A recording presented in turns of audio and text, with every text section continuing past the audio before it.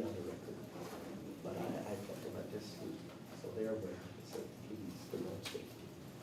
I said, there's court cases on this one. Try to cover whatever we could administratively without getting into.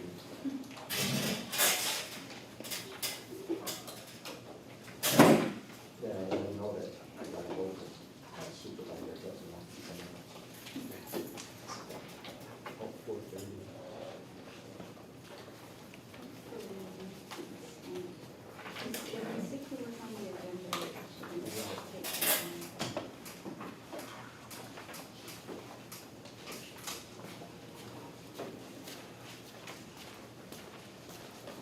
This is the revision of the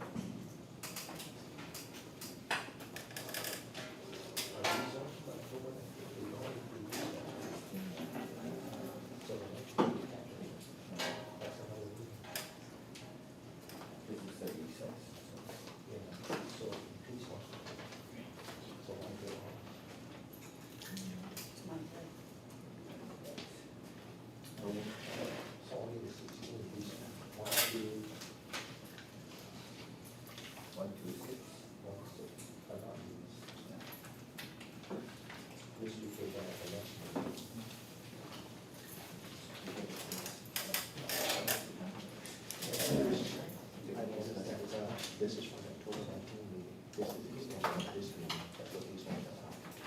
If they weren't on the, They should be. unless they were also listed to this one. But if they weren't, then, Let's find out from Dexter.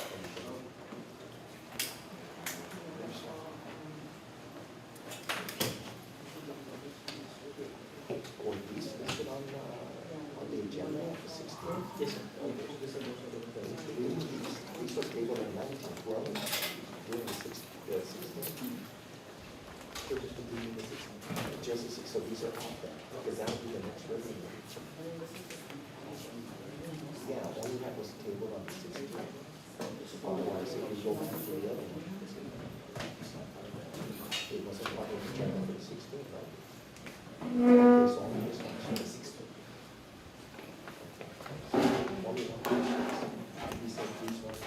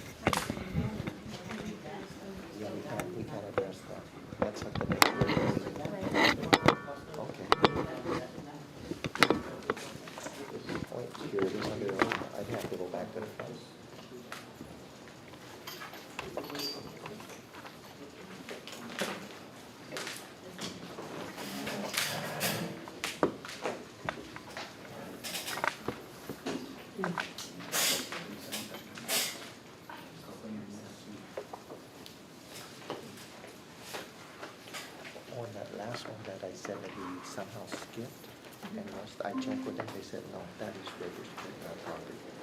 But on one of these things, they said it wasn't. right, So I went back and had them check. okay, good. Because it's confusing sometimes. I know, but they write on what's, Yeah. Okay, good. All right. Okay, I'm so- glad you confirmed that. Yeah, I think there's one more on the, on that this one, Yeah, that wasn't approved, but it's also, the same thing. yeah. But all the ones that were approved according to these guys is, they're all unregistered now. How come I got Emily?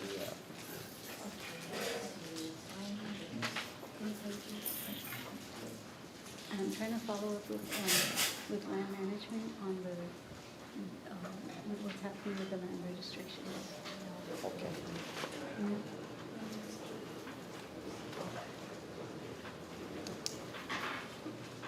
I see some of these, but some of them I don't like. Holding apostles. I just received this letter From who? from the church. Is she, is this one on here? Holding Augusta. Where is she here? Yeah, she's right here. Okay, and, She sent these letters and stuff. I just opened it. and what was this person's name?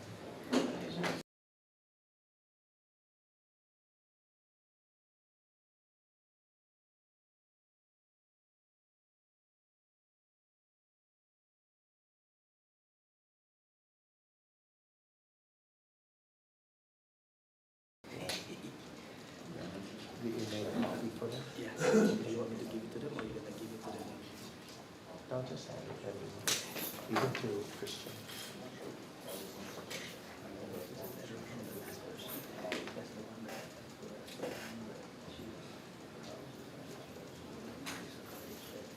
Oh, okay.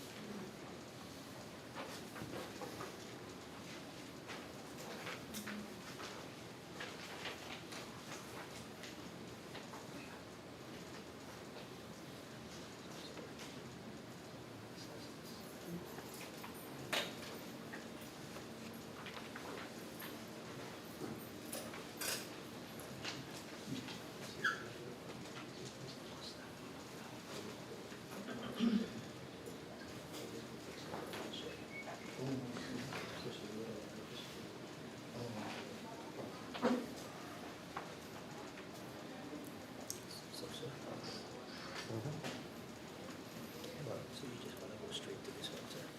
So it's gonna be only, No, this one, okay, 16, right? Okay.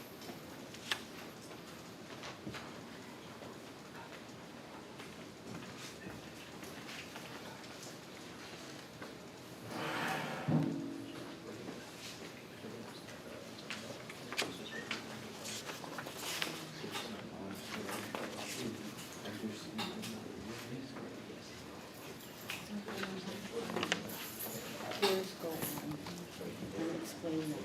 So we have a scheme, that's all we need. And a survey authorization.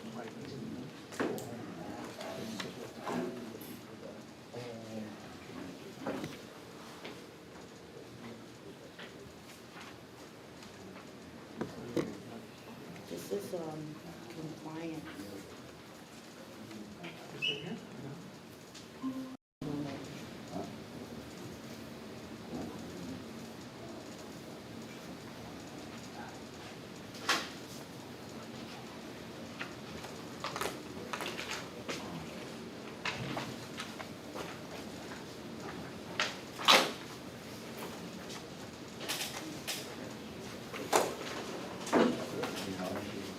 So you.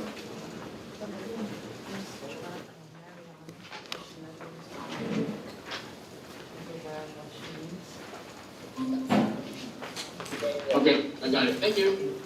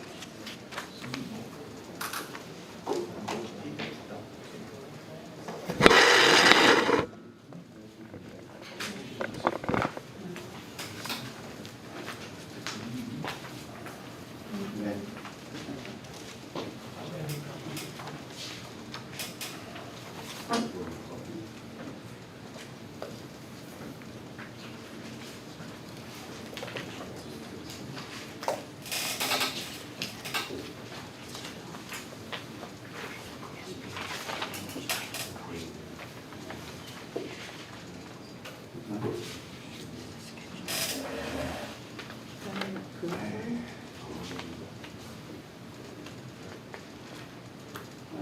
Someone please grant one?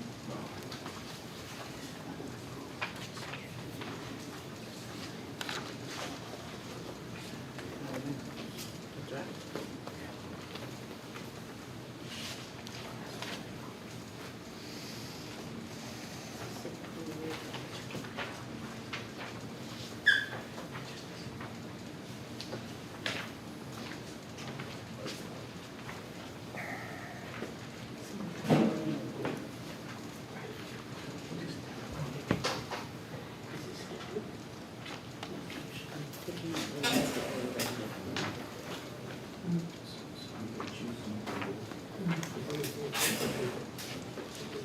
He's the first, he's approved, but he needs his paper.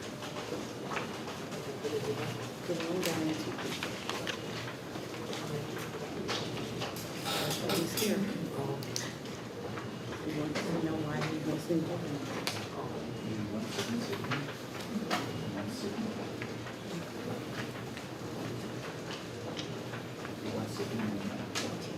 So we have, Pierce is gonna go on to talk about making some, just give me the Billy clears, right?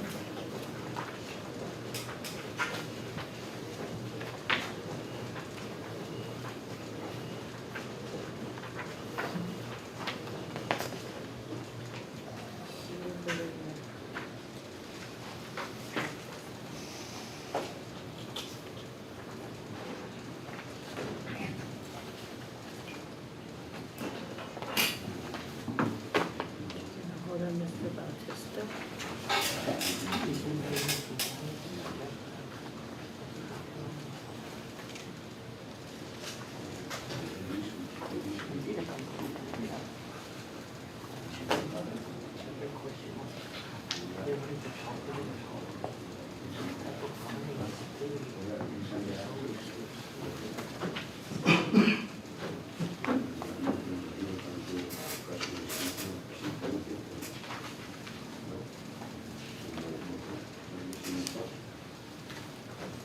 I wonder where it goes. I know, he was here. These are the ones that are in the back. This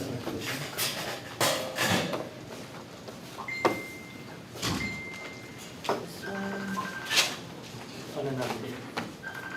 yeah, these are approved.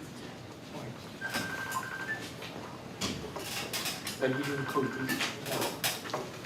Yes, you didn't include this one. No, this is the first. You're only gonna put the second one. The first one should be 18. Yes. Okay. Can you hear me? And then This is the second one. 20 and 20. I'm here, can you hear me? Hello? I'm here, can you hear me? Compliant. Yeah, yes, yes. And then this is the, you got the letter? Did Dexter give you a letter? Got the letter? Already, everybody got it. This is the one from the. You give everybody a copy? Yeah, there we go.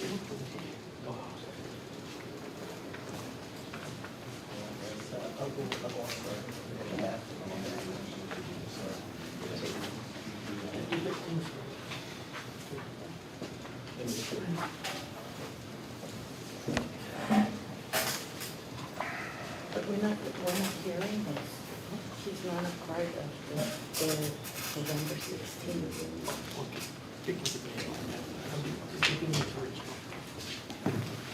Yeah, only working November 16th, not the, But he just coming from public comment.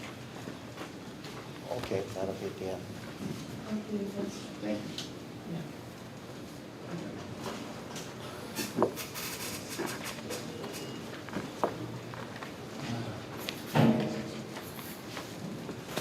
Did you feed him? I don't know, they're looking for him. Maybe went to the restroom. So Dexter went to check on him. He's not in the office. his bags over there. This is for Colleen and Costa. One we just received. Hi, Birch, do you have a letter? Did you receive one of these? Yeah, I just got it. Okay. I read through it. It's now for fencing, gate, canopies, external kitchen, turtle paint, tiles. She's not able to make it in person or online, so she just wrote a letter.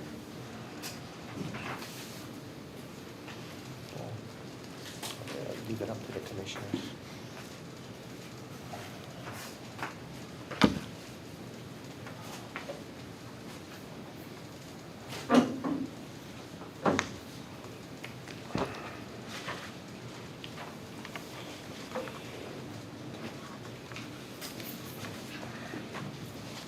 I hope he's okay.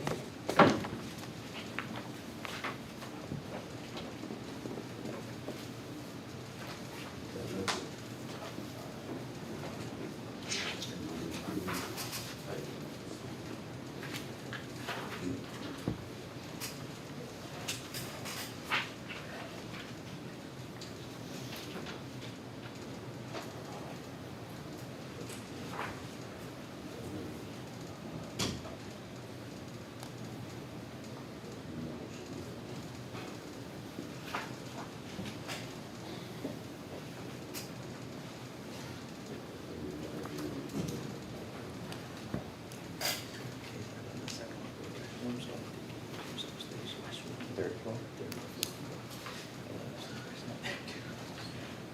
It's not a parking lot. He's probably still there.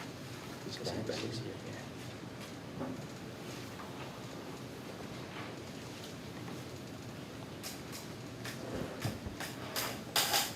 Dispenser na yun na, sabay na nanggaw yun na Brazil. Oh, do you know where he went? He went to get his binder. Oh, Dispenser. okay. Kundi Carabao sa Dispensałzyna nosi na pasie. I tata pani pasiłcia. so Okay. wait, Where did he park? It could just be right out here, right? yeah, we'll see what's gonna go on.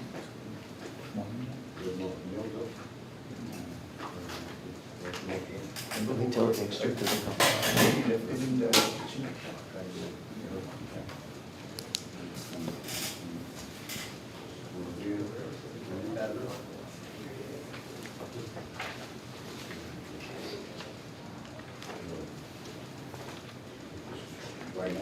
Bueno, pero kundi i-posibi, i-ano binder. Ganyan po mahulay, Carabao. Wala ko. Makikita.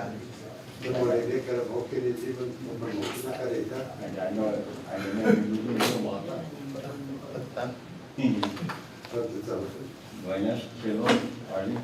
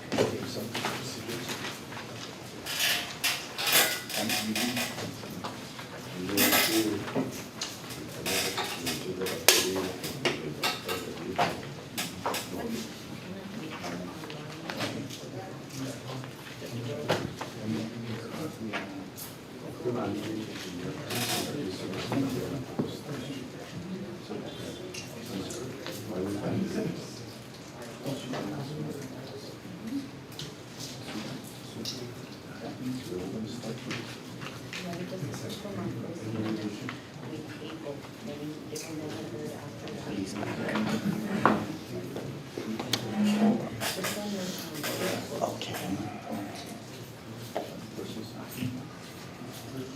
This one's not here.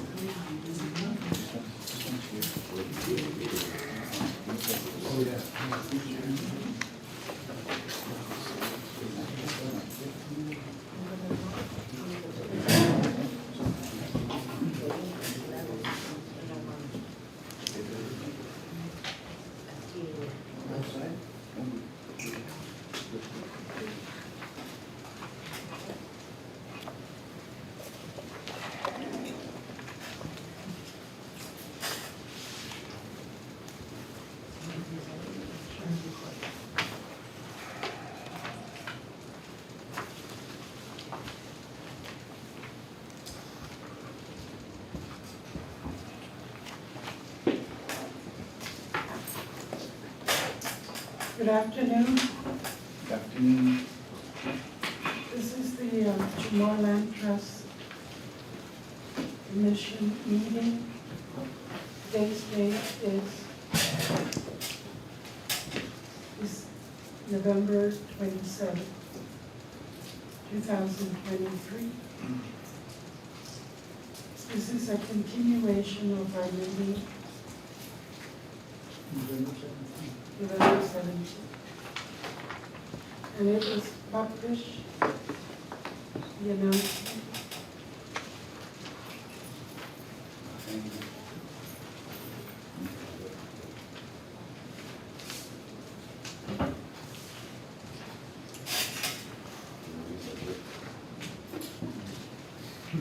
On November 7th. The meeting was November 16th. November 6th. Yes, Thursday.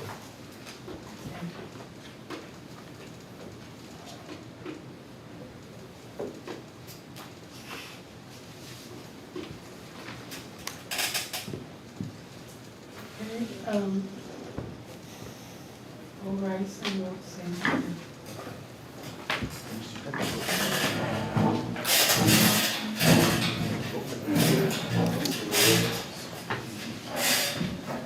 The song ni Percy, no, está, no, gini di mas takilo di inasopo di mas takilo di coração, the espírito na nacional, o Percy nice assim, para bem que da muito bem que nem cultura e linguagem e arte e hano e tanto CHamoru e de shops direto que na justa, este o afirma que ele vive e bandeira bandera Roma. Viva, Viva.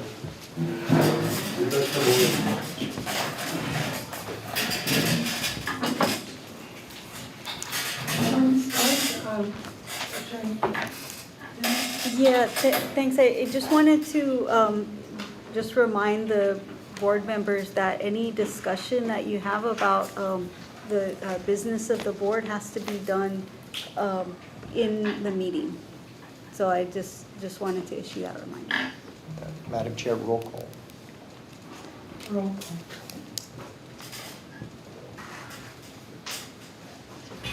call. David Rivera. Daizu, Madam Chair. Earl Garrido. John Birch. Present. Kristen Finney. Here. Arlene Bradano here. Okay, going back to old business, we have Nadine Roberto Domingo on the agenda. Okay, yes. On our last November 17 board meeting, we had discussed Nadine Roberto Domingo's asking loan guarantee for the amount of $186,600. And the purpose for being tabled was there was a pending scheme that's one of our Chris Castro is our planner too that's working on, and he's supposed to be working on a new scheme, and that what we wanted to make sure, the board wanted to make sure was that the step back and the variance was in compliance with the subdivision law. That's why we had tabled that for that reason. So if Mr. Pierce is, if you can show the, your scheme, proposed scheme, sir?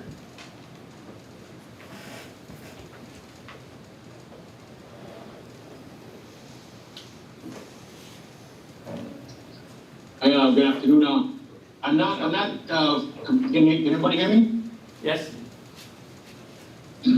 I'm not, done yet with the scheme, but I understand that one of the concerns was the setback. Is that correct? yes, front, side, and rear. Right, okay, yeah, I mean, yeah, I don't have anything prepared right now. I mean, I did start it, but I'm not finished with it. But, I will always follow the, the setback requirements. And, the map won't never get approved through the, DLM map approval process if the setbacks aren't met. So, let me share, an image, and I can talk about it.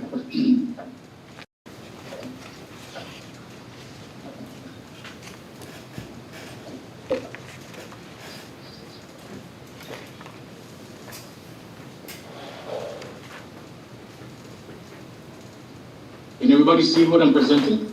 Yes. Okay, so this is for, what's her name? I Nadine guess it's Domingo? Domingo? Yes. Okay.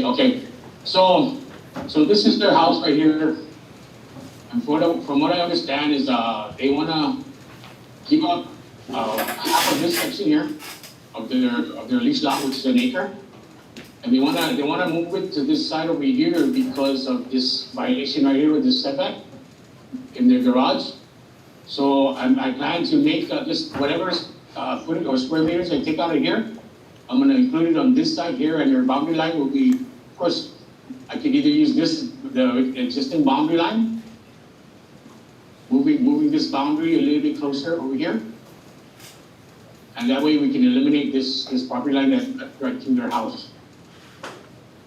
So we'll have from the back here over to from the front to the back, the lot will be an acre. It'll encompass an acre of this area right here. This whole lot here. I can probably keep this line as is where it's at now. Of course, I was told that all these structures are on already. So yeah, so this boundary line will move in closer over here in this direction towards the house, and that way, like I said, there's no violations here on the setback requirement.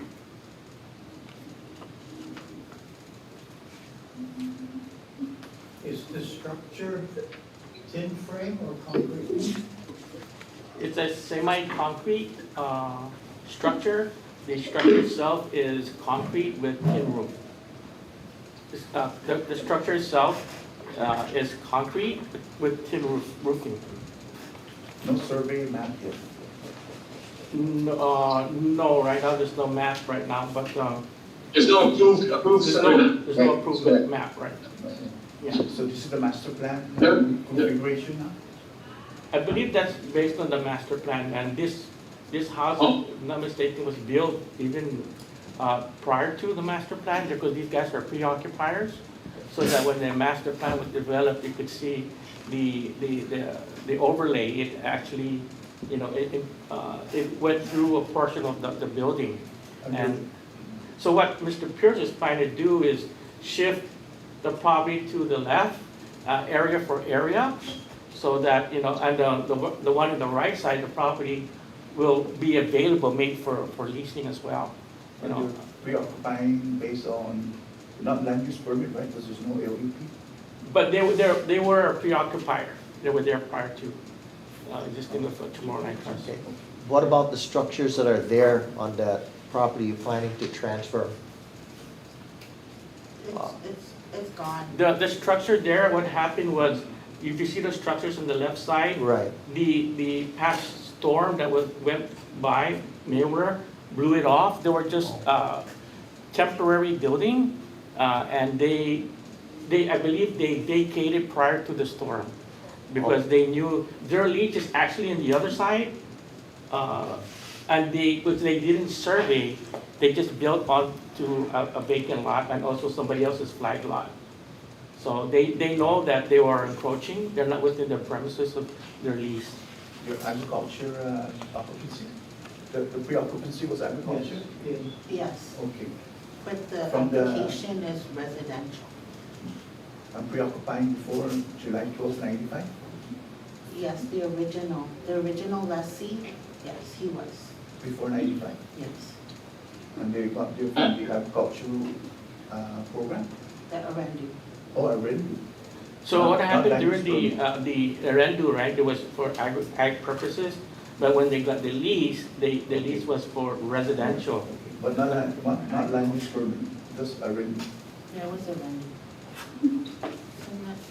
So land use permit is a rental, Yeah, Right, but you say there's no land use permit, so there's no land use permit contract. she doesn't have it, but the original lessee. Ah, so, and who was the original, let's see, go ahead, no, yeah, It's there now. okay. What's the Okay. proposal? the original occupant is Ronald Camacho Roberto. The original? Yeah. And that one has a land use permit.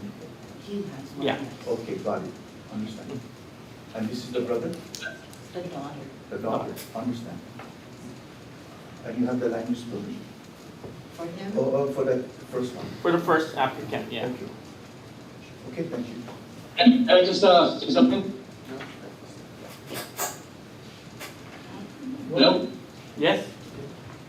So there was actually a professional land surveyor did do the subdivision here in this area, but because the director of COTC at the time did not sign off on the map, only the surveyor, we couldn't accept it as an approved in-house map. But because the lots were used as for leasing purposes, we had we included it in the master plan. But there is a map done by Mr. Paul Santos on this subdivision here. So that is not being approved per public law. And Paul did that for the Domingos, Yes, sir. not for the Camacho. Okay, that's when Paul was private, Yes, that's correct. not when he was the DOM. No, no. And the Yeah, he was still Paul's private. gonna, Paul's gonna verify the check print. Now? Well, it'll go through the process, so planning division will review it and survey division will, DLM will review it. So Paul's gonna check his work. Are you talking about the original map or the Yeah. the map that comes in? When Paul did the Domingo map, he was in private practice. Yes, yes, let me show it to you, okay? I gotta stop presenting and then bring up to the screen, okay? Hmm. It's actually Roberto, Uh-huh. Is the owner, the original lessee. but Paul did revert. And then Paul announced the chief magistrate. So he's gonna check his work. No. No. um, Yeah.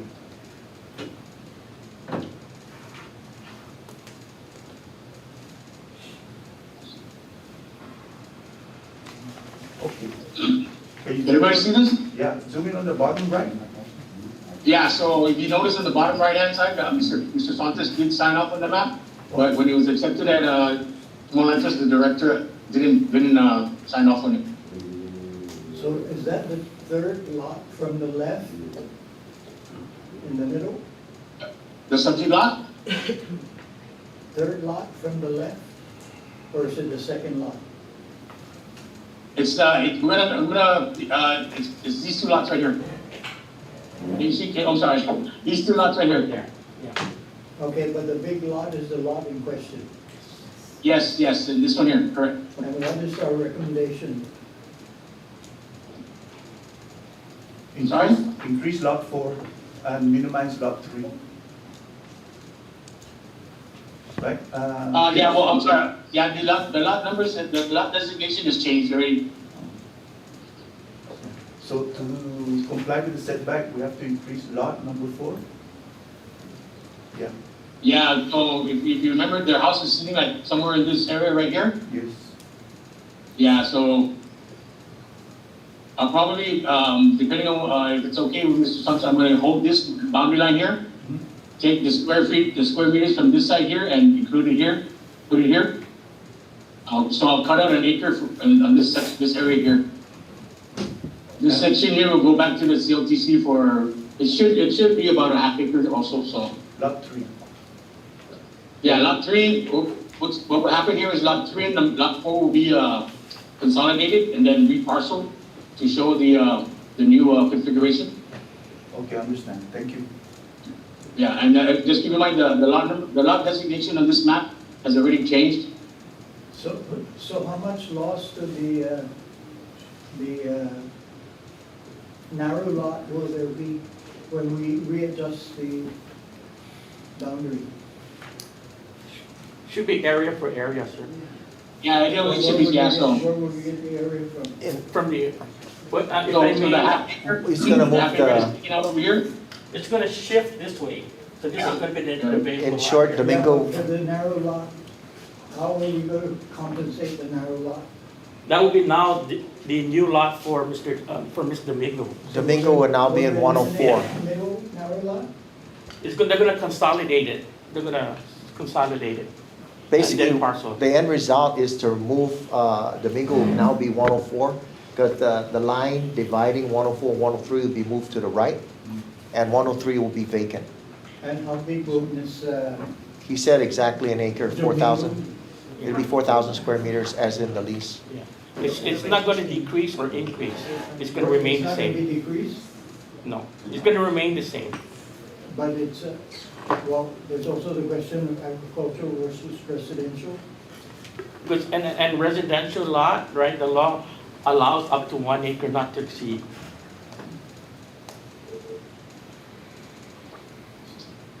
Not less than It go- 45. Not more than. Depending on the subdivision, or if it has the adequate sewer line, but if it doesn't, in northern aquifer, it has to be a half acre to 1 acre. And this is but two Residential. Isaisun, no? Right? It's along there. Okay. Right after you pass the carpet, it's to your right side. I see. That's the one that we had aerial. Yes. Okay, so we need to make a motion to approve, I mean, this for SBA loan, or we have This is to, for, for reconfiguration? Yeah, you have to reconfigure the property itself, realign the property, and then once it's realigned to 1 acre and approved by, land management, then we can use it as the working tool, and it has to be surveyed as well. So we have to table this Can we also. reduce You can, condition, Can motion we to approve reduce the it to half condition. an acre? We can recommend but because that one is a residential, right? Residential It's application. Application, yeah. That one would be our legal, the lease, if it's subject to, can we reduce it?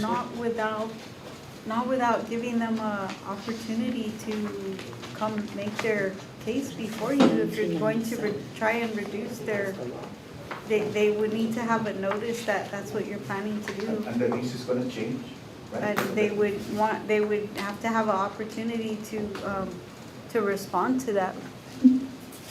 May I ask? What was the homestead square meters that was before Chamorro Land Trust? Of the original lot plan?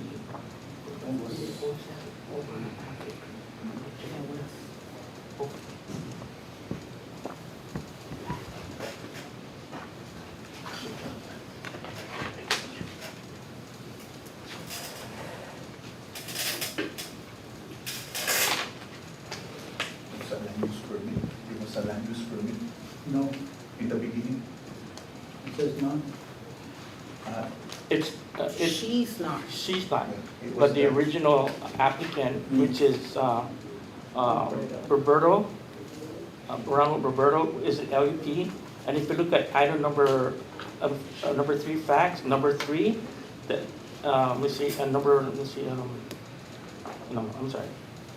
It doesn't show an LUP number, but the original applicant, which is Roberto, was an LEP. And then it went down to the daughter. The size is, she's asking. the Yeah, we're size. looking right now to see, 1 acre, 55%, 1 acre in 1999. so in 1999, when they did an inspection, the land agent found that they were farming, they were situated on a 1 acre lot. 85%. And showed that 85% of the property was being farmed. Is it still being farmed? As it is today, right now, it's not being farmed because the lease right now, they're holding, it is agriculture. The lease is agriculture, but the application is residential. Oh, You get it. so, Attorney Feeny mentioned that they would have, to do a reduction to their property, we'd have to give the lessee an opportunity to come forth, in here, tell those stories, side story, and also giving them an opportunity to farm. And we can give them, like, say, a month, a year, or half a year period to do some farming activity. Because right now, we're this moment where we're trying to shift the property. We can't get them to start farming until the survey is completed. It would be unfair for them to start farming right now. Is the leasing here? Well, No, they're not present, no. So what do you guys recommend? For do the mapping first and have the Should we complete table this until configuration later and date? then do the lease to match with the. if we're gonna go through the configuration, entire the numbers are gonna process change, the of lot numbers changing are- The lot number is the going to the same, but the boundaries, area is going to be the same. Mm. we don't go Yeah. through And then the map would be. the Guam land use section, it's The just. map. house. Right, that lot is going to be different, because Uh, the lot description will Well, change. there's something, I mean, So the lease would reflect the new configuration. Yes. So we'll ask you- And then if you decide to cut it down, that's another work again. but I don't know if this is just an in-house one. Is this just an in-house map, where this doesn't have to go through land management? Or does it? Here's this an in-house map that you're showing right now? Approved map? Yeah, this was submitted to COTC only, but like I said, it wasn't signed by the director of COTC, only the surveyor. So it's not- And it's not approved to map. consider it an So we can approved move the in-house boundary map, then. it must be signed by both. So Pearson, we can move the boundary without any major issues, right? The boundary line? Yeah, that's correct. We did use this map, the configuration of the lots, we did put them into the master plan. Okay, so what you're proposing Yeah. is to enlarge lot 4, and that would include the residential home. Lot 3 will be reduced, and all we have to do That's is, right. and we can do that in-house. Basically, yeah, basically, I'm gonna move number 3 to lot 4, and then 4 back to where lot 3 was. Okay, So, it's gonna have the same basic configuration, but just that boundary line will move. Just the boundary line. will Move more to the okay. right. So what Pierce is proposing is to move that boundary line right there where he has a cursor over towards the right Yeah. to include the house where the setback will not be a problem. And he's saying because it's an in-house map, it's up to us to make that decision. So yes, we don't need to table, we can make the decision now, and Pierce can take care of the rest, and we could approve the loan guarantee based on this work being completed. And we're doing that because of the home, right? To get Yes. home To be in the proper setback. To make sure it has the proper setback. Yeah, I like Correct. that. Okay, and We then don't move the building, we move the lot line. we move the lot line, not the building. Okay. And because it's in-house, you have the authority to do that. And I'm looking at the pictures here, it looks like their roof, even over their main structure where they live with the photos, what took a hit where the roof, parts of the roof are missing. And that's what the repairs are going to be for. Okay. It's semi-concrete. It's semi-concrete, but after this it'll be concrete, On the, yes. I hope we're not doing that on the Nico. My concern right now is not the shifting of the lot, but the utilization of the 1 acre. Yeah, That's why I'm asking, can we downsize it? to reduce it to half acre? Yeah. Well, Attorney Finney already had her, her legal advice on that, that we would have to then go through another lease. Is that correct, Attorney Finney? Yeah, you would have to, I mean, you can't just reduce it, you have, because they have a lease for the acre. So you'd have to give them a notice that that's what you're gonna be considering and give them an opportunity to be heard about that. So let's give them an opportunity. Okay. Then that means you'd have to table this. Yes. Oh, I see. Madam Chair? Your decision. Yeah. Just to stand correct, the lease is for agriculture. I was mistaken, the original application was for residential.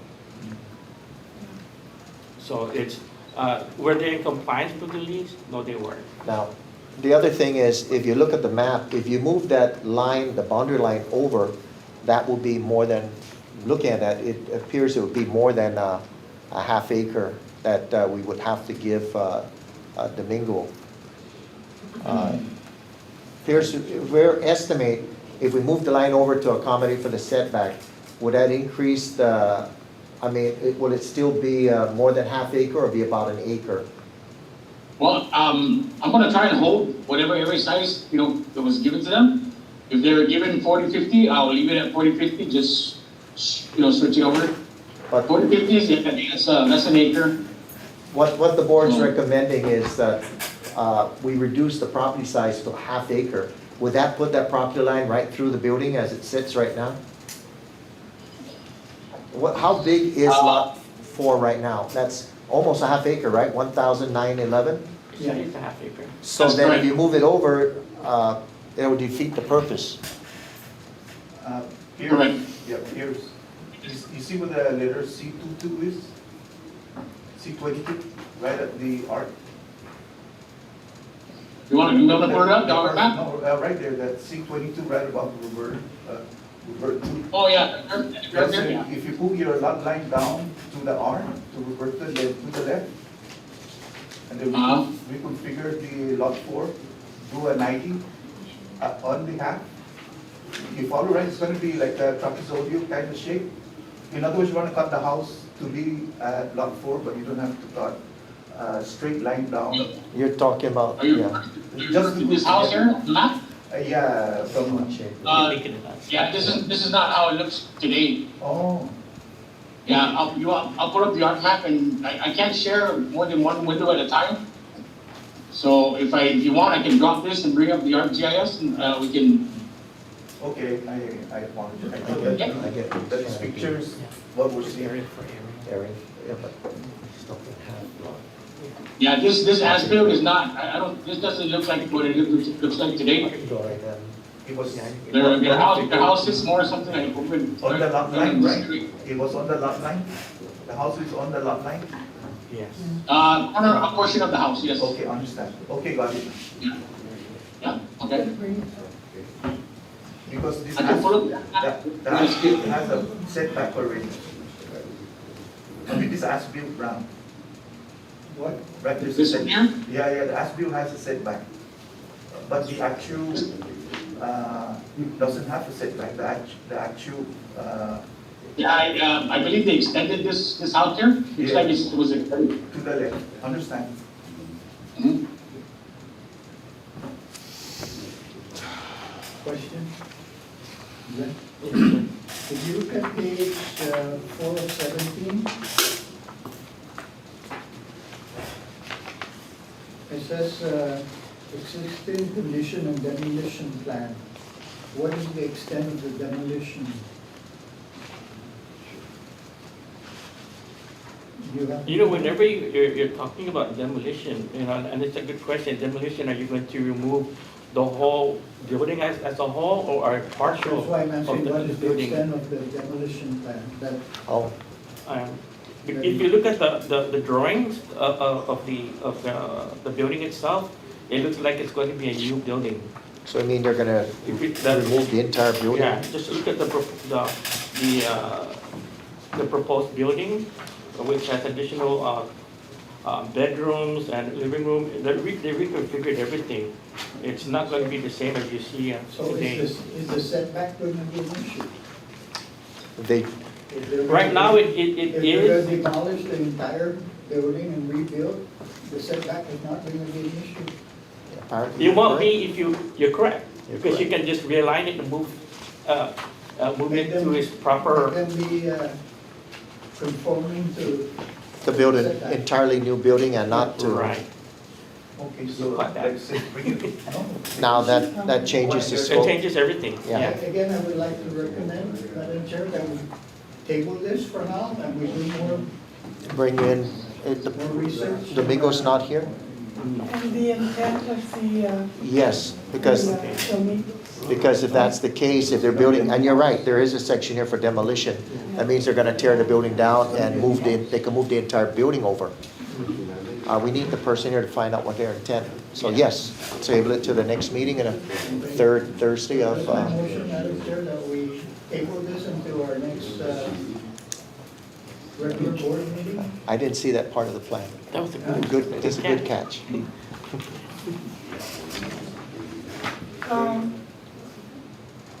Okay, We would like to, second.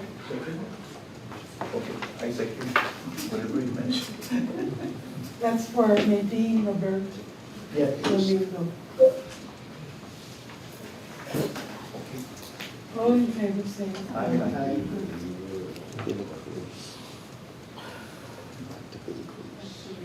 Can you state the reason for being tabled for record? Oh, They're asking, because we want to know the intent of the Domingos. The demolition. the demolition, right? Demolition. Okay. And we just moved the entire structure, so there won't be an issue with setbacks. And basically, that would be the primary, but on the other side of that, since it's an agricultural, Yeah.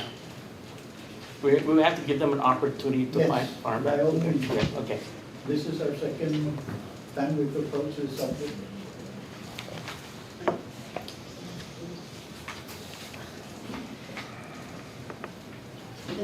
I just wanted to say that we had the same similar situation with another constituent, that they were originally residential, they were given agriculture, and you guys, we wanted to change it to give him his residential. So it's the same as Ms. Domingo. But Ms. Domingo actually has something on the property. Already.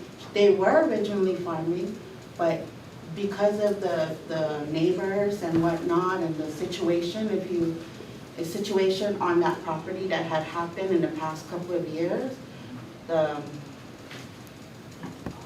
they had to stop, they were afraid.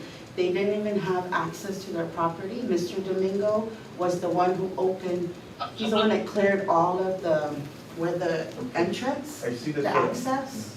So he's the one that did that. It was originally open, but because of where the water, I believe that's where the water was at, the water meter. So when it gets flooded, the trees overgrew and whatnot, he had no access. Okay. The property over here, these constituents, the lessees here, on this side, there were domestic violence and whatnot, and they were afraid to enter that area. But originally, this part here, there was trees and whatnot, but because of the situation that was going on in the whole area, they were just, they're young, so, they were afraid. Ms. Domingo, actually, it's her husband and her kids are on island right now. She's actually, how do you say, she's off island for duty. But I'm just saying that Okay. they originally, they lived here. They have a house here. This whole area, their family were farming. But at a certain time, it stopped. And they were coming in on. They were coming in, those see new- this right new here? occupants, yeah. This is where they were coming in because and we have it on record that they've been trying to have this cleared. They requested from DPW, they requested from the mayor. Nobody wanted to assist them, so Mr. Domingo, because there was already an access, he took it upon himself to clear it. Just so his family don't have to interact with these people. And that's the access road to Mr. Domingo, the. And for everyone Okay. here. Yeah, yeah. So he opened it up for everybody to go in. But I'm just saying that, I understand that, you know, he has they have an agriculture lease, but originally they were Okay, residential, and it happened in the last meeting that the same thing. Yeah, that's the problem, see the road, the access road? It's going to two lots, or? Now it's cleared, what do you call that? It's cleared now, The this right of way. one, Yeah, the right of way is actually cleared now. north of it, yeah. Everyone in this area can access, they can go in here. They don't have to follow this road anymore. They don't have to go through these people. They don't have to go through these people. They don't have to bother anybody. They can just go in and out without And the water anybody. line is going through, This one is where their water meter is at. This is where their power line is at. And we have a house here. There's a house up here too, but this area here, they opened up. Mr. Domingo was the one who did that. so you were saying that that was agriculture, now it's residential. No, it was, Original application was residential, however, CHamoru Land Trust gave an agriculture lease. Because at one point in time, their family was farming. The whole entire, Yeah, but we need to bring them in and talk to them. Okay, understood, but I'm just saying that, you know, changing from R to. they have a house there, their house was destroyed in a typhoon, and So the entire house is gonna be rebuilt, that's what we're seeing here, is that what you're? okay, so we'll verify with them on Yeah. that. yeah. It's gonna be Mr. Domingo, because Miss Domingo is not on island. Okay. She does leave for work. He does have power of attorney over her, and it's in the file.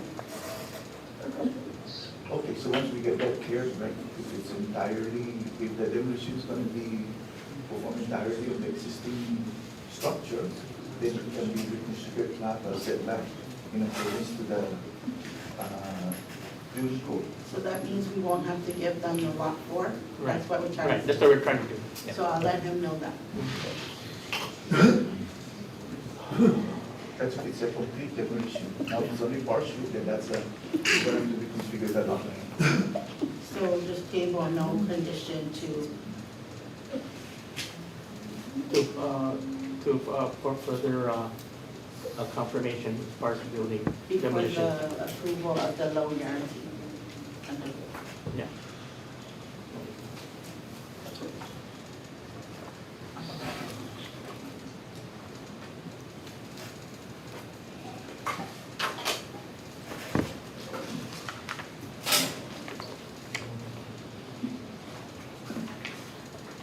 Okay, moving forward, the next one on the agenda is Mr.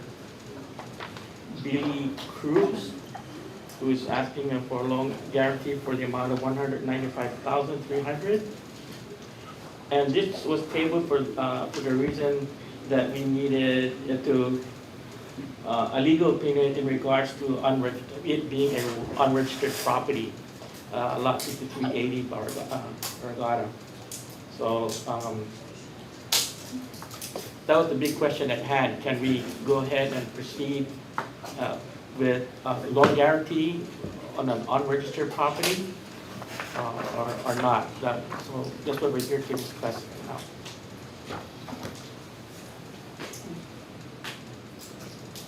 So, legal counsel, give an answer to it. I know we tabled this, we're going Because to, it's unregistered land.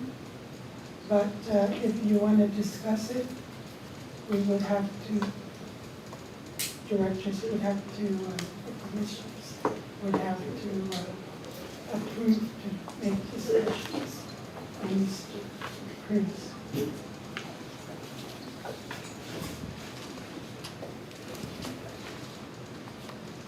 CLT, by its mandate, is not allowed to lease out unregistered land. But Right. This person was given a lease on unregistered land. Yes, and I haven't looked into like the extent of, like how many properties are on unregistered land or anything like that, and so it was, or also, I know that there are some properties that are, Improvements were made in quite a few. ready, well, I was gonna say ready to go through the registration process, and I'm not sure if this is included in those or not. So I don't know how quickly, this property would get registered. And also, I haven't looked at the whole registration or unregistered property issue yet.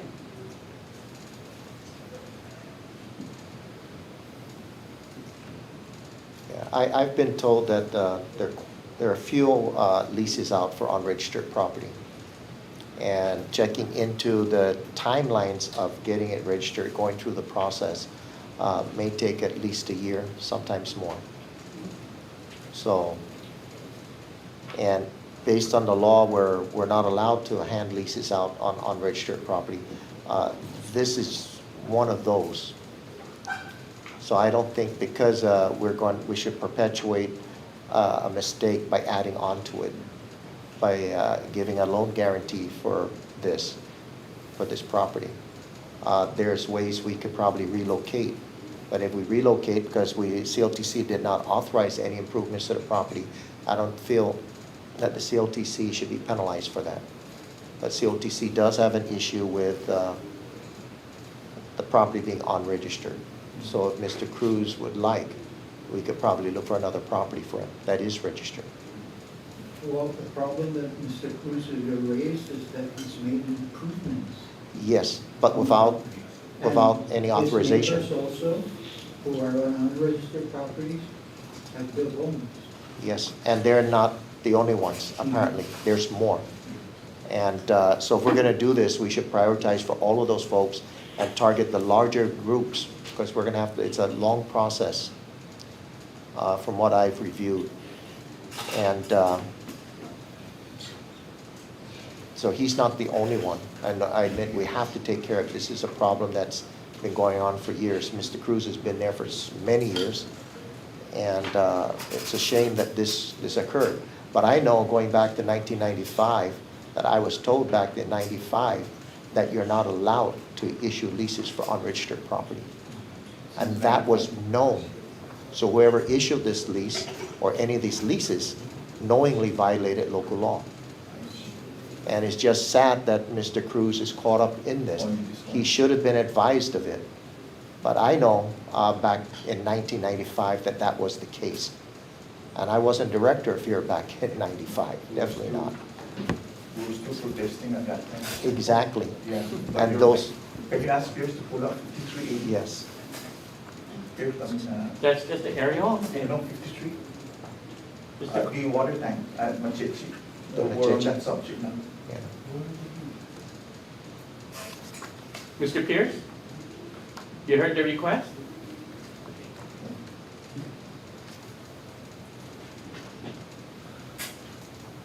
Yeah, unregistered properties was a big problem back when Department of Land Management was Yes. surveying unregistered and then registering it,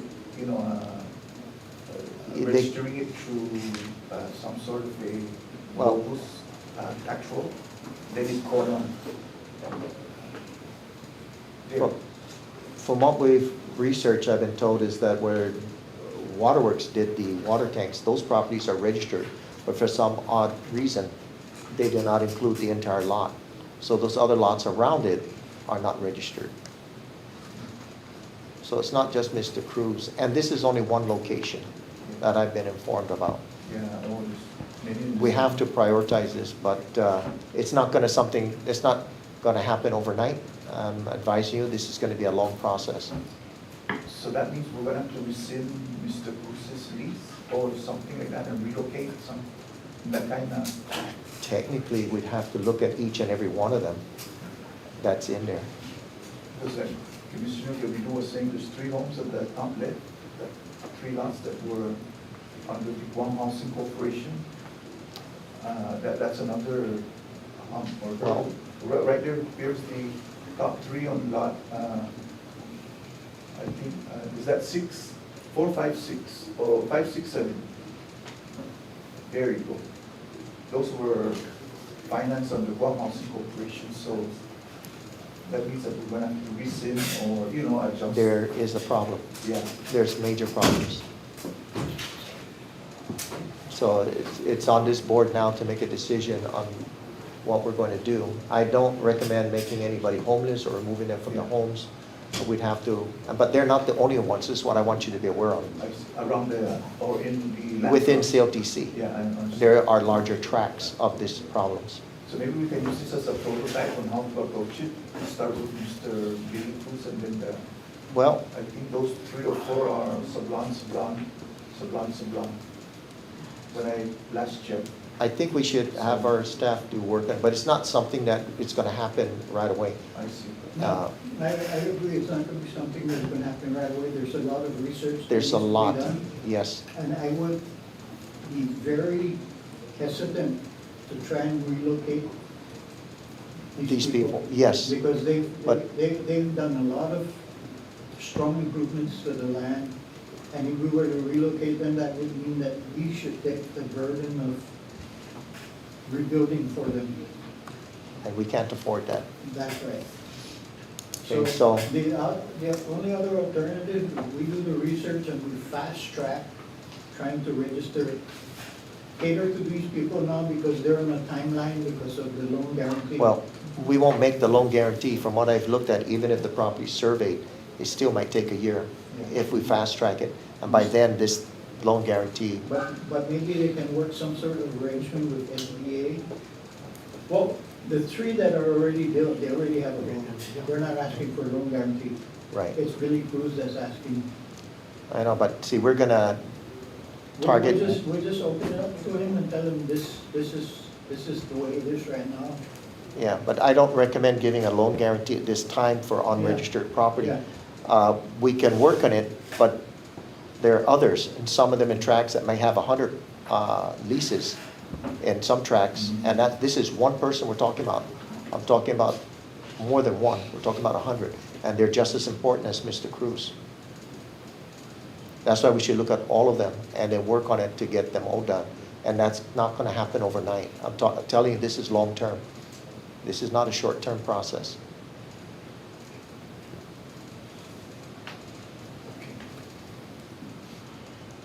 Do you know how long Waterworks got their property registered? I'm not sure what was the timeline when they got it registered, but again, for the basic lot, it's 5380. And when they did a land registration, what they did was they prepared a land registration map that identified the lot as 5380-1. So the remnant portion is now 5380-R1. The whole entire remnant portion. So when we're gonna do a land registration, it'll be based on 5380-R1 to exclude those lots that are parceled out, because you can't use that as a land registration. It has to be the remainder. Then when that's been recorded and documented land registration, then we can use the parceling. Can I ask Chris Yeah. to pull up the DCNA parceling map that was recorded as a document number and was identified as unregistered? The DCNA that was recorded, so. Hey, just give me a minute. Give me a second.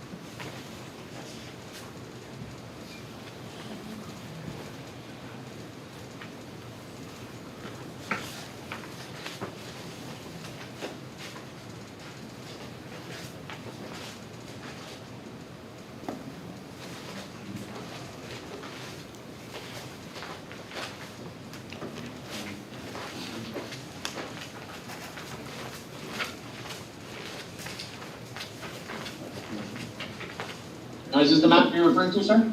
Yeah, and it was recorded, I think 2005. Here, I'm just trying to check.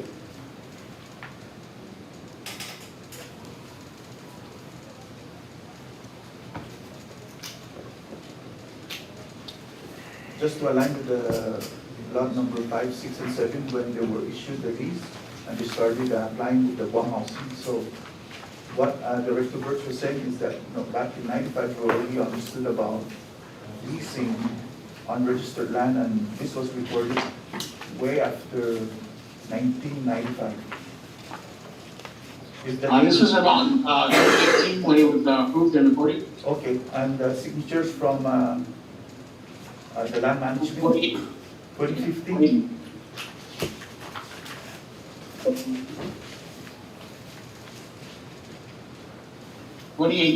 Okay, so that's way after 1995, like what the director was saying.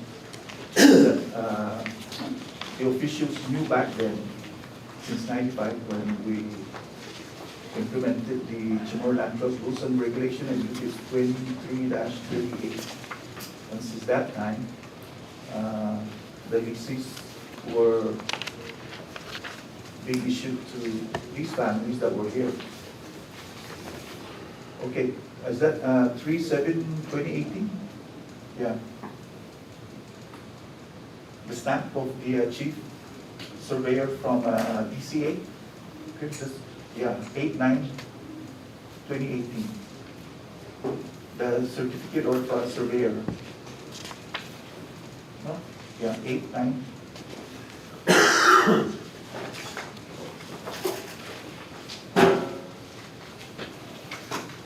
Okay, so just get a legal status on what to use with this one.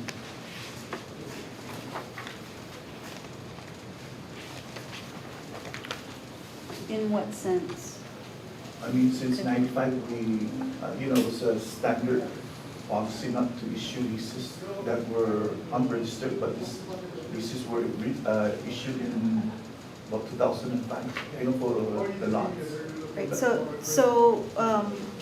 mean, should we rescind or stand by until we register? I don't know.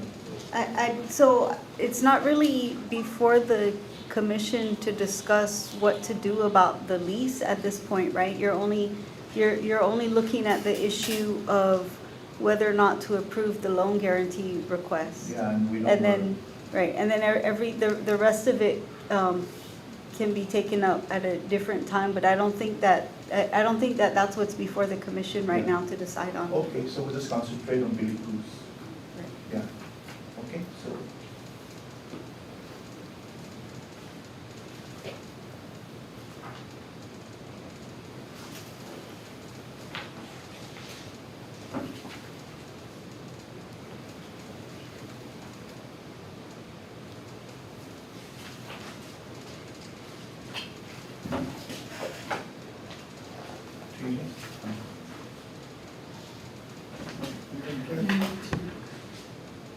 In regards to Billy P. Cruz, his request for loan guarantee, I propose that we table this until a later date where we can have more data to make a favorable decision that would benefit both Billy and COTC. I second the motion. All in favor, say aye. Aye. Motion carries. Next is John Lloyd Cruz. Is Mr. Cruz here?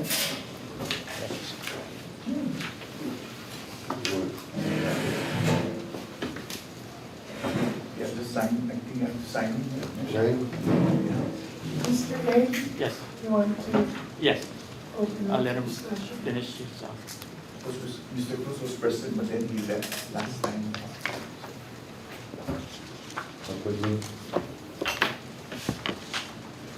Shall I say my name? Yeah, but I record no. Okay. My name is Tony E. Cruz. I'm 72 years old. I am from the reduced farm area. I live there. Okay, the home has been transferred to me from ADS Cruz to me, my brother. I lived with him during the time when they had this property.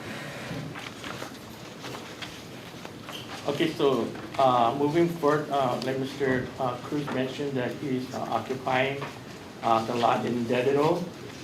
And what he's requesting here today is, for a loan, guarantee, for the amount of 195,800. And, Yes. the last meeting, it was tabled, because I think one of the question at hand was, how does Mr. Cruz, control waste management? And if you could explain that today, I believe, one of the questions was that, how was the waste, taken care? Was it properly disposed or improperly disposed? So that was the question. Question, how do I Dispose the waste dispose of which waste? Human waste? from the piggery. Okay. What I did is that, if you go up there, there's I think a strengths, and we show only one way so parts the water. Okay? All waste material, okay, I collect it. Food, like those things, I use it for some of the plant, for fertilizer. Okay? Because as far as my theory and what I know and what I get from the agriculture, those are good things for the plant. Kaya tinanong unang nazi to di tinanong, kaya niya fertilizer. Because if I'm going to go to a Home Depot or some other places to buy, I cannot afford, I'll be honest with you. My wage versus during the time I retired to now, I cannot afford. And probably you guys know that. It's so expensive that I cannot really do. I admit it, I take the water my result back that. In order for me to have a good plan and nice growth, I have to do that. Because if it's coming out from my pocket, I'll admit it. I think I cannot afford it. And to top of that, the soil there, if I let you guys dig it, you won't believe it. This much soil, the rest is 100% coal. I got septic tank for the house. That is, taken care of. It's not so. That's all it is. And I always keep my property clean, like, for a reason why. I want to show those neighbors an example. Probably you guys see it where I live. There's maybe about 500 cars right now, right after the typhoon they clear it. Right now, you could go up there and you find cars that have been burned. That's what's the one that's causing the aquifer damage. It's not the sewer. I worked for 33 years, Your one waterworks? Yes, I work, and I know that that's not in fact that caused that problem. It's those people that are stacking cars along the road, and when they're pissed off from the government or what, they burn it. They light it up, and right now, you can see it. It's different cars again, add up, and keep burning it. And I want to show them, man, that's not good for us. That's not good for us. It's going to cost us more danger than our area. Like I say, I've been working for the government for 33 years, and I went training for, health. Water, wastewater. Yeah. And I try to, as much as I can, to promote my area and keep it clean. Because there's a lot of difference of animals that are bugs that are fried, and they get in contact with all this disease, then it gets to the human being, makes it sick. So that's how I do it. Okay, land agent A, so What's the request here? Basically, it's for a loan or? Yeah, he's here for a loan guarantee for the amount of $195,800. That's what he's here for approval for loan guarantee. It's a registered man. Can I Yeah. talk a few minutes again? I'd like to ask you guys, I hope, and I'm hoping and praying that the government has to go up there and give those people a sight, charge them for all those guns. Those cars that are there, that is not good for us. It's really, really bad in my area. They're in the properties around you? It's right there when you're driving in Strong Road there. Okay. It's right there, both sides of the road. They've been throwing trash, cars, all kind of metals. I mean, God, man. If we CHamoru Land Trust, when they're right a little after COVID and or dengue, and if you notice that we cleared the whole swamp road up, removing all white goods and vehicles. Yeah. A year later, it came back again. And then Right last after the- year, excuse me, we right paved after the Swamp typhoon. Road. Right after the typhoon, Yeah, not even 2 weeks, boom, everybody's dragging. They even burned the car right in the middle of the road. Okay, so just to get to the point, because we have others. Yes, so we do. What do you recommend? That's all I'm recommending. Okay, so this is Get to EPA. repair your house? Huh? Mr. Cruz, this is to repair the house that you're in right now Yes. for the storm? My house is totally damaged and stuff. I Okay. live in a garage. It's agricultural. Yeah. Okay, and you're farming the land right now, right? You have a Yeah, piggery, you can some, see with that, yeah, and, yeah. yeah, because you're supposed to, I believe it was 2/3? yes. 2/3 of the property for that. I dig it with my hand. Yeah. I know, You know, I like the place, Yeah. you know. most properties from Barragata all the way up are all Coral, Yeah. Cascal. But And- I and enjoy so- staying there. It's not like agate where you could just dig down, you have topsoil. Up there you need a chipping gun. I'm I aware of wish I that. had that. You need a chipping gun, yeah. That is good. So, yeah, as long as you're becoming compliant, you know, I could see you're doing your best, you said, to have junk cars removed. The pictures show there might be some in your property, I don't know. You have an airplane up there? There is street, and you know what? For the last about 5 years, Okay. they promised me, said, you don't have to take it out, Mr. Cruz. We'll come in with the backhoe and lift it and put it in the truck. Are you gonna allow me with the backhoe and the dump truck? I said, I'll allow you any kind of thing, as long as we keep this place clean. Yeah, the director was asking about this airplane, the Oh, the airplane. United. I always tell them, I got that to fix it, to fly to the States, to cheaper.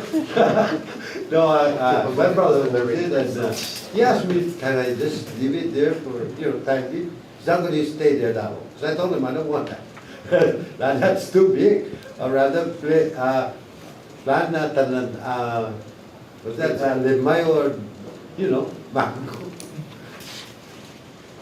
And with the pigs, how many pigs you have up there in the? Right now, over 30. Over 30, so that's quite. Right now. Yeah, Because at the time that I think you were the one that came, right? Yeah, yes. At the time, I think we added another 50. yeah. or more. Because I know that, I've raised pigs in the past too, and agriculture required that I Man, I'll put. tell you, pigs are good. I know, And if you I know use that that, water, it's good. right. But I know that because the area where I live, they had other people build homes, right? Yeah. I was required by agriculture to dig a septic system in there with, where you flush it off, goes in the back, goes into the system where it doesn't smell and it doesn't contaminate the neighbor's When I was yards. raising, a lot of people asked me, what did I eat? What you told me you use? That I could stand in front of a big plant, 2 feet, and I don't smell You it. don't- I say, you know what? If you do your work and clean, you'll never smell. Okay. Believe me, I've experienced with pigs since I was a young kid. And he said, I'm not. So this basically is not for the pen or anything, it's for your house where you're living, right? What? This loan you're gonna get is to repair Oh, yeah. the dwelling that The you're house. staying in. So It's done. Commissioners, I would recommend that as long as Mr. Cruz testifies that he is doing his best to keep things clean and there's no smell of contamination there. Oh, This is okay. for his living dwelling to repair his roof. I would recommend that it be approved. He is a pre-occupier. The property's registered. As far as COTC is concerned, all of those are met. The problem we might have now is any white goods or junk vehicles on the property, and perhaps even the piggery that's there. In fact, excuse me, in fact, that vehicle that was showed there, Yeah. I share those, We- because some of that vehicle is running, I share all the parts, because I tell them, either you take it, or I'm gonna get rid of it. But you'll be able to provide us with a building plan? Yes, I could provide, right now, the SBA wants me to clear Here this first? problem.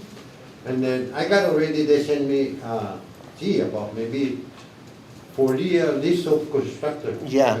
And I have to go through everyone. Because So- I'll be honest with you, they give me a good amount of money, but I'll Okay. tell you, the price of construction is an arm and a leg. Yeah, it's going up dramatically. Oh, I'm man. very much aware of that. So Commissioner, I would recommend to approve this pending receipt of the building plans and all. Apparently, that's what he needs. And of course, he's attesting that he does keep the place generally clean.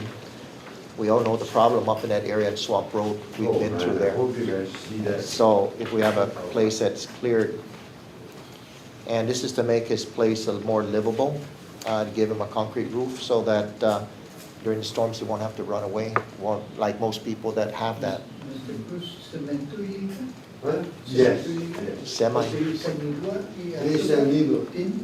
Yeah. In fact, you know, the top I use of our this year, they use, you know, in the warehouse that's, you know, where they stack the things, they have long, Bumper tip. He has a. I take that and use it for the house. Okay. It's here, We'll just verify. but my rope in, to stack, I use that, it's not a real 100% metal for make for the roofing thing. Okay. It's feel like. Need a motion to approve Okay, so I'd like to make a motion, Madam Chair, this loan guarantee. to approve the request for SBA loan guarantee for Mr. Tony E. Cruz. And also, is that a conditional approval for That we receive the building plan, yes, And also to authorize an approval to build, yes. right? For the amount of 184, No, 195, One right? ninety-five, oh, 800,000. oh, 195, 800, $195,000, $195,800 for lot 10, 120-1-2, dedicated containing an area of 6,684 plus or minus square meters. A second. All in favor, say aye. Aye.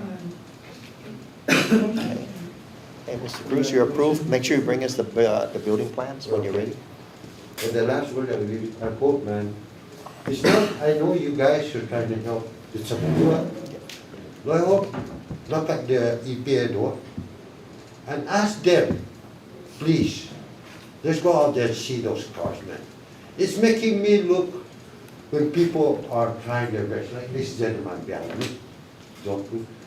Man, we sometimes, the area where I go in, it could go north to south. Now, sometimes we cannot go to south, sometimes we can. They say for a small portion. And I think those people are druggy, man. I hate those people, I'll be honest to you. And they own the cars? Or They own, and even where the house stays, cars all around this house.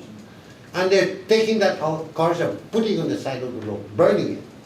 I hope you guys, you know, I don't want to say land is the land trust. Because EPS, that's his job.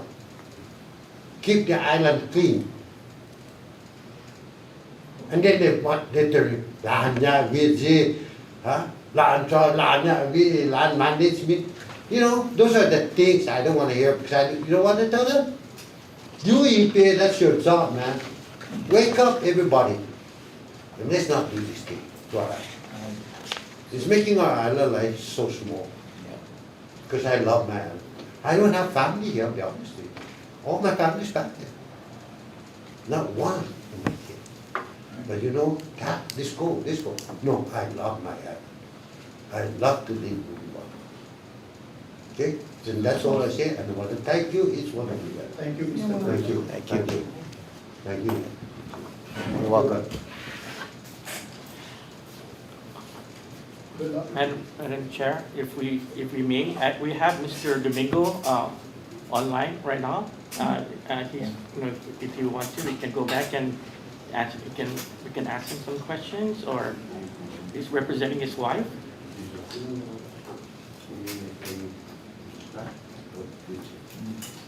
Need to make a motion to go back. He's online. Yeah, he's right there. May I make a He's motion? waving at us right now. Madam Chair, may I make a motion to revert back and hear the case of Mr. Domingo, Mr. Nadine? Nadine Alberto Domingo. Domingo.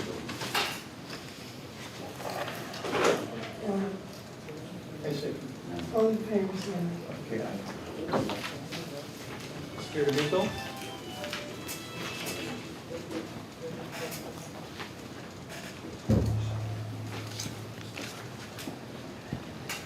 okay. Sound check, no? Buenos dias. Is there a question you want to ask Mr. Domingo? This is regarding the scheme that. Can you hear us now? Can you Yes. just do a radio check? Mr. Domingo, can you hear us? Yes, I can hear you. Can you hear me? Yes, thank you. With Mr. Commissioner Earl, no, we were asking about the setback, if it was going to be totally demolished. what is the definition of your demolition? To what extent? The demolition of the residence will just be the roof. The house is currently semi-concrete, and what we're trying to use the SBA funding is to full concrete our residence, so it'll be better secured for any upcoming or future typhoons. Do you have plans to that effect? Say it? All the plans are here. He submitted plans, Yeah. sir. Okay, so understand, we thought that the entire house was gonna be demolished and then the brand new foundation was gonna be, excavated for foundation, walls, roof. But it appears that it's gonna be, just for the roof and the walls. Yes. Yes, okay, acknowledged, thank you. Can you let him aware of his encroachment? Okay, Mr. Domingo, what was the biggest question that we discussed earlier was the encroachment of your building onto the neighboring lot. I believe that's lot 4. And what we were trying to do is realign your lot so that you can meet the setback requirements of the building. And that's what we were working on right now. And another option, a question I had that was just mentioned earlier was if you were to rebuild the whole building, it wouldn't require for us to realign the property, but like you had mentioned, that you're just going to do some reconstruction as far as your walls and your roofing, not the whole building itself, right? That is correct. But in the plans, it has demolition. Yeah, It's part of the house. in your plans, you mentioned demolition. Which part of the demolition is going to be removed? What? So there's actually nothing that's going to be broken down. It's just they're going to be removing the roof, and because my garage is actually encroaching into an unknown lot, So that's why I've been talking to land trust for the past 4 or 5 years because it had just been transferred to my wife. So we're trying to get everything in order, which is surveying the land, making sure we have the property lines, so we can do what we need to do. But it was after the fact that we found out that we were encroaching, after we did the garage. But there is no demolition that's gonna be happening. It's just gonna be basically removal of the roof, building of columns for the building of columns and beams to support the new roof above the current structure of the main house. The garage is still gonna be, continue with what it is, which is we have, concrete columns and, Bullerton and two by four and 2x6.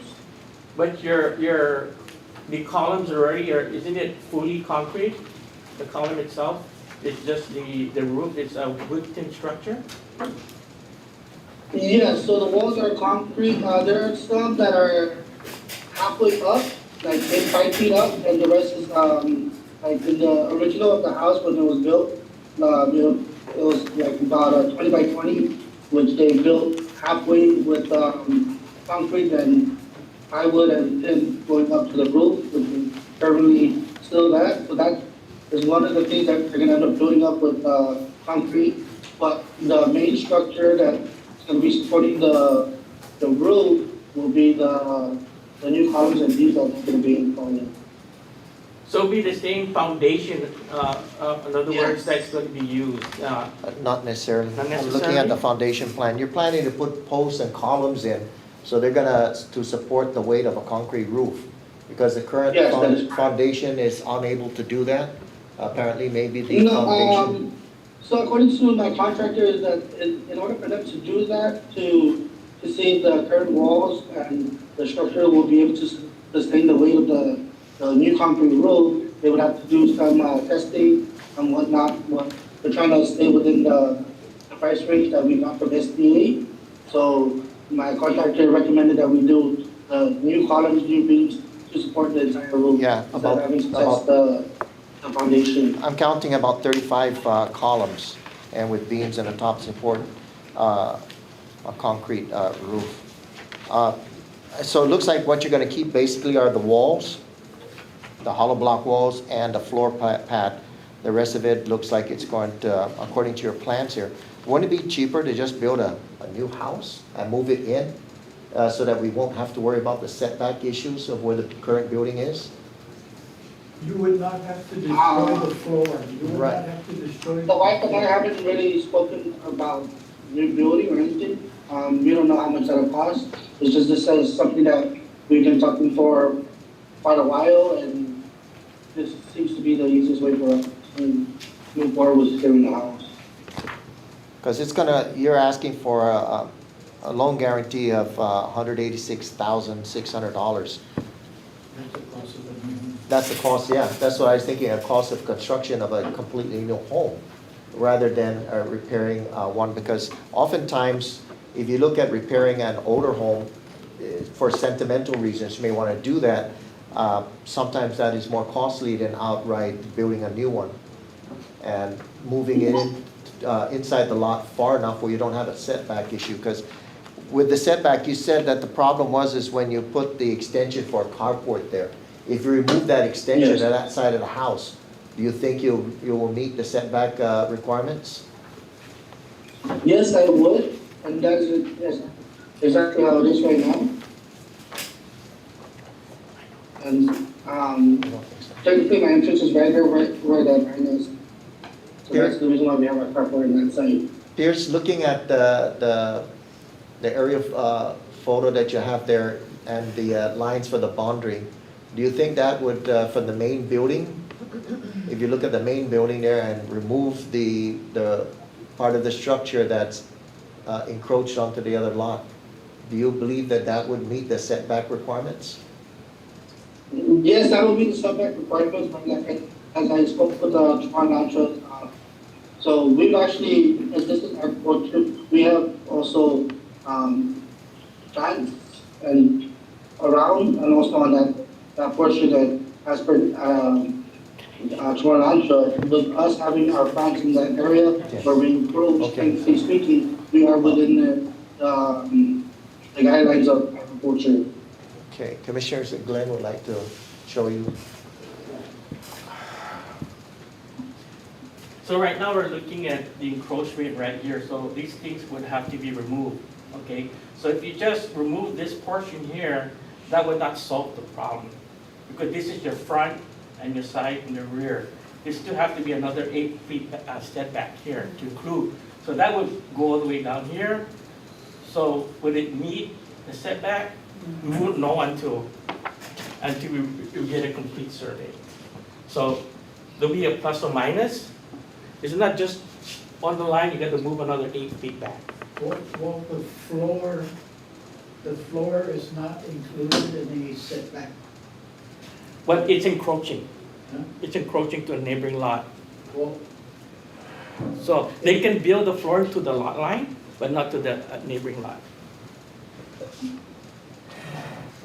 So that was one of the other issues, one of the questions I brought up the CHamoru Lounge was, because I am currently encroaching, I was wondering if it's possible to switch that left side or the vacant lot to my current right side of my lot, if we can swap lot locations. And you want to keep your existing floor and walls? Oh, wait, we lost. Oh, He's still there. yeah. You prefer to keep your existing walls and floor? What's your preference? Yes. Okay, Well, that's what I spoke with the wife, and we haven't spoken about ending with demolishing the whole thing and rebuilding. okay. This is what, 20? What is the dimension of your existing dwelling now?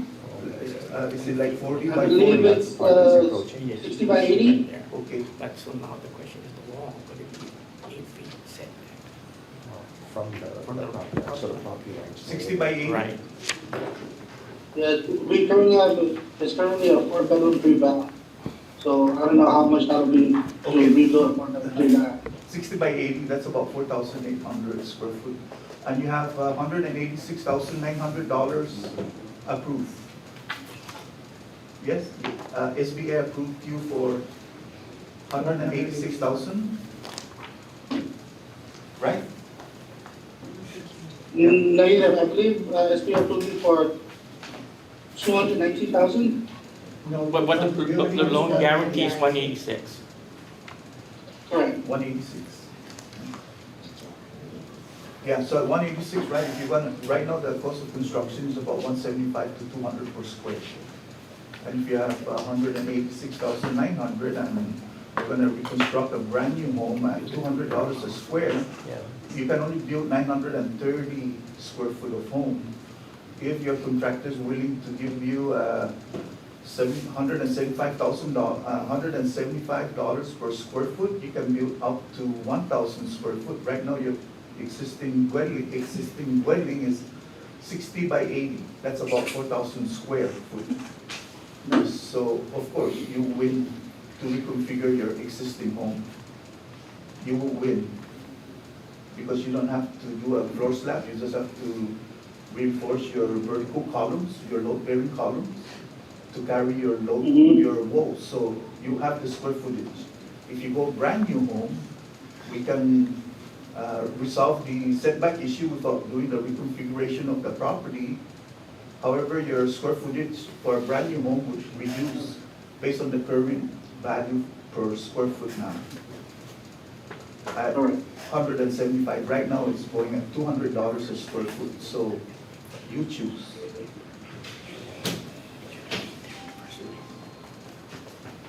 Well, if we can keep it the way it is and just, Okay, so you when I win. had discussed this, Yeah, just to redo the roof. so we're gonna have to reconfigure the lot line.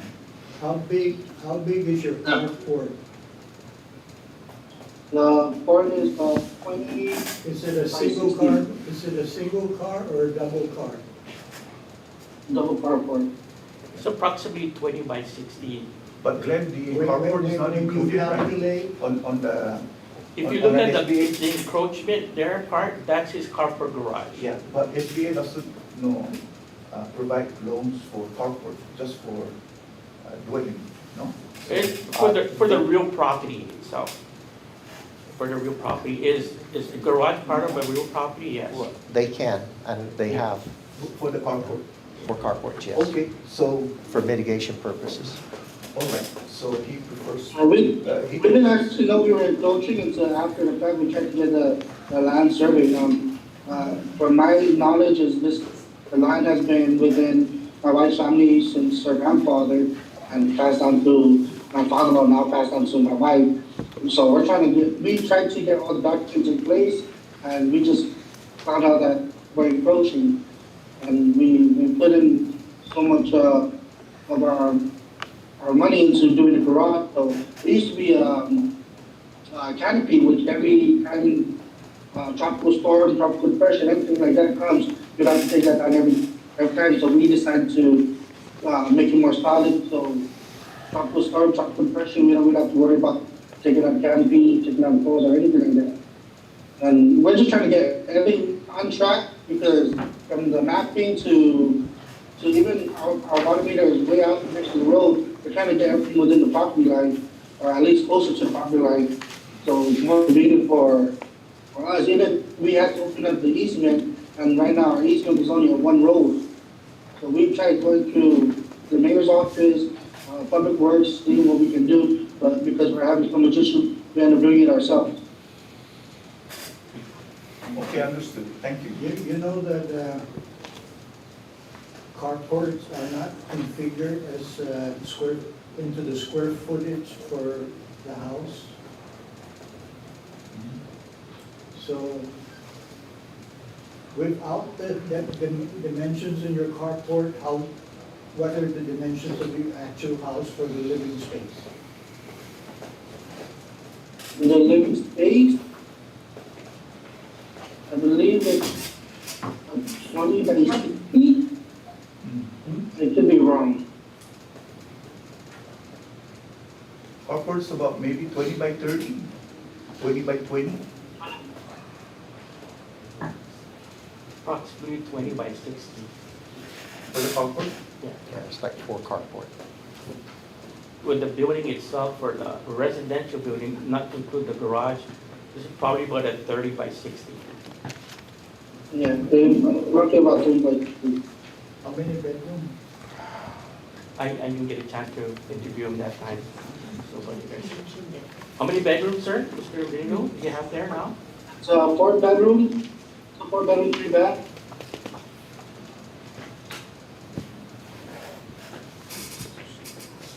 Okay, so he's got about 3,000 square foot of living space. So, still 3,600 square foot of living space. Huh?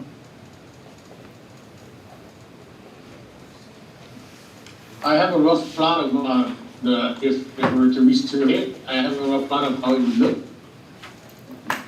You want to see it? Yeah, Yes.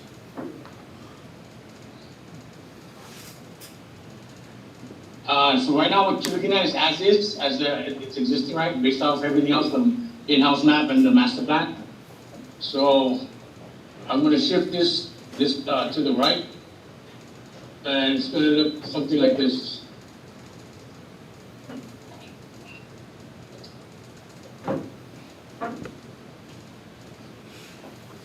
now the buildings on the. Going to the 1 acre, and move it to the left side, and the half acre moved it to the right. What's one? Okay. Okay, that's your new configuration? That's what, yeah, without, just rough, 4,000 square? 4,000 square? yeah. One acre, the one on the left is about an acre, and the one on the right is same as the map. That's what Mr. Castro recommended earlier. Simply moving the boundary line Right. would take care of the issues. And then we changed the lease. right, Well, to- to change the lease now, if you propose to reduce it to a half acre, to move the boundary line, that's something that we'll have to bring them in now. Is Mr. Domingo still online? Yeah. Yes. Mr. Domingo, I have a question for you. Yes. Okay, your current lease is an agricultural lease. Yes, You're occupying an acre lot. correct. Are you going to farm the property? Yes, we are currently farming with plantations and fruit trees. Pardon? We currently, yes, we are. We are currently, we have plants in around the house and fruit trees. We are planting also. Glenn? There are long-term trees within the premises, but as far as actively farming, no. But there are trees, like you mentioned, long-term trees that are there for longest time. You could see if they've, been there for a while. Does it meet the qualification? But does it meet the 2/3 farming? No.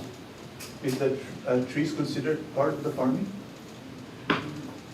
There are certain type of trees that the Department of Ag recognizes as farming, and there's so you have to go out there and actually inspect type of trees on the property and if it meets the standards Department of Ag.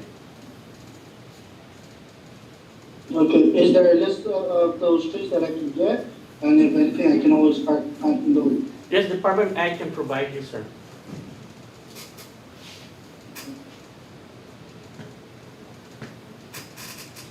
Mr. Domingo, Because I, right now, the department of looking at that because of the typhoon, so we are replanting, some trees as well as, our pepper trees and regular vegetables that we have in water. So also, I'd like to mention also as part of your farming, you have to provide us a farming plan that show the type of trees you'll be planting or fruits or vegetables, and also that we, the commission can see with your, if you meet the requirement as far as the 2/3 farming. And on all those, fruits or plants, could be found at Department of Ag. In fact, there are, if I'm not mistaken, there's some plants they can give up for free for our constituents, like papaya, bananas, and so forth, stuff like that, that you can, plant within your agriculture lot. Okay, well, for the most part, the plan for our fruit trees that my wife and I want on our lot is basically the fruits that we rarely see nowadays, which is like the ciruelas, the big wood, those are the trees that we want to replant on our property so our kids can experience and try those fruits as they grow older. Because those, we rarely see those nowadays.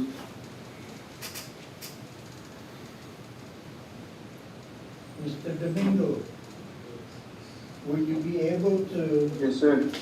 provide the necessary plans to CLTC?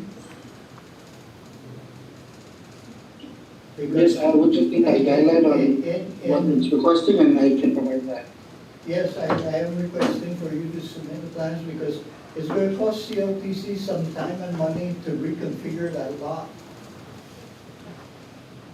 Mm-hmm. And like the land agent just told you, you're supposed to submit an agricultural plan.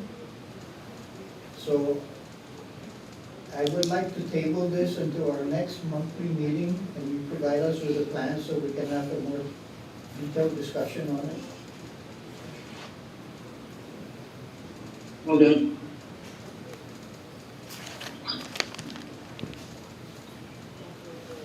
So if you need assistance in your plan, sir, if you can seek help, Department of Ag, and they can assist you in your farming plan. That would be great. Thank you for that. Madam Chair, I propose concerning Mr. Domingo, or Ms. Nadine Roberta Domingo, that we table this into our next meeting pending the submission of the plans. Then we can make a decision on the disposition of the loan guarantee. And this would be concerning lot. Hold on.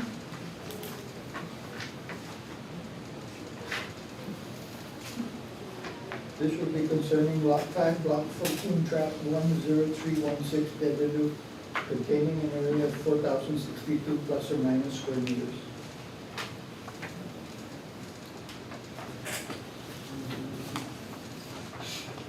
Okay. I'd like to respectfully oppose that motion. And I would like to make a motion to do a tentative approval for this loan guarantee. And also based on the configuration of the resurvey. So we're still back on the resurvey. It's a tie. Right, because, see what Pierce was saying, right, is that right now we spoke to the constituent. The constituent decided that he would want the existing building there, and he wants to use the $186,000 to rebuild the home, not to Yeah. reconfigure a brand new home. Okay, and No, I'm not saying we're gonna- Commissioner Herrera, there's a motion on the floor. Before you do discussion, you should technically have a second, then Oh. discuss. And then it could, yeah, or else the motion could be rescinded by whoever made the motion. So, the motion was to table, yes. and then my counter motion was to tentatively. Right, there's a formality though, that Okay. either the motion is withdrawn if it's not seconded, Okay. and but if you're gonna have a discussion on how to proceed, you know, you first have to take care of the first motion, either have it rescinded, have it fail due to failure to receive a I see. second, Okay, I or, understand. So that would be the motion, that's the motion, it has not been seconded. and then she makes the time, to break the time. Well, I guess in this case, there's only three of you. Yeah. But if there's no second, then it will fail based on that. Oh, But, I thought that the chair makes but- the one vote. Well, if No, I'm not sure. you didn't second, it's not seconded, So there's it's no one second to the one. motion, so there is no, failed. so it could fail based on failure to receive a second, and then the chair could declare to move forward if there's no compromise for that. And then, you know, failure to receive a second. And your motion, Commissioner, was to table until the Sub- research is done? To submit an agricultural plan. Okay, but the main issue here is not the plan, right? It's the reconfiguration of the property to maintain the existing structure. I think his intent was to receive an agricultural plan, and then the board will make up a decision on whether or not to reconfigure the property. Whether or not it's going to be continuous agriculture, I believe that's the intent. I was just thinking that the, for the agriculture plan, right, it's kind of minuscule based on the Right, building a home. but that's, yeah, but that's the motion on the You floor. are right, Commissioner, I'm respectfully saying that the person needs to rebuild the home because it was a disaster damage. But we're talking about planting bananas and fruit trees. We're talking about Yeah. conforming with the agricultural. Yes. Madam Chair, you could call that if there is a second to the motion, and if there's none, then the motion could fail and just simply move on for another motion, if there is no second. But if there's a second, then you can have that discussion.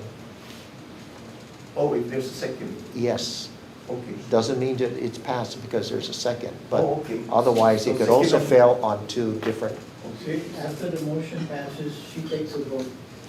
yes, and it could fail or pass. Okay, so if I second, then we continue discussion? Okay. You all right, so I- can.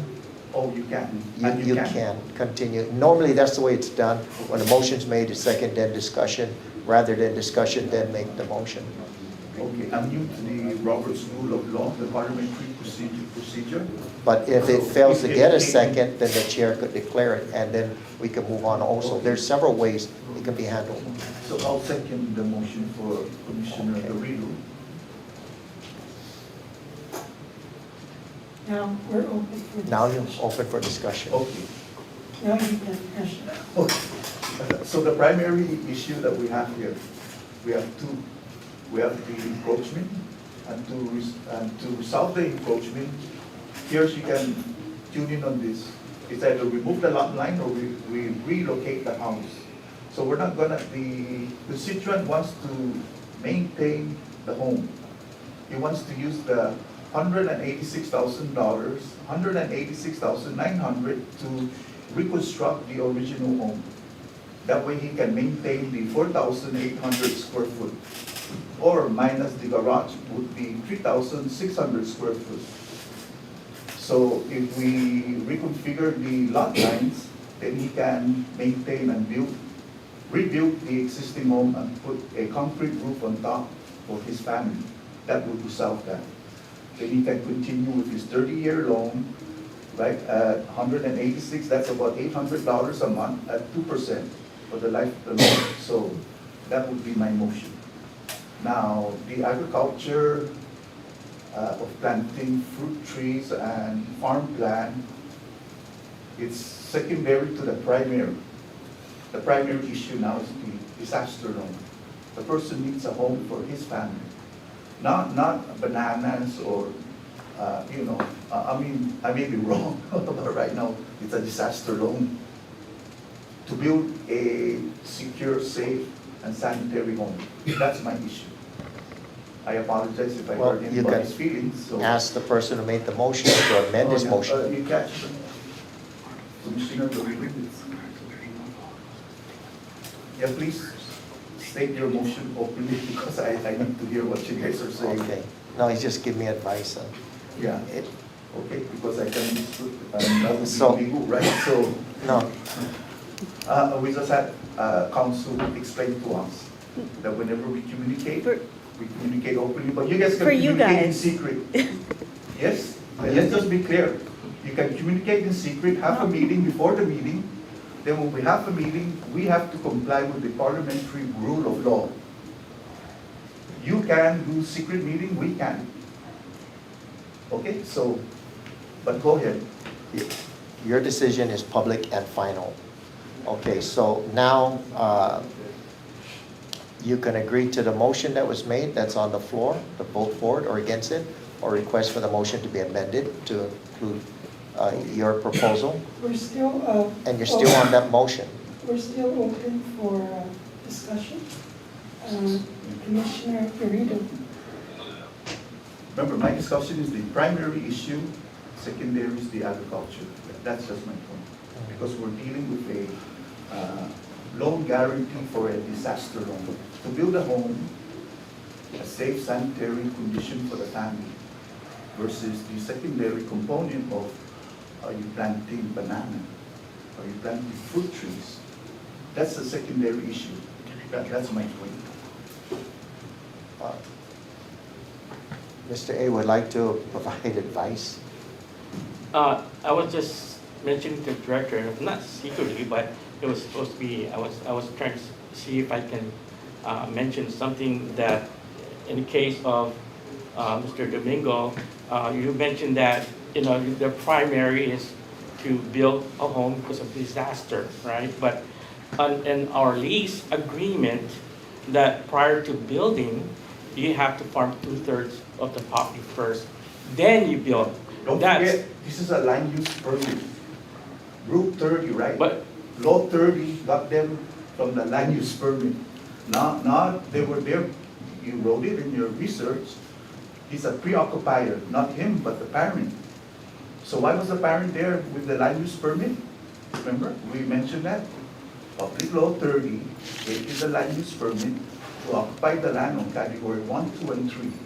So, but that's my point. So now, he just took over a land use permit, and then now he's awarded a lease, and we're here today. So now we're gonna penalize the person because he was there with a land use permit, and then the basic lot was now subdivided to 1, 2, 3, 4 lots, and he was there. I think you were saying, right, Asian, dating, that they were the primary occupant. Then the neighbors started coming in, encroaching. Who's encroaching on who? Now, if the Department of Land Management has done their due diligence, right, and did a as-built plan, and go out and find out who's who and where's where. But this is the problem. We do a tabletop survey, right? No, I taken tabletop, not doing the field. Then after I do the tabletop, I go to the field and say, oops, oh my goodness, we just went through a living room. So we're gonna fault this individual because me as a registered professional land survey did a tabletop, then went out and said, oops, oh man, there was a room there. So that's just my point. I'm not arguing, I'm just saying we have to look at the logic on the point of beginning. I understand. Where was the land trust? How was the land trust given the genesis from the combination of properties back in between 41 to 68? Remember, we have to go back to the genesis. So now we're penalizing people that were given lots that were not registered. Now we're penalizing people that were there prior to land use permit. But we also have to consider the purpose of the land use permit. It was not to build a home and a dwelling. It was for farming purposes, and it's on a year-to-year basis. So we have cases where the director of land management allowed the lessee to build a home, a dwelling. Allowed, but there's a clause, condition. The end of your lease term, the house must be destroyed. Yeah. Because it's on a year-to-year. So this land use permit, right, was destroyed. Apparently not, he was given a 99-year lease. So the land use permit for 1 year ended 99 years. So now we're gonna penalize. Think of the logic for me. Well, because Understand? when you got to look at we've got two different programs here. So the land use permit was already abolished. So CLTC took over. So now there's a new mandate you have to Go back to acquire. land use permit. Yeah. So Land for We the can- land lease, took over. Please, you know, we cannot skip one, because that's why we protested the land for the land lease program, because it was carved out of the CHamoru land trust or the rendu. It was carved out to be given out to just any person that has no land, no registered land. That was the main issue. That was the problem. That's why we were losing acres. We only have 11,000 now. We should have 100%. We don't have that. We only have 1/3. So, but go ahead, Agent. Glenn. I'm just mentioning what the law that I've read, that an So what do LUP is you owned want on to a do? year-to-year What's your basis. recommendation now for Limbo? Oh, that's up to the board. I can't make my recommendation. I'm just telling you what the law, what is the law, Understand? and now it's up to you how you want to apply it. Mr. Yeah. Castro had his recommendation. He showed you the moving the property line. That was his recommendation. Right. And I feel that that would meet whatever issues that we have with setback.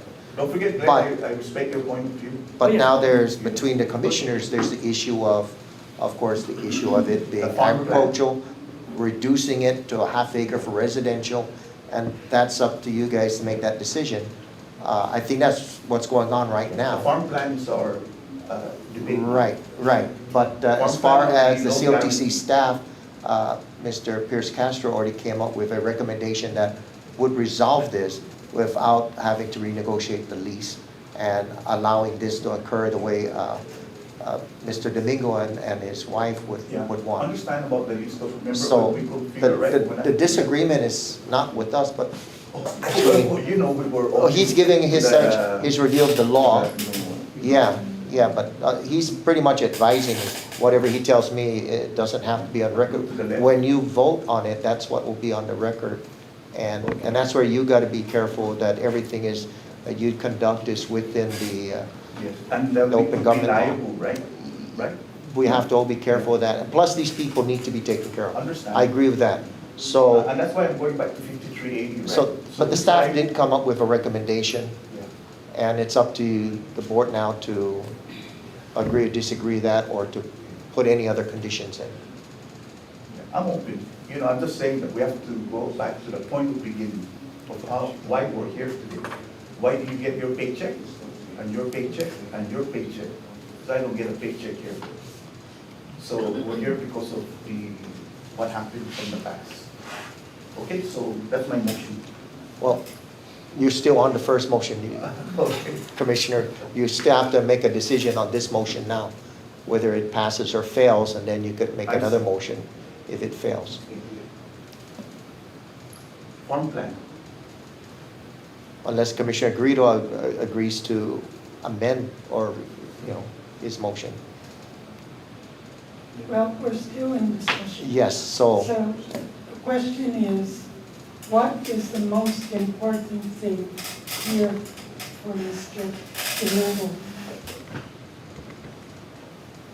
Well, this whole situation is where it's at because lack of accountability. A dwelling was built without the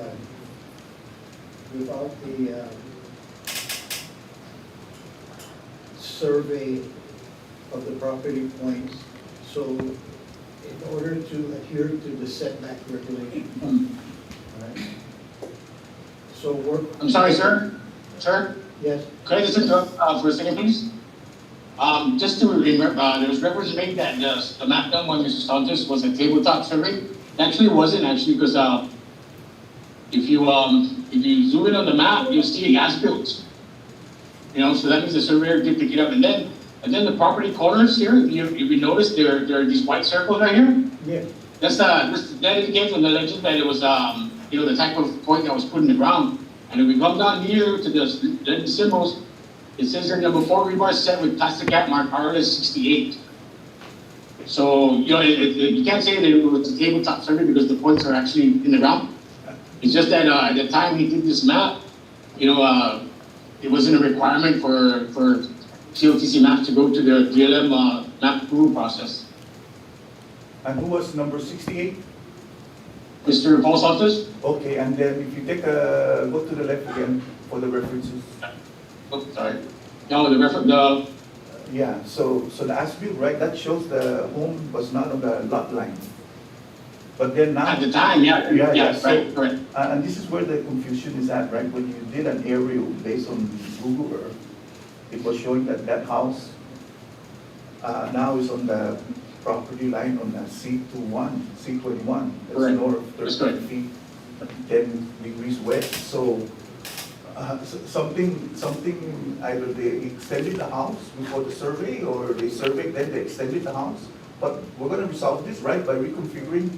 Here's, you're saying we're gonna reconfigure the lot line on 4 and 3. Yes, sir. So that will resolve that issue, because the constituent wants to remain and make use of the, the square footage that he has, and to use and maximize and leverage the $186,000. Because if he's gonna build a brand new one at 186 at 175, he's only gonna have 1,000 square foot. And he just mentioned that he's got a 4-bedroom home, right? On a 4,800 square foot minus the 1,200 on the carport. So we're good. It's, there's nothing complicated here, right? We're just gonna have to reconfigure the lot and get this process moving. And the faster we do this, the quicker that he's gonna start getting the contractor to break ground. Audio? Sir. Mr. Domingo, what is the dimensions of your dwelling, less the carport? I believe it's 30 by, either 40 by 60 or 30 by 60, Is it for the 30? dimensions. Is it I don't 30? have the mapping on me Yeah. right now. He mentioned 60 by 80, right? So 60 by 80 is about 4,008. 60 by 80, that's including the garage. Right, so minus the garage, which is about 1,200, so you have 3,600 square foot, Correct. right? And if you rebuild that with the 186, you have a bigger space, your leverage on your dollar is greater than rebuilding it brand new with new excavation, foundation, wall, roof. If you do that today, 186 straight off at 200, you will only have a 930 square foot home, maybe 2 bedroom, 1 bath, or 2.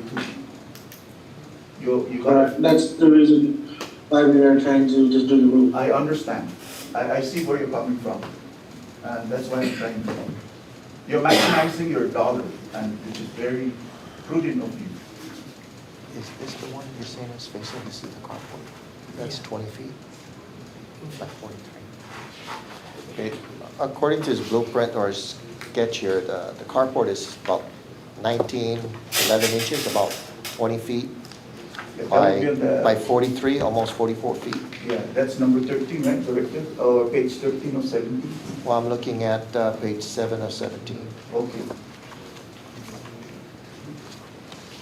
So it's a fairly large carport. Yeah, so minus that would be, You would minus from 82, you minus 20, it'd be 62, about 60 feet by 30, about 60 by 30, right, so, or 33, yeah.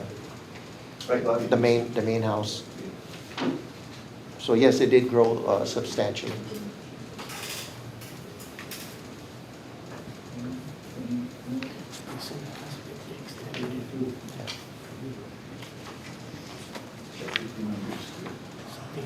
Okay, if But even if we move it, what's the, my calculation shows your house is, move this, it'll be setback. And a portion of that front building could be extended to building up front. This one. Building could be extended.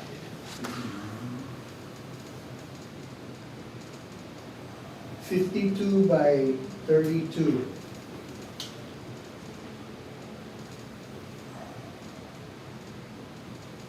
It'd be That will 62. give us, 60. Yeah, well, right now, the main building is 62 by about 32.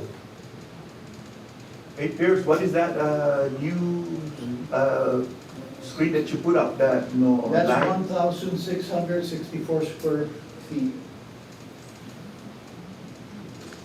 Not including the carport.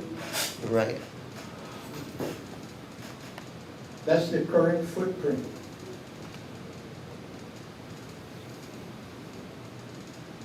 If that's removed, then it probably might meet the setback, might not. That looks like the carport, right? The carport is the one in the left.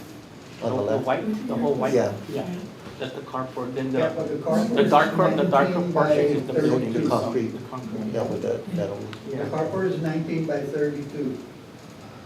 yeah. Then the other thing I agree with Mr. Garrido. Just using my program here to measure it. Just the roof, just measuring off the roof and based on the side and everything. Who's talking? Pierce, Roughly 20 by 40, 19 by 39, that's what I'm showing. yeah. I calculated here on the side here is That would 32. give 8 feet, 8 feet's the setback. The side, yes, with the front facing the east one. Okay. So if they remove the carport, it looks like it will meet the setback. Yes. The pierce, So they built something in the front. So they have, 32 by 62.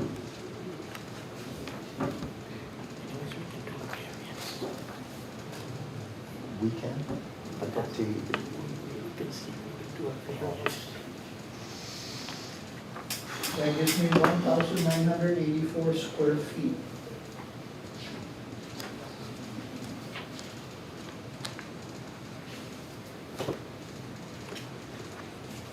and that, you put it back. And that, The original line. Okay, ask Pierce to put back the, as-built. No problem.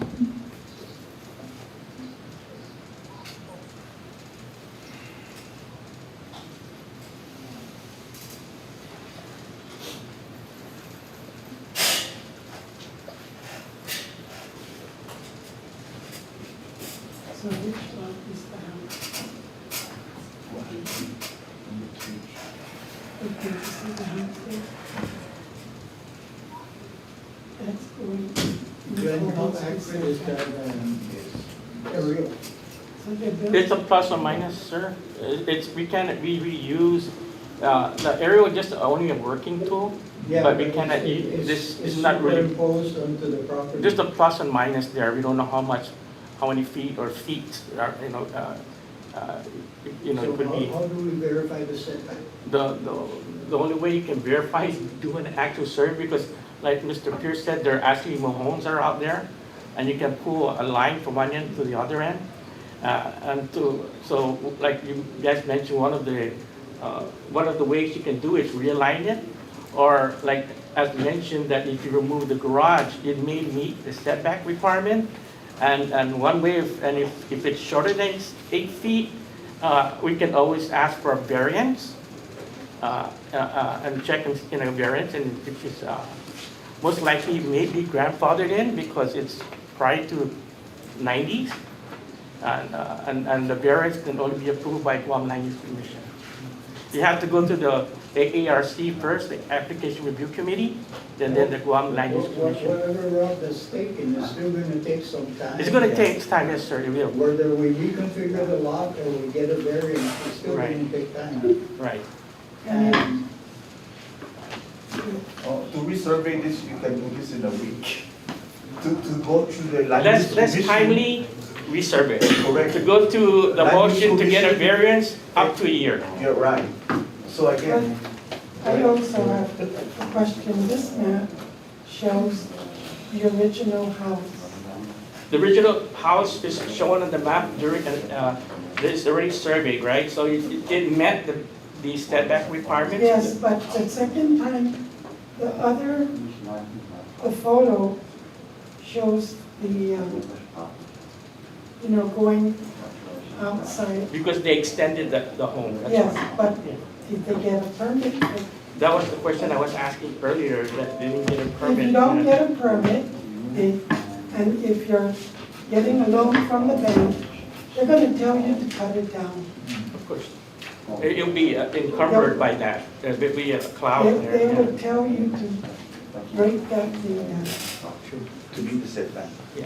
to meet the setback. But this is SBA, so. Okay, so what's the next move? The next move is to vote on the motion. Yeah, I make the motion. No, already there's a motion on the floor. It hasn't been voted on. It was seconded but not voted. You either vote for or against. Agriculture plan, the ag plan. Yeah. So, if you were to redo the map to include the whole house, Right. to do That's the setback. quick way, the quick way. yeah, how long?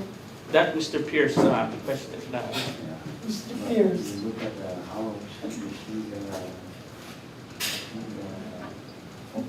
Go ahead. how long before you can, Send the crew out and do the reconfiguration. To prepare a final scheme to realign it, how long will it take, sir? So that if a final scheme is done, so that we can do a survey? What's the timeline there? Well, after I'm done with it, I have to have Mr. Sanchez review it, and if it's all good to go, we'll sign it and send it out to the director, Mr. Birch.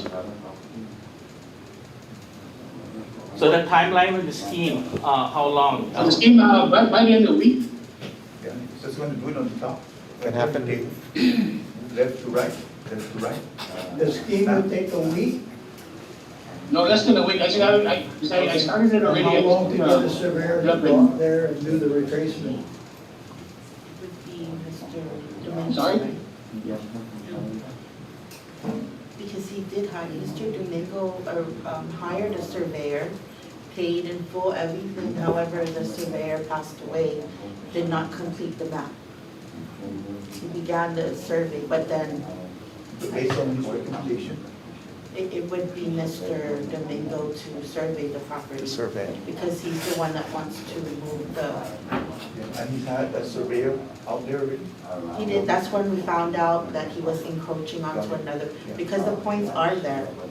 But when we verified with this map, because it doesn't meet the approved, in-house approved requirements, because the director didn't sign it, we couldn't use his map. So once a scheme is completed by Mr. Pierce, all we have to do is give an authorization to survey, and then it depends how fast he can look for a surveyor to get it Well, surveyed. the existing surveyor, you said is the one that found it, right? So. Passed away. Passed away, Oh, yeah, so we can't, So the map that is, wasn't completed. is that the Flores? No, it's Oh. Mr. Castro. Oh, okay, okay. So Mr. Domingo was They paid for survey, he submitted his receipt, everything. We went out there with, Melvin, but he no longer works for CHamoru Land Trust. But we went out there to look at the points and everything, the points are there. That's when we found out that Mr. Domingo was encroaching onto another lot. And he paid the last survey Yes, he did, in full. yes, in full, but it's just the map was never, Completed. So now when we have to reconfigure, that would be. Another survey. Of the cost of land trust. Mr. Domingo. Because we weren't aware of Mr. Castro at the time. But you know, Mr. Domingo was asking to give that half up for this half. It's just like a relocation, you're requesting to relocate, you would have to, the cost would be, Can we that's get a the budget. aerial photo now? Aerial photo, go back to the aerial? Yeah. Mr. Pierce, can we go back to the aerial, please?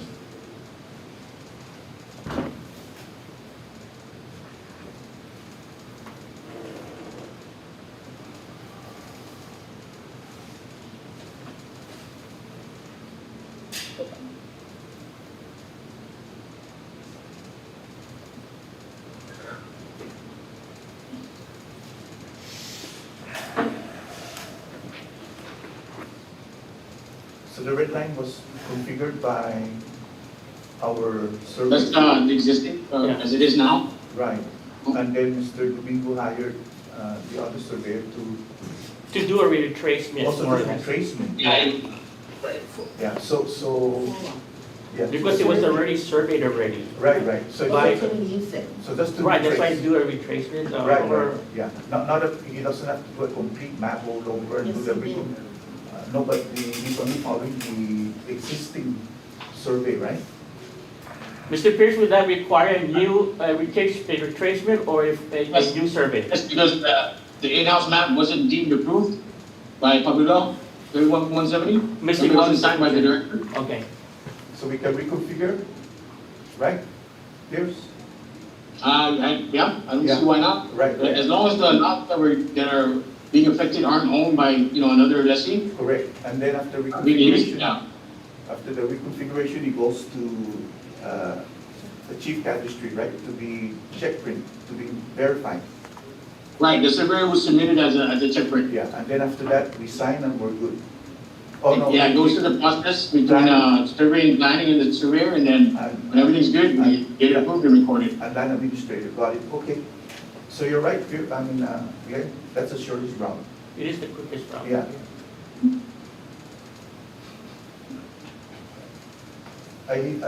Pierce, I cannot hear, I see you talking. No, Oh, he's got It's a, lagging, I think he's it's. got a lawyer on the side. I think it's lagging. Hold the, Yeah, cause see, he's moving slow. okay.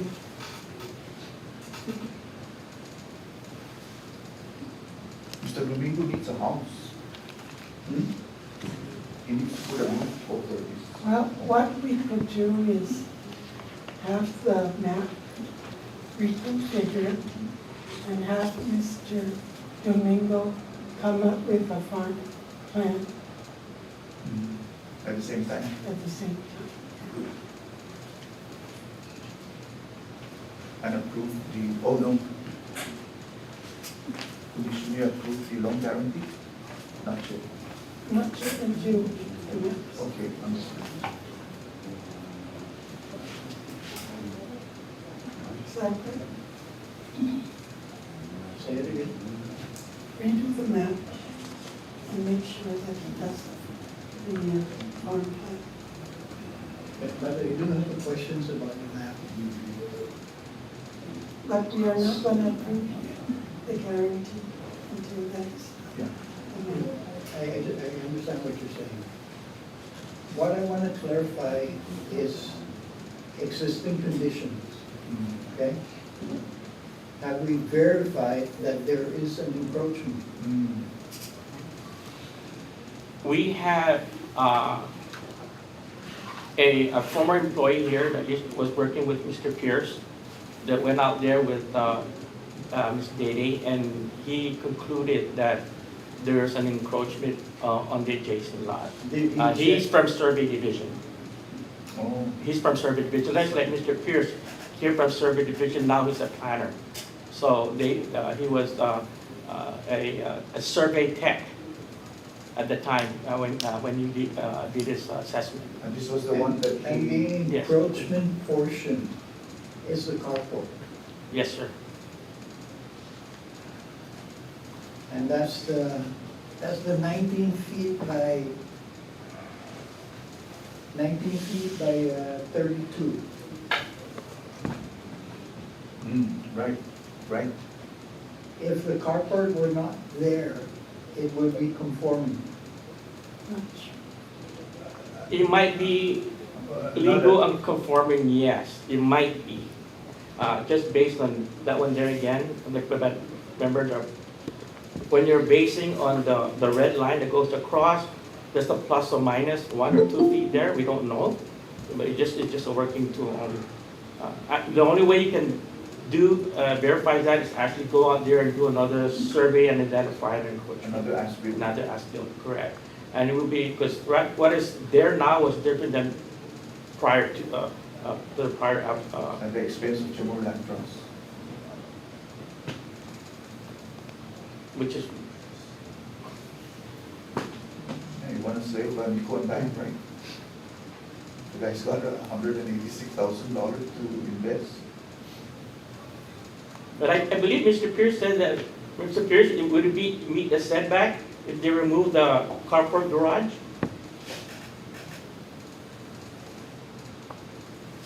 It's really hard to say, because, we're not doing an actual survey, but when a surveyor is gonna submit a map, he's required to do an as-built of everything on the lot.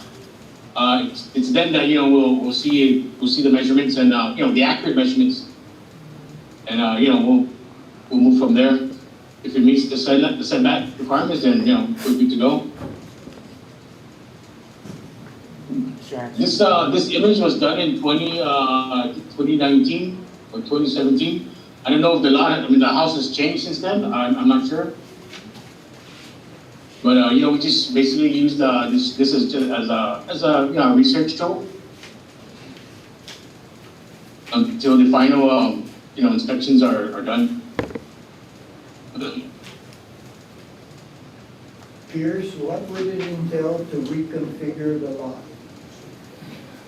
I'm sorry, What would it entail to reconfigure the lot to make it conforming? with this basic structure here, Yeah, we need a proposal for the reconfiguration. I would have to shift this line to the right or to the left. Yes, I know Which is that. gonna make- What- Yeah, which is gonna make this lot substandard.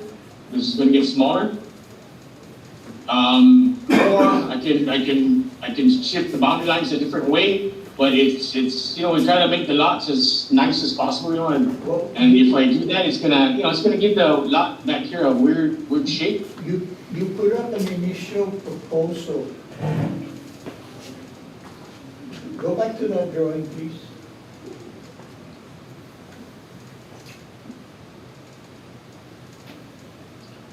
This is like the fastest and quickest way to do it. Yeah, that's what I'm talking about. What would that entail, including cost? Sir, since Mr. Domingo is gonna hire a surveyor, that would be determined by the surveyor. I would just prepare the scheme, which is something like this, but, on a template where, Give me a Mrs. guesstimate. Santos can sign off on it, and the director. About 4,000? Yeah, and that scheme is what we give the surveyors to follow. Then they'll do the field survey, they'll prepare the map, and they'll submit it to DLM for review and approval. So what's gonna show there is actually what you see there, but the final scheme is gonna show the meets and bounds. So the meets and bounds then will be determined by the surveyor when he actually puts out his point. So the cost now is gonna be on the surveyor, we don't know how much it's gonna cost. Guesstimate, ballpark. 5,000. 1,000 a point. Close to 5,000 probably. because a half-acre lots right now, they're going for 2,500 or a little more. We'll make CHamoru Land Trust pay for it. I have a question. See the house? They're gone. They're gone. No houses are gone. They're gone. Those are just only temporary homes. Now, did they lose the roof on their, So these houses here, right here, their lease is actually here. So they knew they were encroaching to the neighbor, they didn't build in the rightful lease area. And what it is like a 20-foot container with a little tent on the outside. So if you go out there, there's nothing out there, probably just the containers flipped with belly. But they moved out prior to the storm. is the garage roof still on Mr. Dominguez? Yes, I provided you photos there in my report. Is the dwelling being lived in currently? Yes, it's a nice kept yard there, and as mentioned earlier, that they even made an attempt to open up the road so for the ingress egress, so they can traverse through the easement, and it was all from them, the hard work putting up the easement.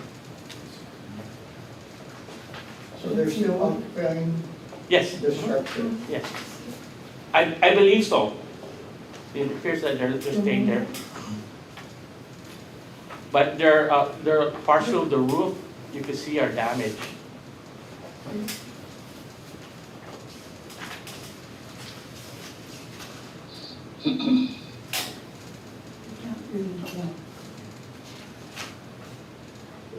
How much time would it take to resurvey? Because this is not replacement now, this is to resurvey. What happens right now, the market out there to get a surveyor, it takes 4 to 6 months, or even sometimes a year to get a surveyor. That's how busy they are. And what we do is we give them time to find surveyor, like 4 months or 3 months. And if they can't find it, we give them an extension to find another surveyor. So yeah, it depends on the surveyor. And who should bear the cost of the survey? Well, in the original lease agreement, when Mr. Domingo, he did his part, he went out and got his own surveyor and he paid for it. It was unfortunately that the surveyor didn't complete, well, he submitted a map, a check for it, but it was never completed. So he did his part. He hired a surveyor, he paid it. Just unfortunately, the surveyor recently passed. If not last year, maybe 2 years ago. And now his question is, is he have to go look for another surveyor? Another surveyor has to be done, another survey? So who's going to bear the cost? Yeah, can This you is make another it clear question. on the original law, right, 12-226, right? Land Trust is supposed to bear all survey costs. It was just when in 95, when the influx of, was that 8,000 applicants were rushing in to get the land, when we said, remember, that if you really want the land, but if you can get your own surveyor, here's a list of surveyors, you can choose. So what happened there, and correct me if I'm wrong, is that when the constituents choose surveyor 1, 2, 3, 4, 5, remember, we accept them from recordation. And that's where the problem started, because we didn't have to go through the process of recordation. So, but to answer Commissioner Gavido's question is that who bears the cost? According to law, it was the land trust. The intent of the program was, very beginning, was for the CHamoru Land Trust to fork out the survey. That was the intent, but because we didn't have the fundings to do so, what we did in the past is that, okay, you want your property, it's not surveyed, it's up to you. Right. And if you get it surveyed, then you get tax credit. Yeah. So that's what happened for the first, for those who didn't survey, that went on, they didn't get tax credit. But if you survey, you get 7 years tax credit. So it should still offset more or less the survey cost, if you went and did your own survey. And maybe, Christine, what's the legal side of this? Oh, what exactly? What is the legal side of this? In what sense?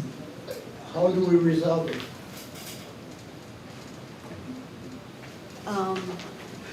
What is it you're trying to resolve? I mean, are you talking about in, Well, there's the issues that are, we're debating right now is the setback. so I think we kind of discussed that right now what's before you guys is the, is whether or not to approve the loan guarantee, right? okay, So the rest of it can happen at a different time. This is, because this property is registered, right? Yes. There's no other issue. No issue, And just a so- setback. So, you know, you can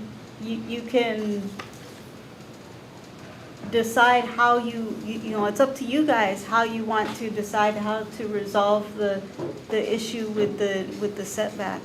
And Mr. Castro's given a recommendation. Right. Doesn't mean that the board agrees with it or not.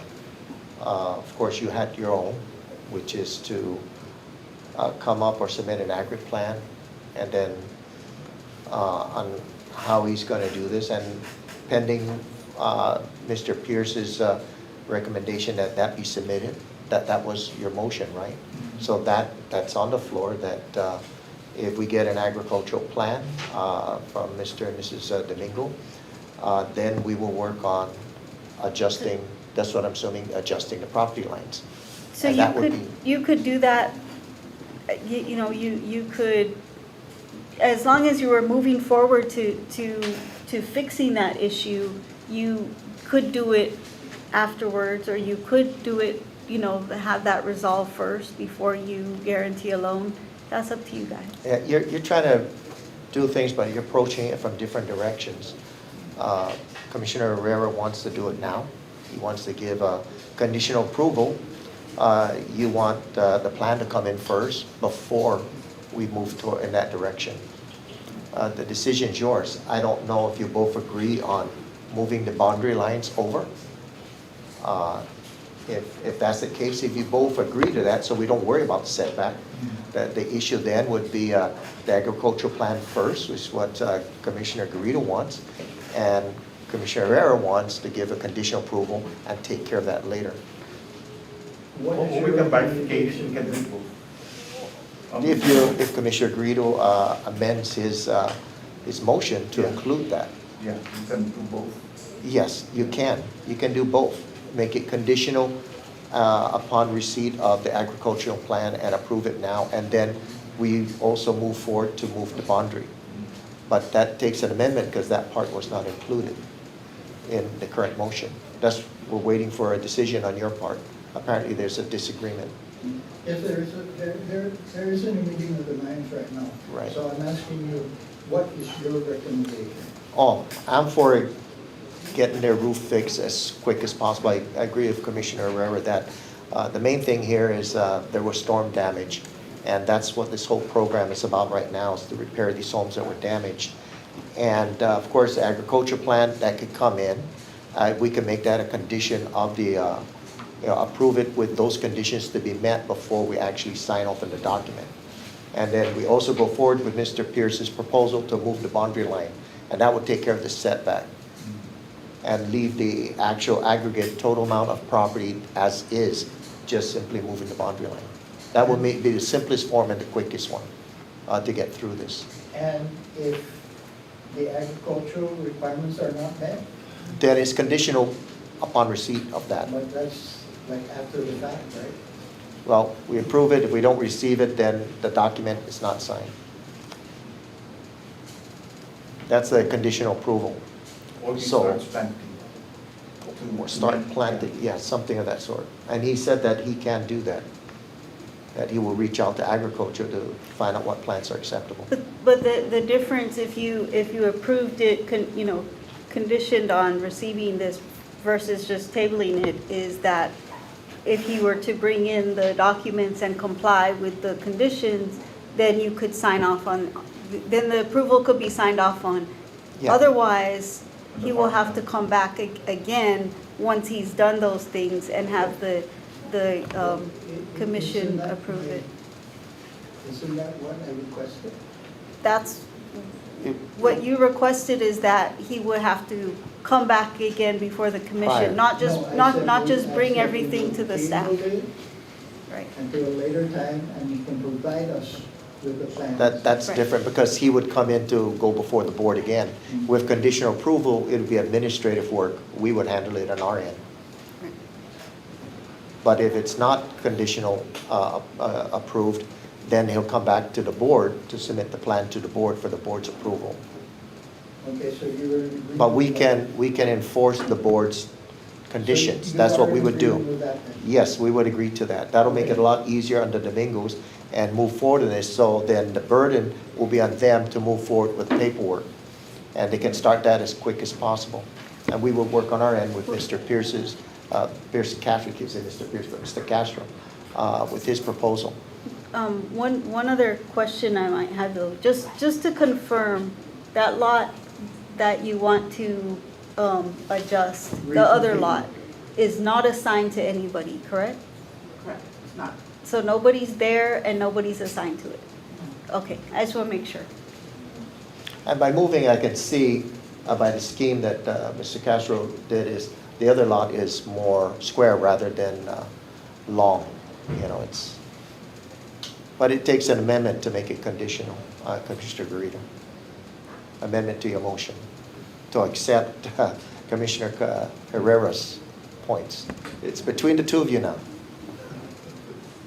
We're willing to follow whatever direction you give us. Okay, I'm willing to amend my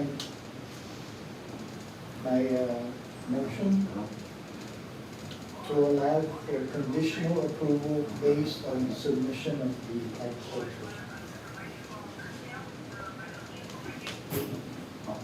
Was that good enough? And the resurvey, or the reconfiguration? Also to the scheme, also the completion of the scheme. And the scheme? Yeah, and the scheme has to be finalized also. The scheme, to include the final scheme also. Of the partitioning? The scheme, the new scheme for The the. reconfiguration Yeah, of right. the Yes, property. that be included. To be included. Well, I was never against, That, right, that's my point, you weren't against that. yeah. All I was pushing for is to assure that they are in compliance with the nature of the lease. The agriculture. Yeah. And the staff here would make sure that they're in compliance before we sign off.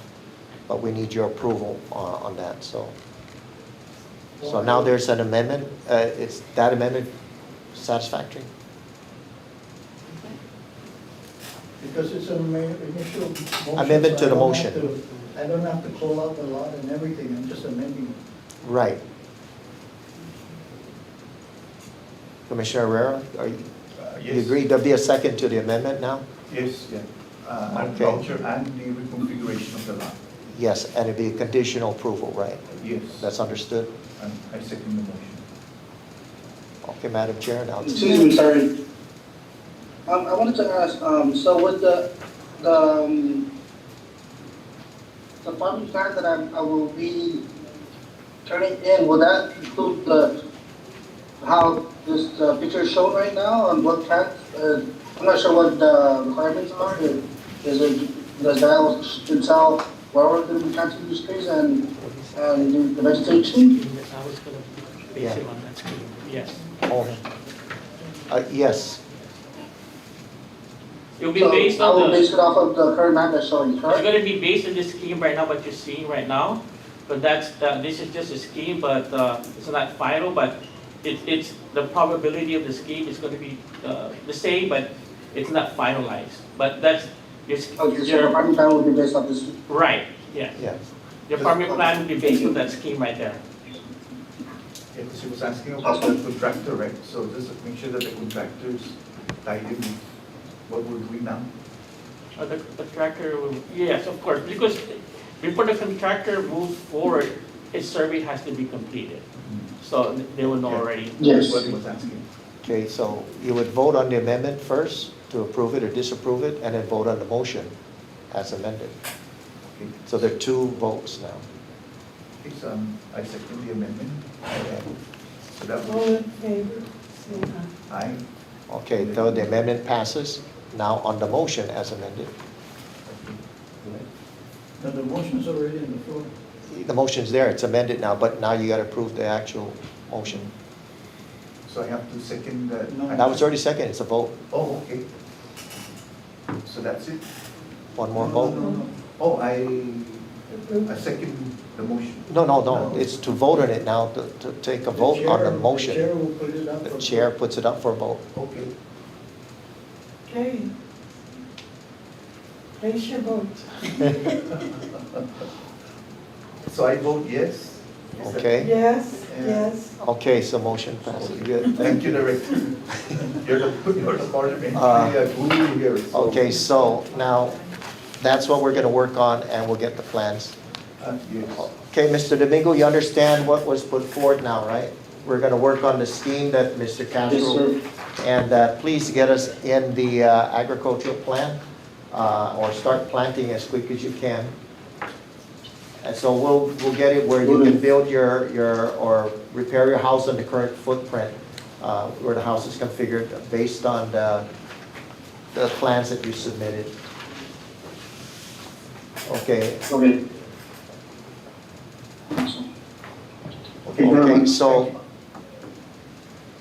okay, so, it's, that one's approved. Okay, thank you, Mr. Domingo. One, two, Have a good day. one, Yeah, more. two. Yes, sir. Okay, moving forward. Let's take a break. Thank you.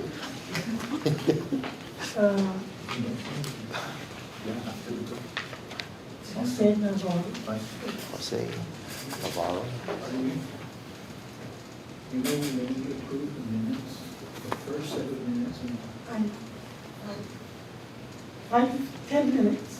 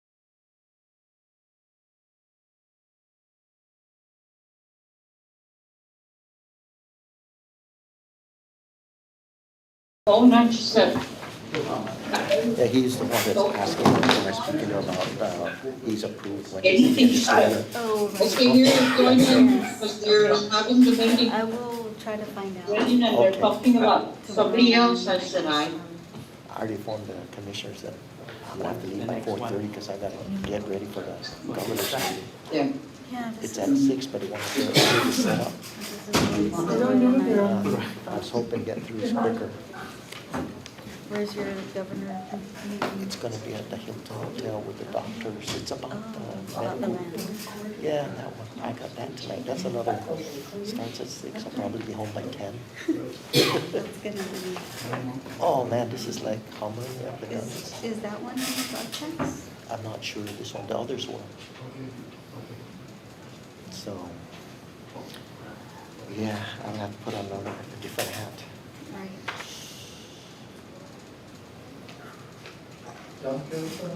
What's that?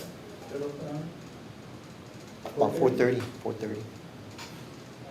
Yeah, it's, sorry to say that, yeah, I have another meeting and, Just let us know. I'll let you know, and Joey Cruz will come in. Yeah, Let me but just, we would- I still don't there, wanna, He just, okay. I just don't wait wanna minutes. hold people back. Yeah, That- that one is, you know, the governor puts me here wherever she wants. Tonight, she wants me somewhere else. Okay. Try to end it at 5. Oh, great, yeah, it saves me on the CTO. Because, are you sitting next to him or no? Are you sitting next to him? Oh, Somebody's got oh, to can you open can you my, ask him to ask him to take his phone? Yeah, good. Okay. Oh, okay, great, okay, sit down.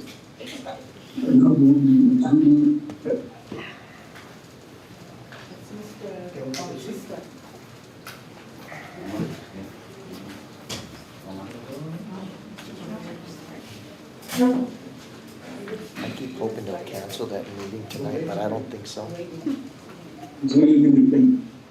I know. Hold on.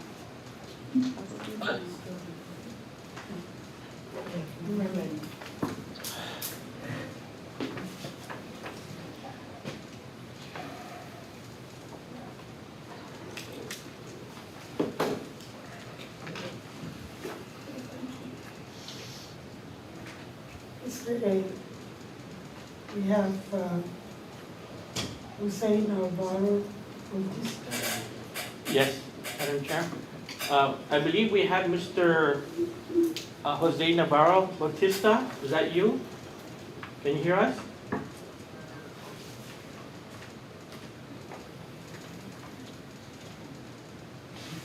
Can you unmute, please? Or you can speak louder.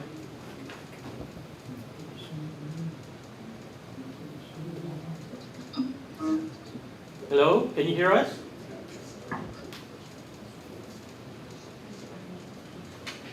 Can you unmute? Okay. There you go. Hello? Yes, we can hear you now. You can hear me okay, sir? I'm sorry I'm late for the meeting, but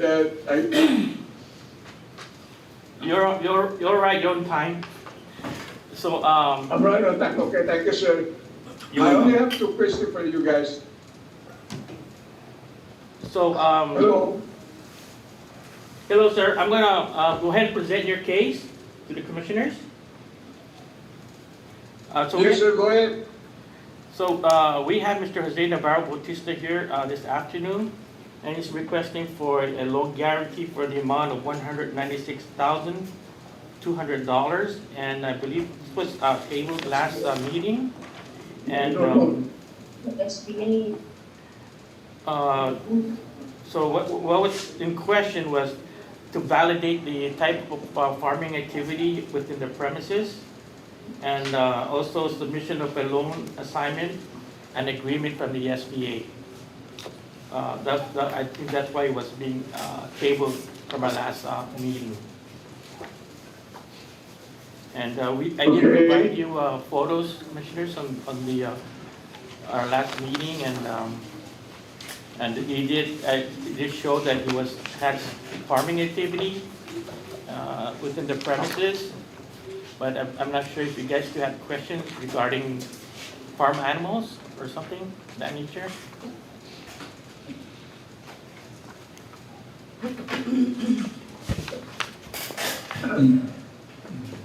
I'm sorry, sir. I cannot really understand what you're saying because you're coming in broken. Is there any questions you want to ask Mr. Bautista? Mr. Guido? Is there any questions? Is there any questions you want to ask Does Mr.? the tenant meet the requirements for agriculture? Right now, he is farming, and there are a lot of, there's papayas there and banana trees and a lot of fruit trees on the leased property. But the question, is the property managed? No, it's not, but there is fruit trees and long-term trees on the premises. As far as managed, like I said, it could be better managed. If you want to, we can also provide us the farming plan as part of the conditions, through the loan agreement, like the prior lessee. Other than that, he does have farming activity in the premises. And I believe also we needed to, also it's noted here that he needs to submit a loan assignment, an agreement. Did you submit that to us, Mr. Bautista? Your loan agreement from SBA? You did? We provided all the documents that SBA gave us to your office. Okay. Okay.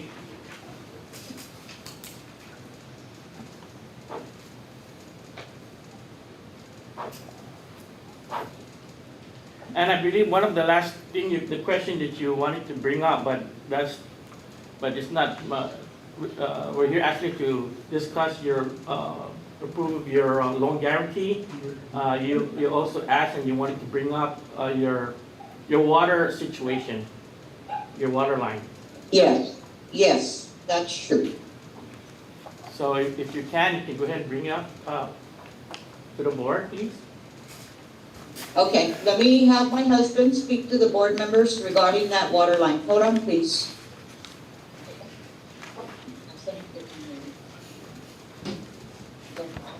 Hello?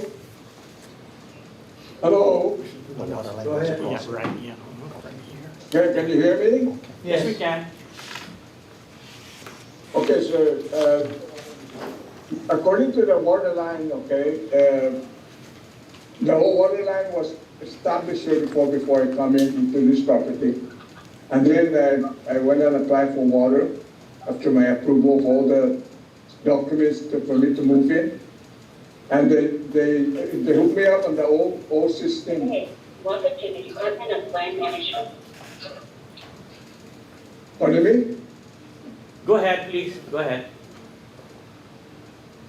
And then, because of the trains here is so rough for me now, because I'm old already, and and it's encroaching, and it's very long, and it's encroaching private property. As a matter of fact, Mr. Tom, my neighbor up here,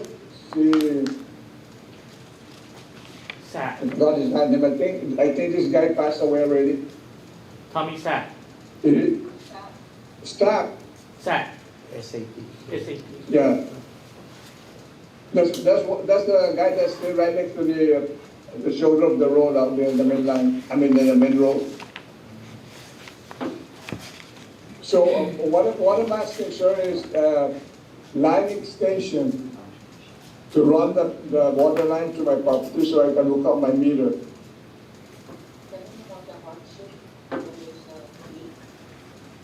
And when this existing line leaks, I have to maneuver myself in the buoys. And sometimes, the first time I discovered that this line was already old is when they charged me over 1,000 some of water usage. So if please, if the department can help me out, because I already went to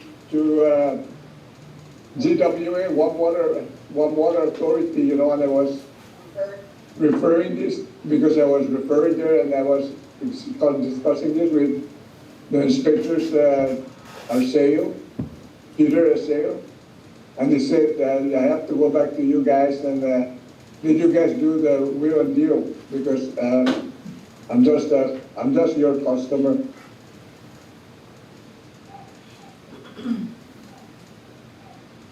Hello? Yes, we can hear you. That's it, sir. That's it. That's the only problem I have here. Let me just say something. Okay, hold on, my wife is going to talk to you guys. Go ahead, take it up. Hello? Yes. Can you hear me? Okay, thank you for taking us on as far as our request is concerned. Now, I wanted to add into my husband's concern about the water line. There were numerous occasions that we had to go through the ravine and the jungle to fix the water line that broke in between, the pigs going in between the jungles and stepping on it, and we have to go out and repair these pipes. So we met with Glenn and we showed him the area where the water meter is located, and the water line runs through that jungle. So Glenn should have, or you should have in file, more information regarding the distance on that water line right now to where it's at, because as my husband has stated, he's getting too old, and every time there's a leak out in the boondocks, he and I have to go and cut through a tremendous amount of jungle just so that we can pinpoint and locate the actual leakage so that we can repair it. And like my husband said, we've been having to pay a lot of money to waterworks because of leakages that we had out there. And it's just very bad situation where we don't want to keep doing this. And then on top of that, the latest time that we were out there was when we had malware.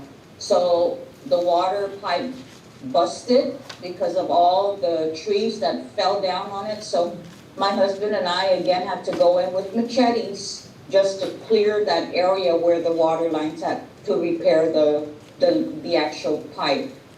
So I'm not sure if you guys have any reports from Glenn in the file to on the day that we met with him to show him the actual water meter and the distance, I guess, from that water meter back to our property. That perhaps should be in file with you guys.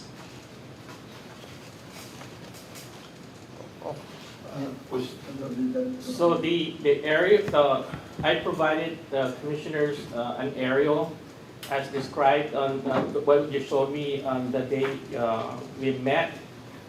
The water meter is located adjacent, or rather fronting Route 16, adjacent to the mobile station.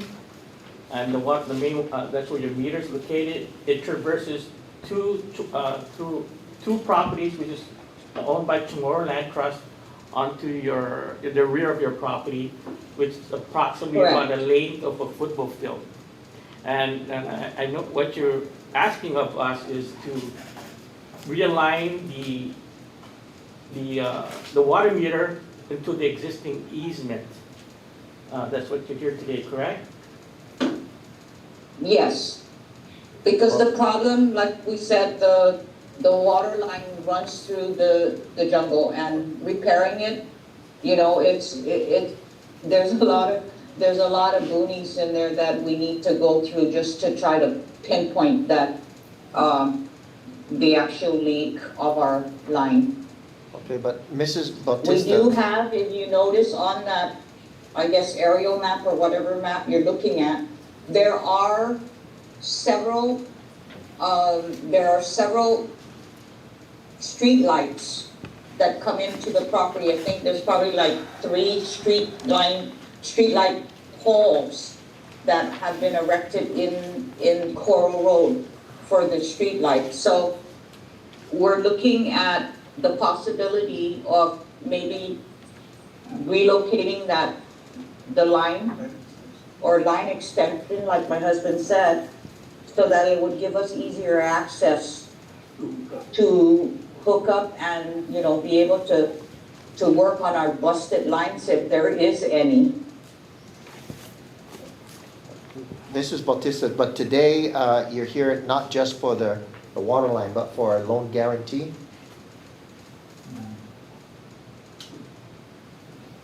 I'm sorry?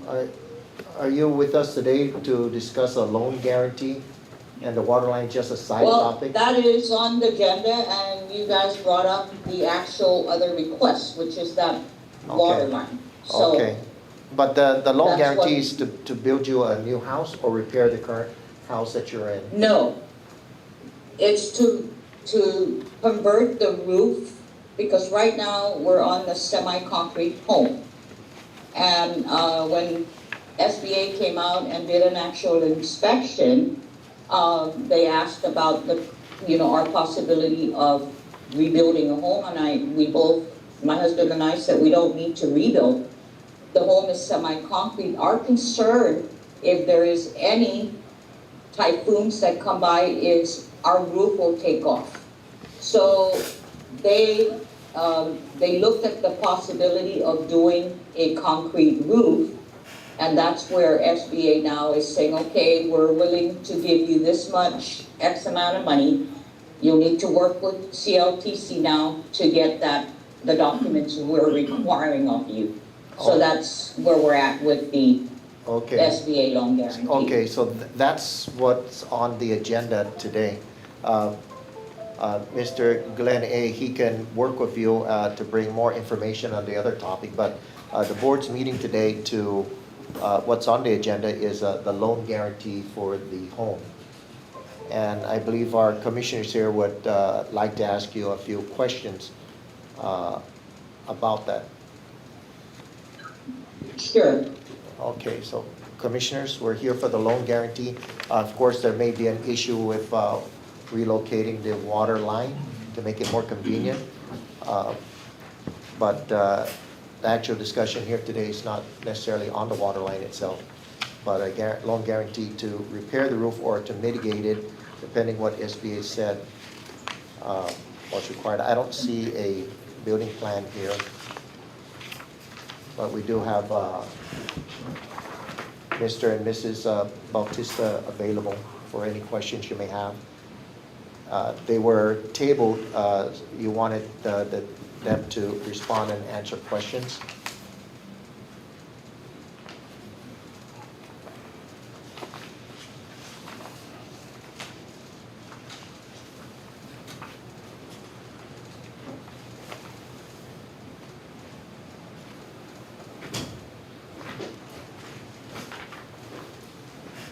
You see the fax number 2?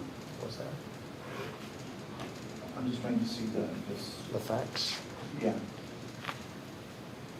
Yeah, initially, what was, during my staff report, we found that there was an increase of, the lot was from actually a half acre, and it was approved for an increase to be a 3/4 acre lot.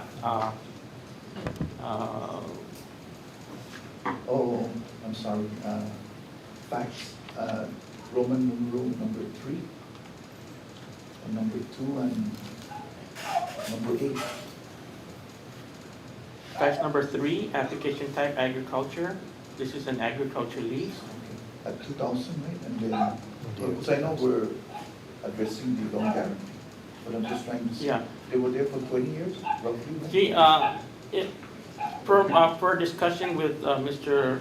Bautista, if not, is that one of the questions I asked him, how did you get to occupy the place, the premises? And what had happened was, if I'm not mistaken, he mentioned that the original person who was occupying the lot is his brother, who is now deceased. And he asked one of the staff here a while back if he can occupy the premises. And then for discussion, I don't see it in notes, but apparently there was an agreement that he could stay there and occupy. And so this is what happened. He ended up, staying there, even though if you look at the time of the application Yeah, is what, 2000? yeah, from 95 to Yeah, 2000. so he's not, it wasn't based on a first come, first basis. That's what's in my note there. And he checked the brother's a land use permit, or? I mean, I'm not sure, I'm just a side note. it probably was, I don't see anything as being a land use permit, but it could be a preoccupier. Someone who just stayed on the property without, just as a preoccupier. And I believe we have the mayor of Barragata that's saying that he's staying at that said address, but he never said the year that he was occupying.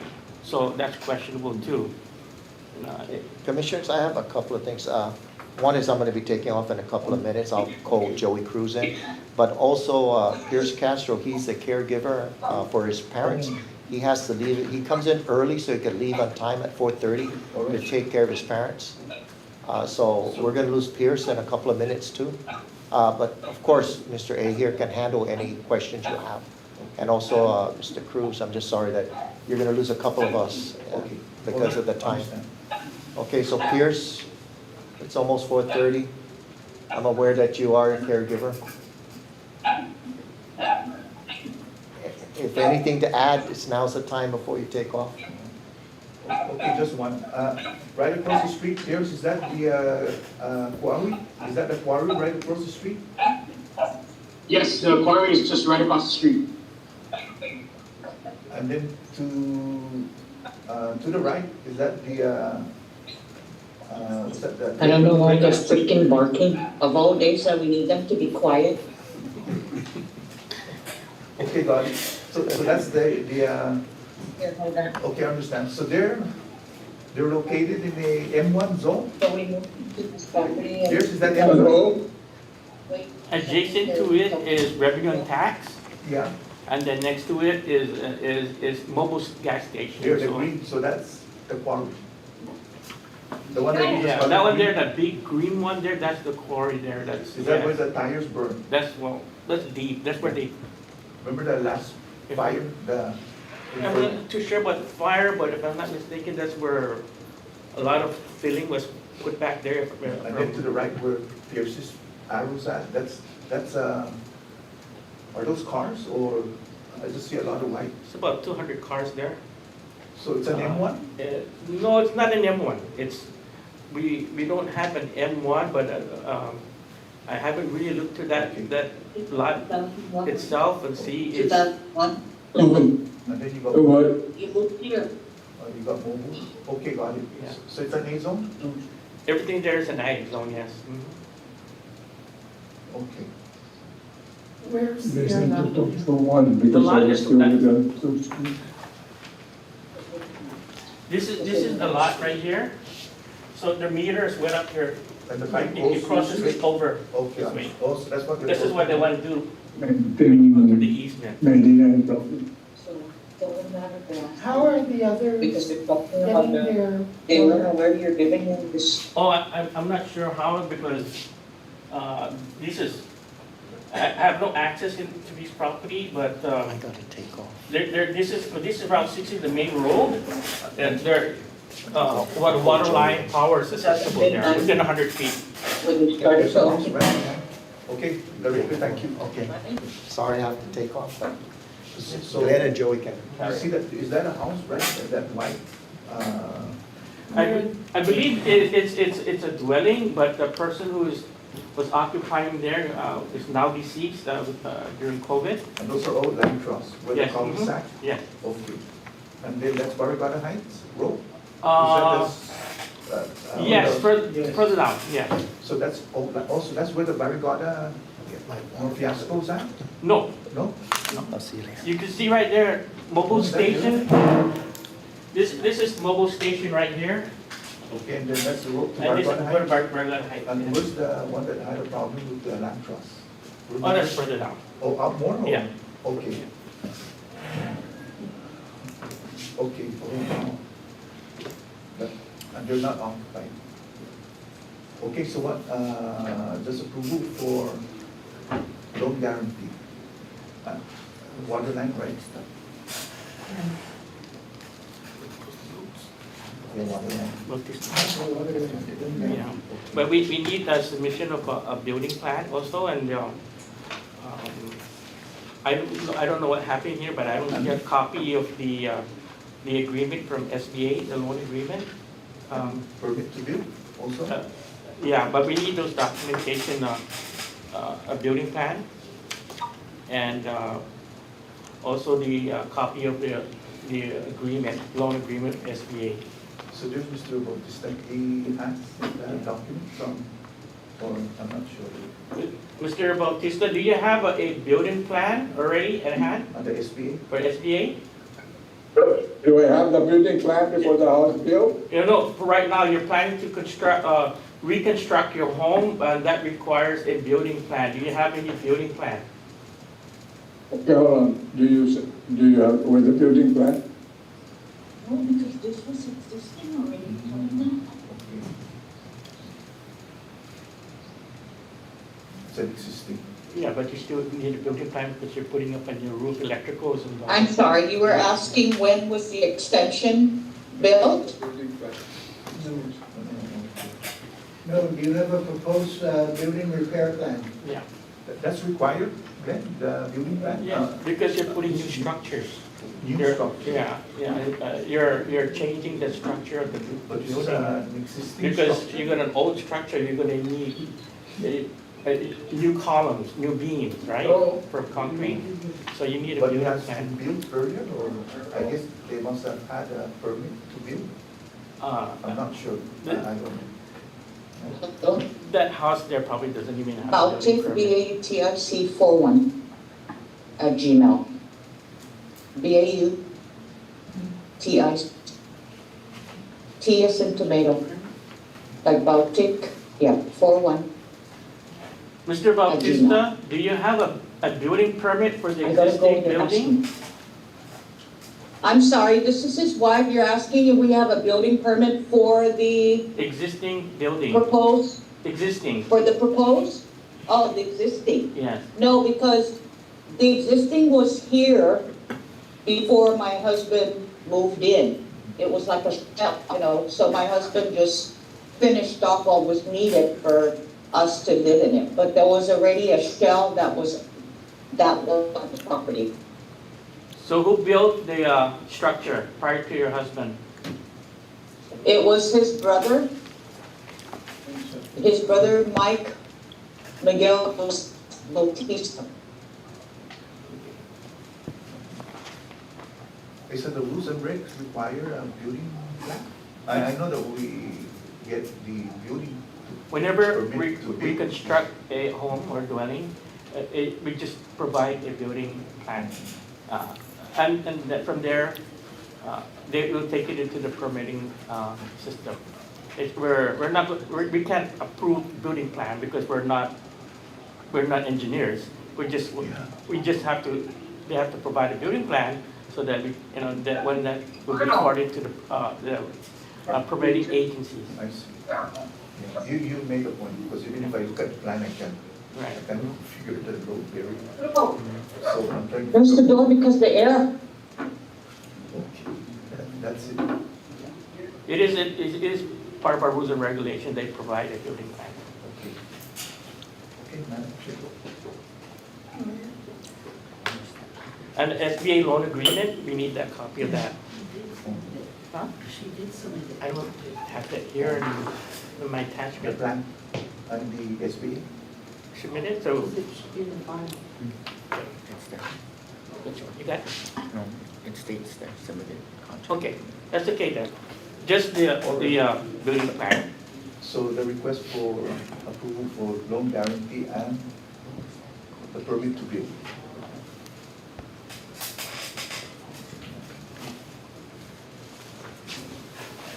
and do the plan.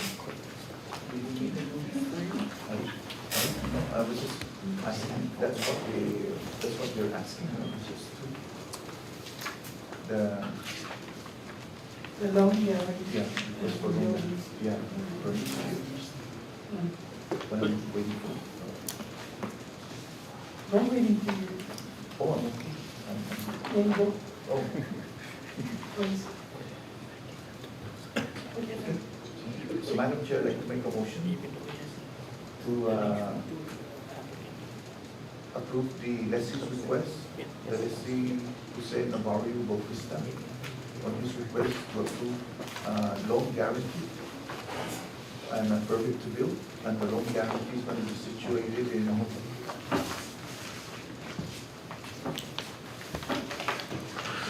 on lot 5219-1-4, Balivada. Oh, dash R4? Yeah, that's what it is. Oh, okay. Containing an area of 3,035 plus or minus square meters for $200,000.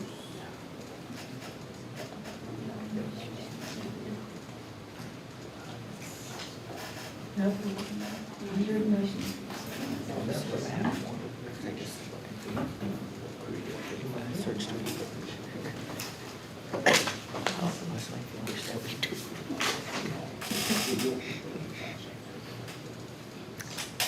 That's good.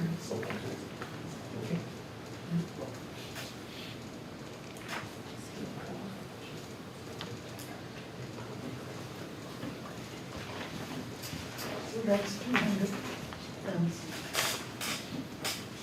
Loan guarantee.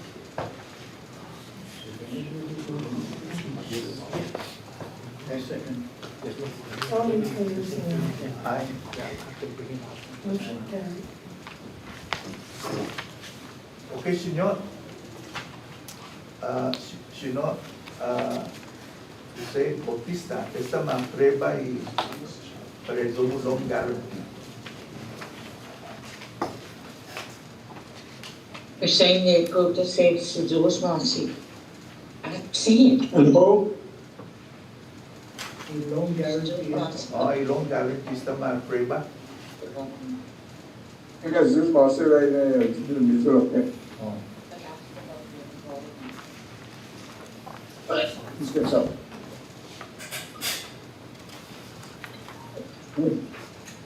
Pues este más breve pagano, Ihano, no, There's another subject. ya kalang tulu na departamento lo no po madiskuti do aligo pa tayo na pero mazuta. okay, line extension, no, pues no más transport of comida.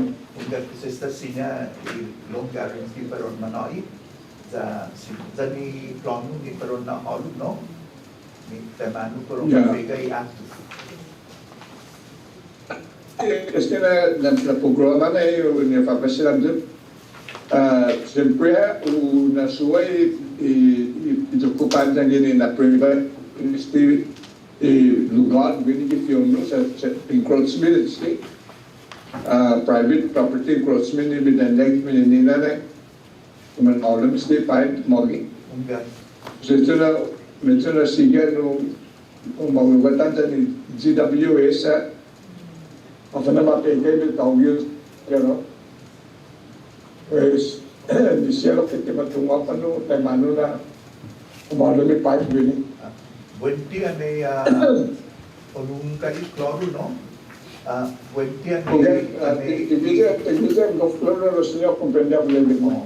buenti se lumu ane hotsa. Sina. Oh. Ya, The visa buenti no. sina visa di punto mo na alam yan, nung nasa mana ako, sa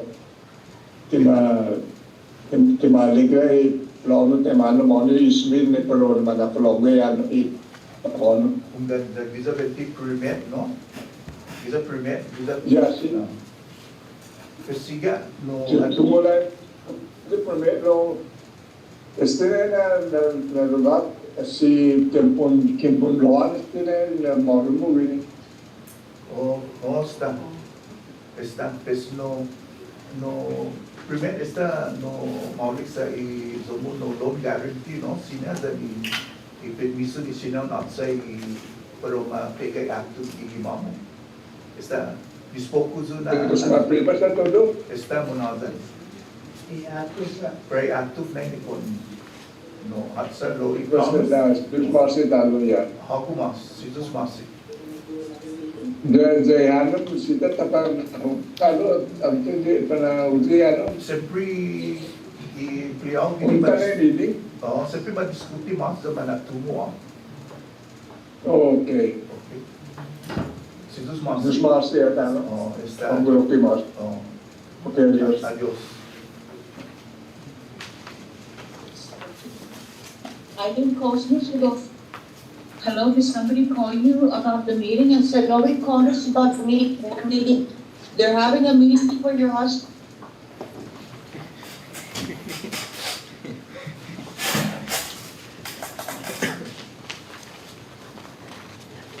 Mabrani.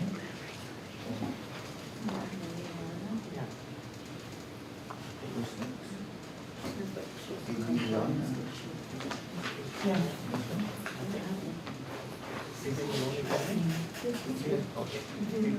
This is Marion. She's not available. Not here.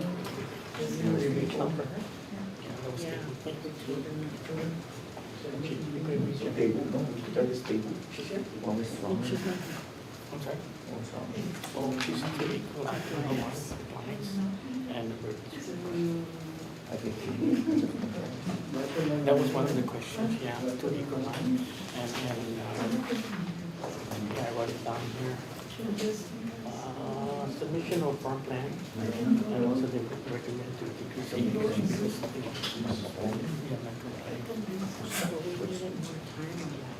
We have the next one? Yes, Emiliana Charcliffe.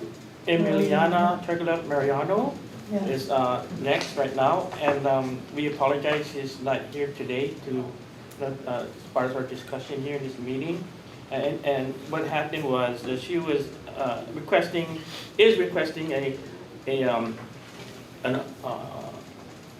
loan guarantee for $196,200, and it was tabled at our last meeting, and what happened is we, as discussed, she is actually situated in a 2-acre lot, and there was zero farming activity on premises. And when, as discussed last time, you know, we asked if we can have her come in so that we can, you know, discuss this with her. But we couldn't reach her at this time. And also, I also recommended a reduction of acreage, for, you know, because it's a 2-acre lot and there's no farming activity at all. Although there is a structure on her lease, her agriculture lease, and she also have to submit a request that you bring in a farming plan and also a building plan as well. And also once it's done, also prior to that, survey as well. But survey would be determined if you want to maintain the 2-acre or reduce the acreage to 1 acre or to half acre. This is in track 1021 Swamp Road also? Yeah, this is in track 1021 Dedito. Road? Budget is Where, what's the housing called? Lada? You are my CA.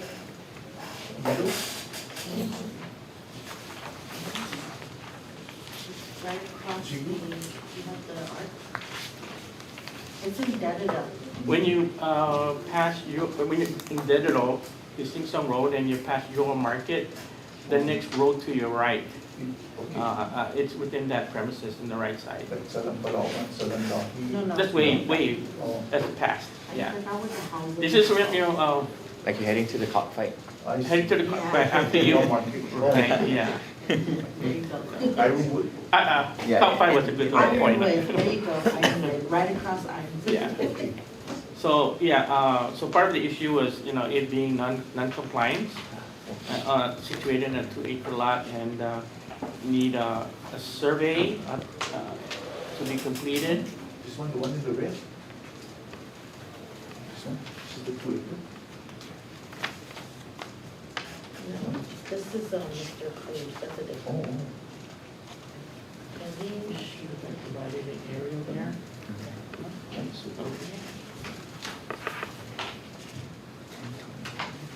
see, that's her. Okay, got it. Okay, so we'll table, right, and move to the next one? Yes. Yes, we need her to be, And you don't find her? we were trying to get a hold, Okay, yeah. so go to Next one is Pauline oh, Therese Acosta.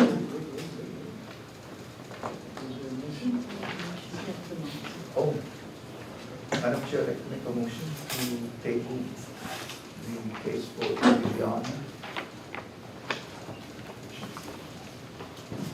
Charla Mariana for the next commission meeting. All in favor, say aye. Aye. Motion carries. Okay. Next one. The next one is Pauline Acosta. Yeah. Okay, so Ms. Pauline Acosta was not able to make it this afternoon, but she did submit a letter to us, I believe, via email. Everybody just received one. Yeah. And what was in question the loan amount she's asking for approval is $65,000. And this is the one that was in question because when we looked at the structure of the house, everything looks in place, and she wanted to build an outside extension and so forth. But she did mention in her letter, that she was disapproved, from her insurance, for her claims, and that it was declined, and what she wanted to do is to replace, I believe it was mentioned, external kitchen, internal paint, internal tiles, and also repair and install shed roofing and so forth. But it does not mention what, her letter was different from what was mentioned last time. So, And was there a reason why she's not independent? So she's School a teacher. teacher, yeah. and she's not able to make it online or in person. So that's why she sent the letter instead.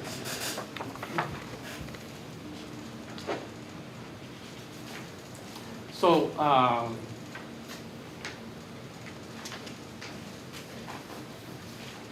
this is what the board would have to decide right now on, because the loan guarantee the purpose for the loan guarantee was for those homes that was totally destroyed, or for those who are living in tent, so that we can approve the loan guarantee to either rebuild the home or repair their homes. But in this case, it's unique. This is not a disaster room. She just wants to do improvements Do- to her yeah. house. Real estate repair and construction, right? To reconstruct, is that what you're saying? Damages in the tiles and the paint that she wants to repair, and And her fence. So, is this what the question at hand now is? the loan guarantee that we put up the money for, is that to include for repairing fence, repainting the house and that's for it, or to rebuild a new home? One housing. Yeah.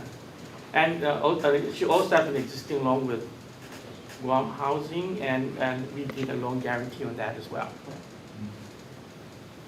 And the loan guarantee for one housing, Yes, sir. that's a 500,000, right?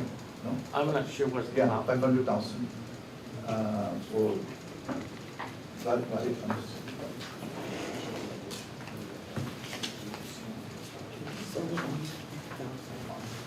I think that's, we have an MOU with one housing.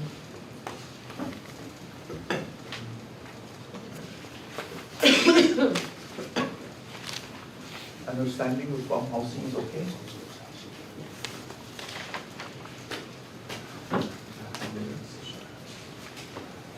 Yeah, so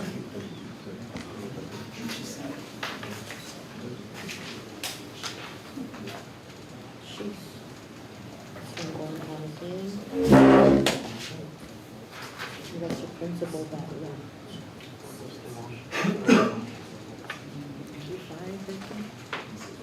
Mr. Costa has no, we weren't informed by Guam Housing whether she defaulted on her loan, so So it looks like. her account is performing at this time. So it's 85,000 original. Original loan is 85,000. Okay. For the one housing, Yes, really? yes. They have pictures, right? Yeah, I provided you photos with the existing structure, the home, the dwelling. but SBA, her, They approve her for a loan, a total loan for 87,400, but loan guarantee is $65,000. so the question is,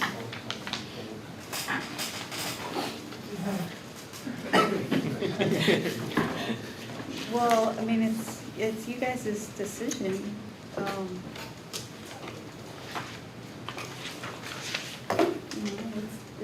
it's not, what's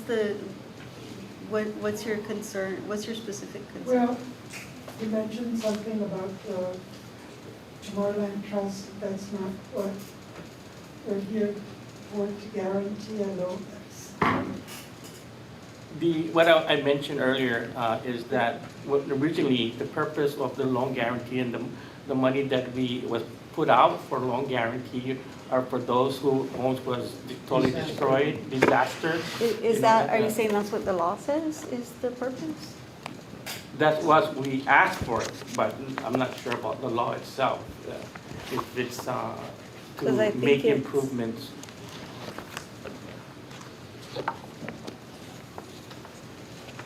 You know, when we were discussing the loan guarantee, right, there were other loan funds, the home repair funds, right, the home improvement funds, the,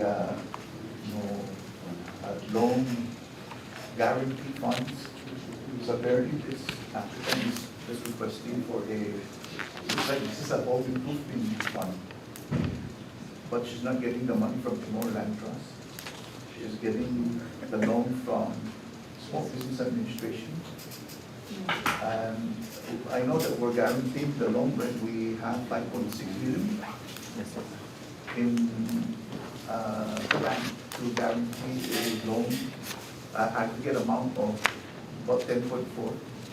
But in addition to the 10.4, this would be, here's an additional 5 point, well, this thing went up. This is 5.3 billion. So 10.4 and 5.3, that'll be 10, 15, 16, 17, about 15 millions. And we only have 5 million, 6 million, 5.6, no, 5.6. So our formula ratio, the amount that we have. With the 5.6 in the bank, we can guarantee, I think, about 22 million, Right, 22 million if I'm not mistaken. at 20%. The 20% threshold. And that's what we agreed upon.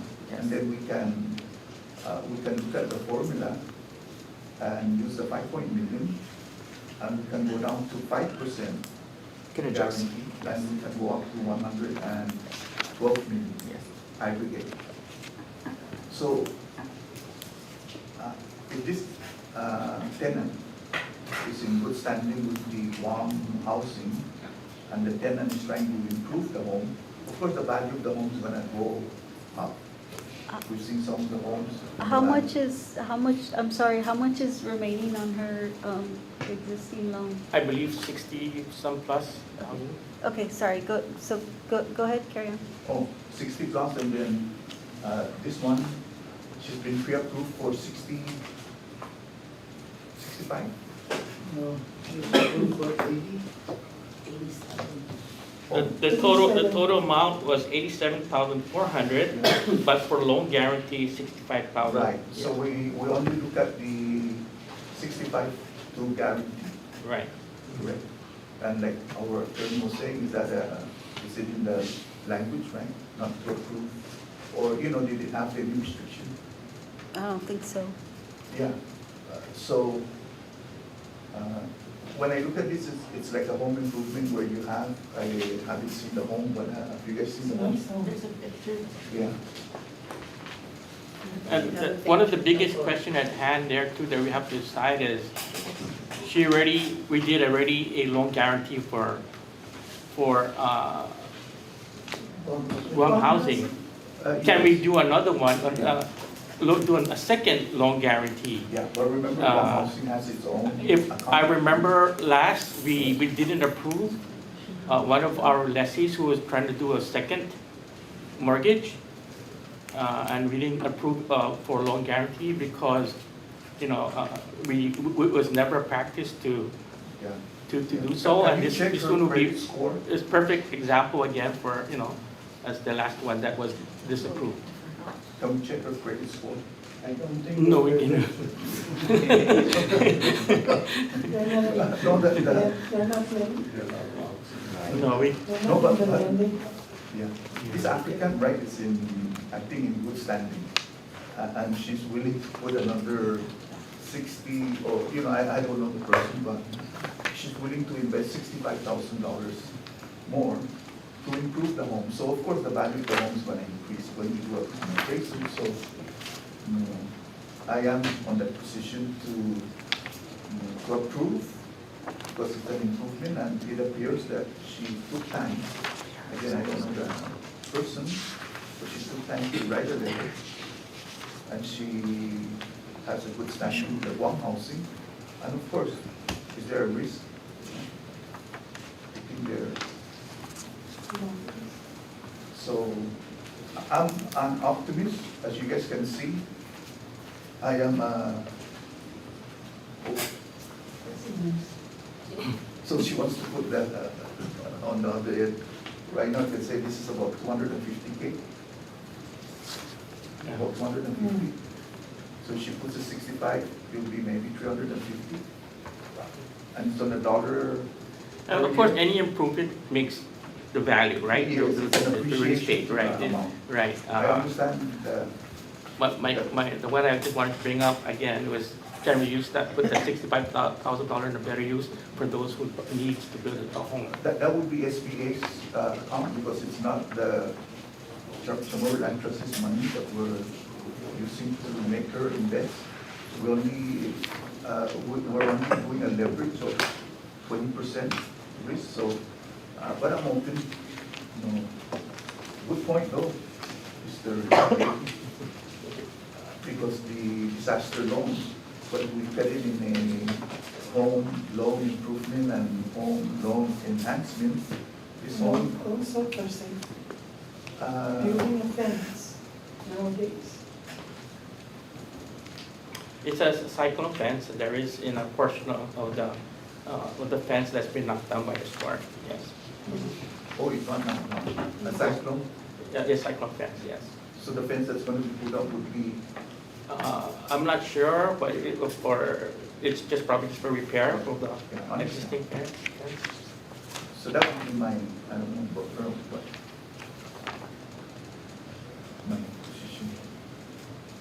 Are you guys here representing the Acosta or? No. Global Recycling. Oh, you're global, oh, Yeah. good. Okay, we're anxious to move forward.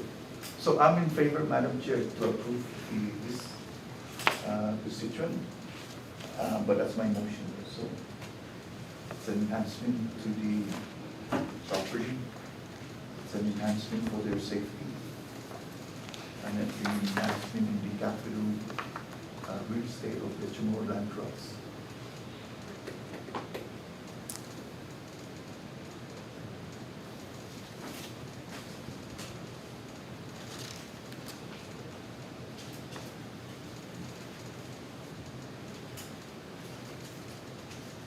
Second. All in favor, say aye. Aye. Motion carries. Can you say the whole motion? Okay, Madam Chair, I'd like to make a motion to approve.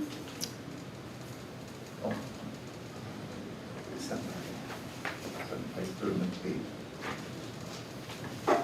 Okay, I'd like to make a motion, Madam Chair, to approve the lessee's request to approve the loan guarantee in the amount of $65,000 for Mrs. Pauline Therese Acosta.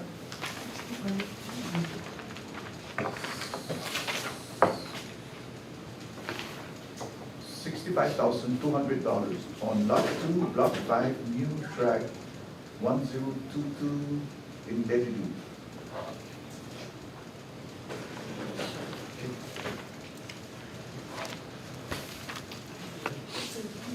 Second. All in favor, say aye. Aye. Madam Chair, we have a big subject next. Under request a short 5-minute break. Okay. At your request, yeah. 10 minutes is better.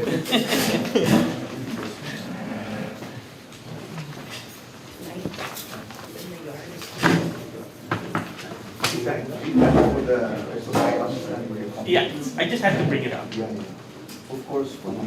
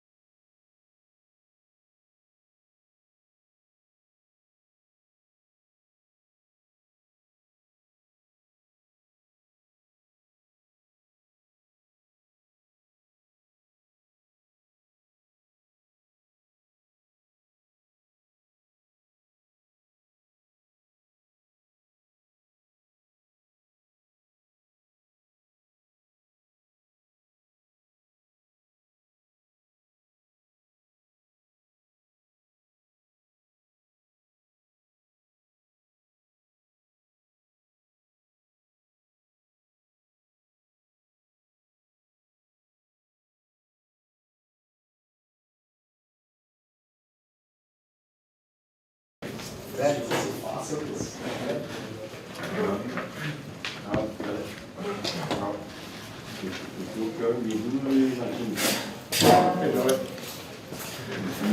time.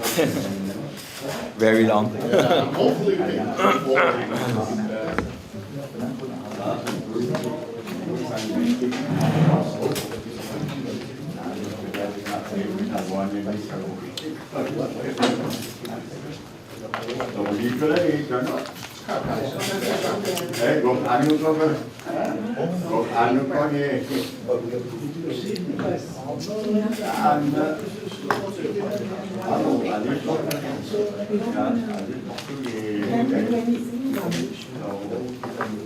Which one? That's their point.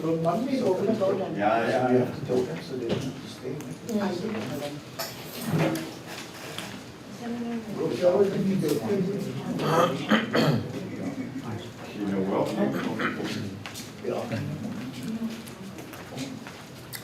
Right?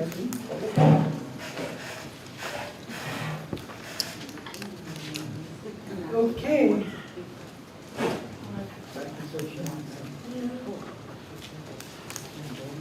We're back in our meeting. The next subject is global recycling.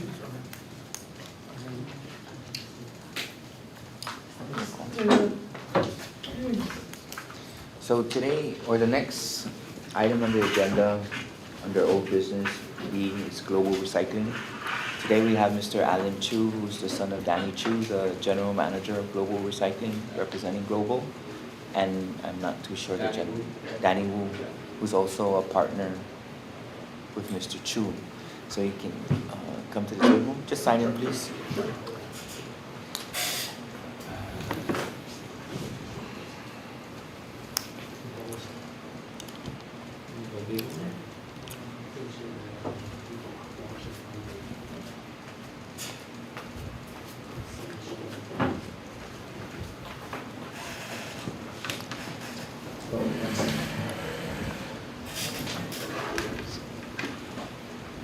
So,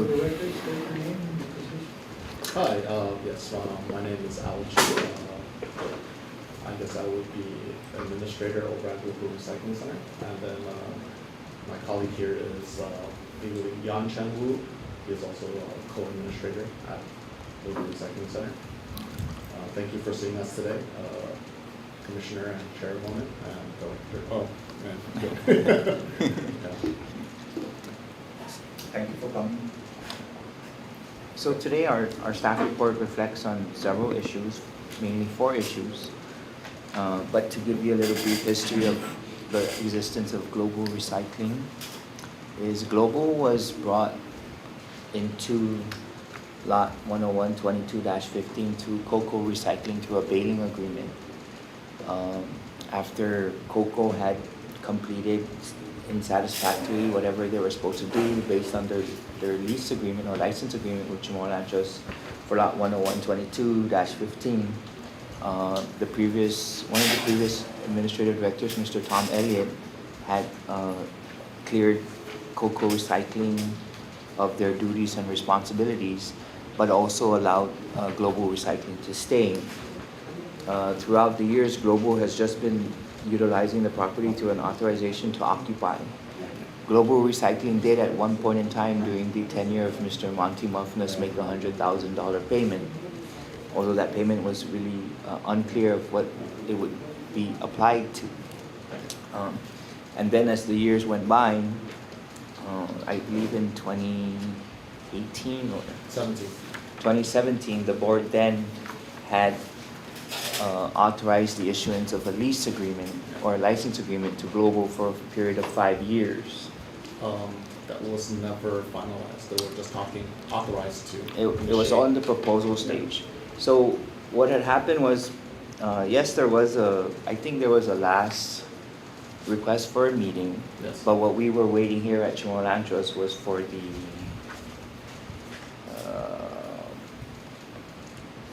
the total amount of tons that would be accepted metallic waste from the village mayors at no cost to the mayors or to CHamoru Lanchos. Initially, what do you call that, the last conversation we had was discussing how you guys, how the CLTC wanted to frame the lease agreement, whether it was commercial or at the time, I believe Nicholas Toffier, the legal counsel, was also mentioning another type of lease, which was for Public purpose. public purpose lease, yeah. So they hadn't finalized what they wanted to go through at that time, and we discussed various payment plans, whether it would be in-kind service, partial payment and in-kind service, or full payment. And those were all options that were on the board. But at that time, they never finalized everything. There was, the director had resigned suddenly, and then, there was no replacements, and then even the board had issues with being filled. And so we were just left in limbo the entire time. We would definitely like to move forward with trying to work out a commercial lease through Tomorrowland Trust. One of the issues was that the leases are so short-term, they're only 5-year leases. I think that's because of public law, right? Yeah. And then one of the other things that was suggested to us from the I believe then director Hattig and legal counsel Toff was that we could potentially try to go through the legislature to get a longer term lease directed. Ideally, we'd like to work within the bounds of the CLTC since we are on CLTC property. But if we cannot secure a longer lease because it's a large facility, we might go with a legislative route. So to what Mr. Chu had said, so there's 4 issues, as we mentioned earlier. So issue number 1 is Global Recycling is utilizing and conducting business on lot 10122-15 through an authorization to occupy, issued on the last issuance on January 6, 2015. Second, under the authorization to occupy, Global Recycling is not obligated to pay monthly rental fees or real property taxes. Number 3 is a non-compliance with 21 GCA 75107F.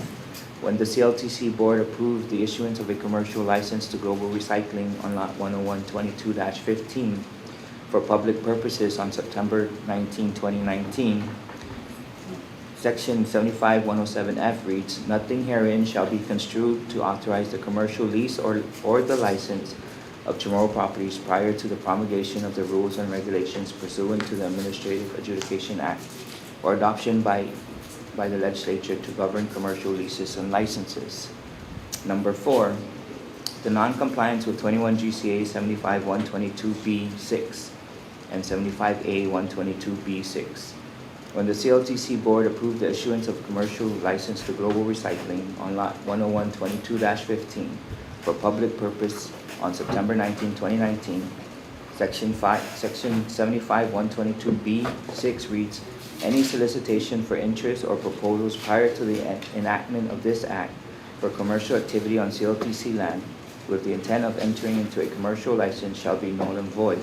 This section was enacted under Public Law 33-95, signed into law on November 9, 2015.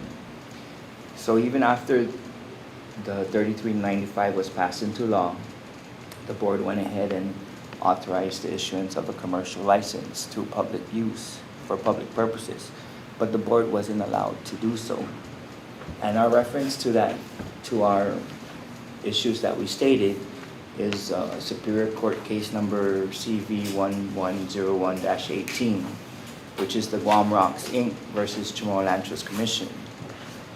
In a nutshell, the Chamorro Land Trust authorized Guam Rocks to conduct surveys and invest some money, which Global has also through appraisals.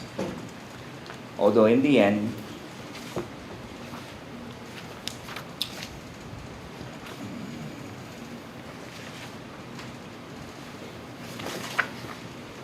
part of the decision and order reads, absent an executed commercial lease license or other conveyance, the parties were still in the proposal phase. Accordingly, Public Law 33-95 voided Guam Rocks Laguna license application. So it's also Global Recycling's, they were in the proposal phase still. But because of the enactment of 3395, that just voided everything. And that was in the 35th legislature.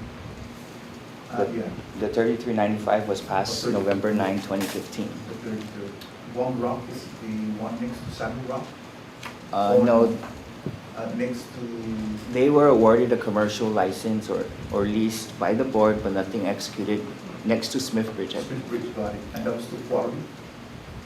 I believe so. Okay, got it. Now, this guy, but go ahead. So this is, But Global Recycling, Recycling. we were still in the proposal phase of executing a commercial lease or license. But because of the enactment or the passage of 3395, it voided everything. So legislative is the alternative route, legislative action? If it was to be sole source to Global Recycling, that's Sole the only way. source. Yeah. If it was to be sole source. Sole source, However, we have about 3 or 4 recycling groups today. I'm not too sure of the I number. see. Do you know your competitors or not? Yeah, there's Pyramid, FSM, Triple Star, SK, that's about it. Yeah. So, Oh, okay, maybe not SK then, yeah. SK would be SIBA. Oh, okay, Yeah, understand. yeah. So it would not be sole source. It If- would not meet sole source requirement on the procurement. If we go through the 75-122 process, it's through competitive bid. Yeah. So it will not primarily mean that Global will win So it or would be, will be awarded the license or lease. Are you willing to compete? The thing with it right now is there's a lot of metal and things already on the site that which we have paid for in our ongoing operations. So we pay about 5 cents a kilo for metal. For the ones that are stacked here or not? Yeah, the ones that are stacked there now. And we have some equipment on hand, you know, so that's primary issue because that metal is what is being done. So, can you clarify, because a lot can mean a lot of different things? Several hundred tons. Okay, Yeah, thank you. Let's say about half a billion ton, 500 million ton. Oh, no, a ton is 2,000 pounds, or 2,000 kilos. Short ton. Yeah. Long ton is. How do we have like, what, 500? Yeah, but it's Yeah. very close, Yeah, about so you're 10%. using short ton or say- long ton? Long ton, Say 2,000 就 say 1,000，1000个柜子20次。现在从那个是 because we also accepted a lot of metal and material from the Tapu water three sites. Our Yeah. attorney just wants to kind of clarify Have the a, tonnage. have a general idea of the tonnage. 1500个柜子 so I believe minimum would be about 30,000 tons. 30,000 ton. Yeah, right now, And- after because of the additional material we And you convert accepted. that to cubic yard, so every ton would be about, It's very hard because the material, some of the material is not compressed, right? So as you compress the material into bales, it will be heavier, but the volume will be less. But now a lot of that material is loose material, so it needs to be processed. Yeah, I've seen the anchors that you have there. yeah. We've already, right now, there's dramatically more because of Typhoon Marwar, especially like we've shipped out a lot of the white goods and, broken white goods already, but we still have a lot more. I think, if you go to Tianjin or any of the Typhoon Marwar sites, you can see that they're almost empty. Right, yeah. Yeah, I so live we, right there next. So how- we're next to the Dedido one. Yes, How go ahead. long does it take to process This 30,000? will probably take at least 6 months, and that's not including new material coming in. Right, that's just what's there. Yeah, that's just what we have, right? So we're always taking in new material. It would be minimum 6 months. We're primarily limited by containers. I see, so. Yeah, so we have a lot of the shipping companies have a shortage of containers, like Matson has a shortage of 20s. So we're limited by the amount of containers we get in, also the time basis. 20 and 40, right? Yeah, 20 and 40, but the thing with Matson is we're only allowed to ship 10 TEUs a week because their transport port is in Shanghai, and Shanghai only allows 10 TEUs. A 20 is 1 TEU, a 40 is 2 TEUs. That's And 10 we're- ton? Each container that we shoot is average about 20 to 21 tons for the 20 On the 40 footers. footer. 20 footer. 20 footer is Yeah. about 20 ton? Yeah, about 20 tons. The 40 footer is usually for some materials that cannot be compressed, No, but they will only average about 24 tons, and 25 maximum tons. would be about 39 ton. Cannot be that much, the ground roadways cannot allow that much, so actual net material maximum of about 25 tons. On the 40 footer? Yes, on the 40 Okay, footer, understand. yeah. And you ship out about Right 12 now, containers a month? huh? About 12 containers a No, month? we ship out probably, so it's 24, it's 36. Right now, we're probably doing excess of 40 containers a month. 40 containers to Shanghai? No, the ultimate destination is Taiwan or Malaysia, so we use several different carriers. Taiwan, okay. But the problem with the Taiwan shipments is that the Matson trans station, so the ship has to transport to another ship. Oh, That station one more is, time. yeah, one more time. So that's in Shanghai, but Shanghai has very strict rules about how much material it can take. And the So weight. we're, yeah, not necessarily the weight. The weight is under the tar weight, I mean the allowed weight, so that's okay. But we can only ship 10 TEUs. So that's either 10 20s or, every 2 20s can be a When you 40. say 10, that would be 10 cans? 10 cans, Got yes. it, okay, understand. Yeah, Okay. and then so we've been averaging, and we also ship through MEL and APL. So because of Typhoon Marwar, the extra material we brought in, we're shipping out an additional, I would say about 12 40s a month on top of that. Yeah, so it's been there's a lot more material to get rid of. I see a lot of chassis. Yes. From Matson chassis. Yeah, we also handle a lot of Matson's chassis. This facility here is probably the only facility that can handle that much load. One of the reasons why we were chosen as a facility for the Typhoon Marwar disposal is because no other facility on Guam can have the space to hold it or the processing speed to process everything. Yeah, like if you go to any of these other companies that are competitors, I don't believe they ship even 1/4 of our volume. Right, yeah. Yeah, so that's the reason. Question on the chassis. Sure. On the chassis, you have to split, trip, then pack? Or you Usually, or you long can- strips? You just kind of cut them into strips and then load And then them. fit it in? Yeah, That's where the weight becomes minimal because it's not really compact. yes. More airspace. Yeah, so that's why those are probably for the 40s, yeah. Now on the cement trucks. Sure. You remove the cement, rotating cylinders, then cut, then pack? Or the whole cylinder in the container? No, you have to cut it and compress it, Okay, yeah. all right, so that's another expense just to Yeah, chop. so a lot of our processing is labor intensive. I can see. Yeah, we have a baler on site, which is to compress the looser metals like the tins, some rebar. Those can be compressed into tubes, yes. On the anchors that are solid, high grade steel, chromoly. Yeah, those are put in directly. Chop? Oh, Cannot cut, yeah. Depends on the thickness, like if it's a thin anchor, yeah, we can cut it. But those ship anchors that you're talking from Navy and stuff, those have to be put in directly. Those are very, very heavy and it's not cost effective to cut them. Yeah. So what we do is we'll put in bales around it to secure it Yeah. and then it'll be inside this thing by So itself. it's a lot of airspace or? Yes. Additionally with chains and stuff, like the ship anchor chains, Yeah. those are not cut as well. Those are usually placed directly in the You container. see a lot of transformers in your garage, transformers split open? Not too many. Yeah, but you remove the liquid and? We do not accept material with hazardous waste. Okay, so it's already Yeah. drained and? Yes, that's one of the provisions that we have for any of the companies, even the commercial entities that come to our yard is when we dispose of it, it has to be certified drained of chemicals. I see. Yes. And that's would be copper, brass, separated in? We do some light separation. Yeah. The non-ferrous material is dramatically lower than the ferrous material. Okay. I would say in a factor of 1 to 20 maybe. And then I see a lot of batteries. Yes, the Separate batteries. plastic and the lead. Car batteries, we do ship. Right now, we ship primarily to Korea. Yeah, and those have a separate packaging. After draining the muriatic acid and? No, you don't have to drain the, Oh, those are not okay. drained. Those are just placed as is. You can keep it on site for up to 1 year. Before you With the can, liquid in it? with the liquid in it. Okay. So it doesn't have to be declared as hazmat. I mean, not hazmat, I'm sorry. You don't have to have a registry for it if you're keeping it for under 1 year. So we're transporting it, basically every time we have 1 container battery, we ship it to Korea. Electric monitors, computers?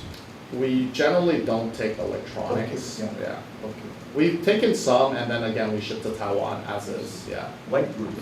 White goods we do take. You separate the motors and the Yes. insulation and? Yes, so the insulation we dispose of through Guam Solid Waste, so I see. every month we pay thousands of dollars as tipping fees for those things. And then we do separate the material. Washers, dryers, and stoves don't have much at all. They're mainly just metal. And then it's the water heaters and refrigerators that are primarily full of insulation. Yeah. Vehicles with transmission, aluminum transmission, or aluminum steel blocks. Yeah. And differential, you separate to. Yes. Okay, labor intensive. Labor intensive, yes. Remove the engine. Sure. Okay. Yeah. And then Motors, you have the electrical wires. some of it, yes. If it's not too difficult to remove, yeah. All right, so attorney would, you want to put we already kind of laid out the weights and measure and volume in cubes and weight. So you're good. Well, no, I had only asked those questions. I was just trying to get an idea of The business. like, yeah, well, just of how long it would take you, like you said. To process all this Right. material, like I said, I think it's gonna be a minimum of 6 months. And Right. Right now, there's a labor shortage. I don't know if you know, but it's like, it's Labor very, intensive. and this is a labor intensive job, you know what I mean? We do have heavy equipment that helps in the process, but, there's a labor shortage involved. And then what about buildings? On the, like, did you guys build any? They're mainly temporary, Okay, like our that's office what- is a container office, right? And then we do have some overhangs, but those can be easily removed, I think, by us. So the meadows at Tijan, you guys purchased to? Those, no, we did not purchase. Those were given to us by ECC. Yeah, no. So Army Corps of Engineers subcontracted to two companies, Pacific Federal Management and ECC. I don't know what the acronym stands for. And then they disposed at our facility. At no charge or no cost? Right? No cost, yeah. But the cost would be on your, On our processing side, we have to process that material. and Yes. then you ship it by ton? Wait, by tonnage, yes. At how much a ton roughly? Roughly like 200 something a ton. $200 a ton? Yeah. Short ton? Oh, yeah. Long ton? Long ton, yeah, metric ton, yes. Yes, thank you. If you had a long-term lease, Sure. you have plans that you would build something or? I have not discussed with my boss has Okay. thought about maybe adding more capital infrastructure, but right now it's hesitant to do so because, anytime. Right. Yeah, so we probably won't make any real capital improvements unless there is a long-term lease, yeah. Sure, go ahead. Who are the principals involved? The principal owners, myself, my father, and Mr. Danny's father, Mr. Yang Chan's father, yes. Mr. Kwan is not with you guys? Mr. Kwan? Yeah, Oh, you're talking about Primos? Mr. Yeah. Kwan? No, he's not. because in the beginning it was showing Mr. Kwan. I think, I'm not sure of the relationship because I came on board in 2010. Oh, Yeah, so I don't know, prior to that, I do not know the arrangements. Can you tell me the arrangement you guys had with Coco? I do not know, that was before my time. Like I said, I came on board in 2010. So that would be your Ed? Oh no, Mr. Ed is the one that issued the 100K? No, Daniel, my father. Oh, Yeah. so he's the one that issued? Yeah, so they were doing that With- much prior before I came on Guam, actually, yeah. So that is the beginning, you're you kind of. Yeah, trying to help out, yeah. How did Global Go ahead. get involved with the property? I believe, this is all, I can't verify the accuracy of my statement, because this is just my dad telling me stuff like this. So he told me initially, Coco, like, I forgot who, it might be Bali Steel, they had a lot of, this was a FEMA, designated debris site before. And what happened was during that time, there was a ton of stuff here. They could not sell it themselves, so my father reached out to his father in Taiwan. His father in Taiwan has been in this recycling industry for many years prior to this, to handle all the material that was stored there over the time during that, I forgot what year that was like 98 or something. Yeah, After Pangsonghua, so that was a FEMA disaster site where they located all the messed up material. And then, Was it like everything, kind of like the sites we have now, or was it just metals that were collected? like I said, I don't know You at don't the know, time. okay. My coworker said is, in his recollection, it was almost everything. Okay. Again, we don't specialize in doing everything there, we only do the Just the metallic, metals. yeah, the metallic Okay. things, yes. Plastic, no plastic. No plastic. And the father is in Taiwan? My father just, Oh, no, his dad. his dad is on Guam, but he doesn't speak English very well. When you guys ship to Taiwan? We ship to Taiwan, yes. Mm, Our, that- majority of our vendors are in Taiwan, yes. And the vendors, his parents or something? Just, No, just, they know them. I see, Yeah. okay. Yeah, sure, and then, yeah, Because in reading some of the correspondence, sure. my interpretation was Coco brought you guys onto the property Mhm. for baiting purposes. Yeah, so they wanted us to handle, well, like I said, I wasn't here for this, I didn't even read these correspondences, but from my understanding was that they couldn't handle all the material. That's why I'm wondering who are the principals, because Yeah, was there a partnership between Coco and Global? I do not know, I would have to ask my father, sorry, he just had, he's in Taiwan for medical treatment, yeah. So he will be back in December. Yeah, but we're not sure, yeah, I still have to ask. Yeah, I don't want you to say something. Yeah, I'm sorry, yeah, I'm sorry I couldn't answer your question there, that was before my time, I don't know. But see, at least you have my question. Yeah, I can forward it to my father. Pass it to that. Sure. And give him So- all we want. Oh, okay, thank you, will do. So what would you guys like to see? Ideally, we'd like to get a long-term lease, for the property, and then continue our operations there. One of the things is like, I believe we do a public service for Guam, again, like, no site can handle the amount of material that we took from Typhoon Marwar. The companies even approached us directly and told us that, you can ask, you can confirm with DCC or PFM. We also do some services for the mayors, many times. If a location had like desperate need of cleanup, they will ask us and we usually just, expedite their requests. I know we've done that for Jigo Mayor's office before, when they have to have like, fiesta or whatever, and the site is messed up, we go there and clean it, Have you accounted for like the fact that you guys currently aren't paying any kind of rent or anything? Yeah, we understand that. I mean, that's not because we don't want to pay rent. This is Right. because like we've gone through the steps to try to secure a lease, but the problem is a lot of things happened. COVID happened, another public law came out that kind of nullified the initial discussions. And so now we're kind of in limbo and we don't really know what the next step is because it's predicated upon the commission to propose something to us, right? Have you got an appraisal of the property? Yes, we have got an appraisal, but that was already a few years past now. Okay, Yeah, but you so- provided that to the commission? Did we give you a copy of the, yeah, I believe we did. Two, one from Cornerstone, the other one from, Richard Gutierrez. Right, yeah. Chief Yeah. appraiser. Chief appraisals, there you go, yeah.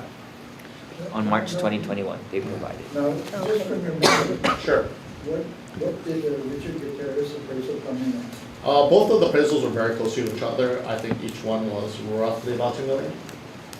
I think, right? Is that- I don't remember correctly. And that was 2 point something, yeah, 2.2 or 2.1, 2.2, roughly around that area. 15 acres now, right? Or, I believe it's 13 something. yeah.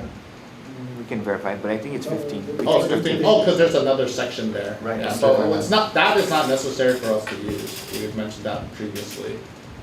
Yeah. Yeah, that part is, yeah. But you're using the whole property, There's a section that we don't use, other than that? yeah. Like that corner right there, yeah. Because it's a cube, right? Or it's a rectangle, I'm sorry. Has there been any EPA assessment been done on the property since you guys have been in control of it? We have to get EPA permitting. So we do get permitting by EPA. Is that annual? That is for collection and processing, I think it's 3 years and the other one's 4 years, yeah. And have you shared those reports with us?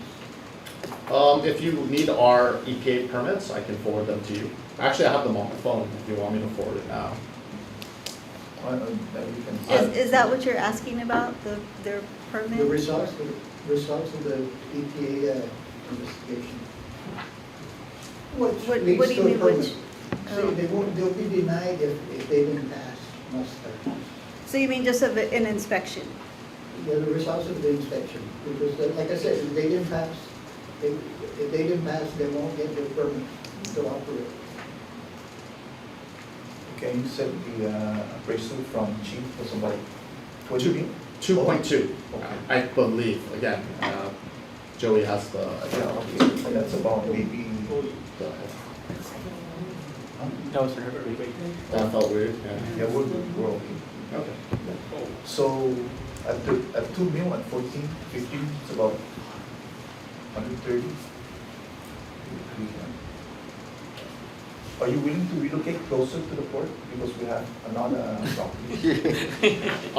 I mean, you know. I can bring it up to my boss, but we still have to process all this I material. understand, yeah. And that's where we were heading. We will have to see the location, but we're open to the idea. Yeah, because you know, Sure. the facility is closer, Yeah. and sometimes the last shipment was just putting it on a ship. Oh, barge, yes, On a barge. that'll be easier. Versus, and that would cut down the. Yeah, one thing though is, it might be more difficult for the customers, the people who bring metal to sell to us, because a lot of the people bring from central area, and if you go up port, it might, I don't know, I can't read the mind of the From people. central area to the port is closer than. I mean, not central, it's from Dedido area. Dedido is the largest populated area, and then people bring most of the material from there, yeah. So as you can see, the Yeah. Yeah, I don't think I'll put the application. we're good. Yeah. Go ahead, go ahead. No, I was just saying, what do you call that? A lot of the material that we bring in is brought by people who just bring their scrap metal, and a lot of that is serviced in the Dedido area. Yeah, it might make it more difficult for them to bring their material. For you to remain on the property, what would you offer? Per acre? I'm sorry? For you to remain on the property to operate what you're doing now, what would be a comfortable? Yeah. Okay, I'll just defer my. Okay, sure. Because we're not really, at a point we can negotiate Yeah, I understand. or Yeah. get anything like that. So that's what I was just Okay, kind of. all right, she's our. No problem. She's our lawyer, so, We defer to the lawyer. When did you guys first sit on the property, Council Hall? From my understanding, yes. That's not. That was 2003? January 15th. Before I was December here. 2002 is Council Hall. Yeah. The It might have been agreement, even before. the that, I scrapping don't know. baling agreement wasn't Oh, early in the year, okay. executed until 2000. 2004. Okay. January 15, 2004. With Coco. That was the agreement, but Yeah. them coming, it could be different. Yeah, but with, Coco. Coco, no? Yeah, Yes. Coco was earlier. Yeah. I don't know, I don't know. Yeah. I mean, August 31st, sorry, Yeah, so, 2004. from my understanding, Coco was doing it first, and then they asked us to come forward, right? Again, I wasn't present in the company at that time, so. I'm not Would very- you be willing to share that, the agreement you had with Coco back then? I have to ask, I don't, not privy to it, I don't even know what it was. I so. think in the it's folder. included in our materials The here. initial? I don't think so. The what? The initial Yeah. agreement between Coco and Global? Yes, it's here. The August Oh, okay. 31st agreement, sir. That's the scrap baling. Yeah. Right. What page?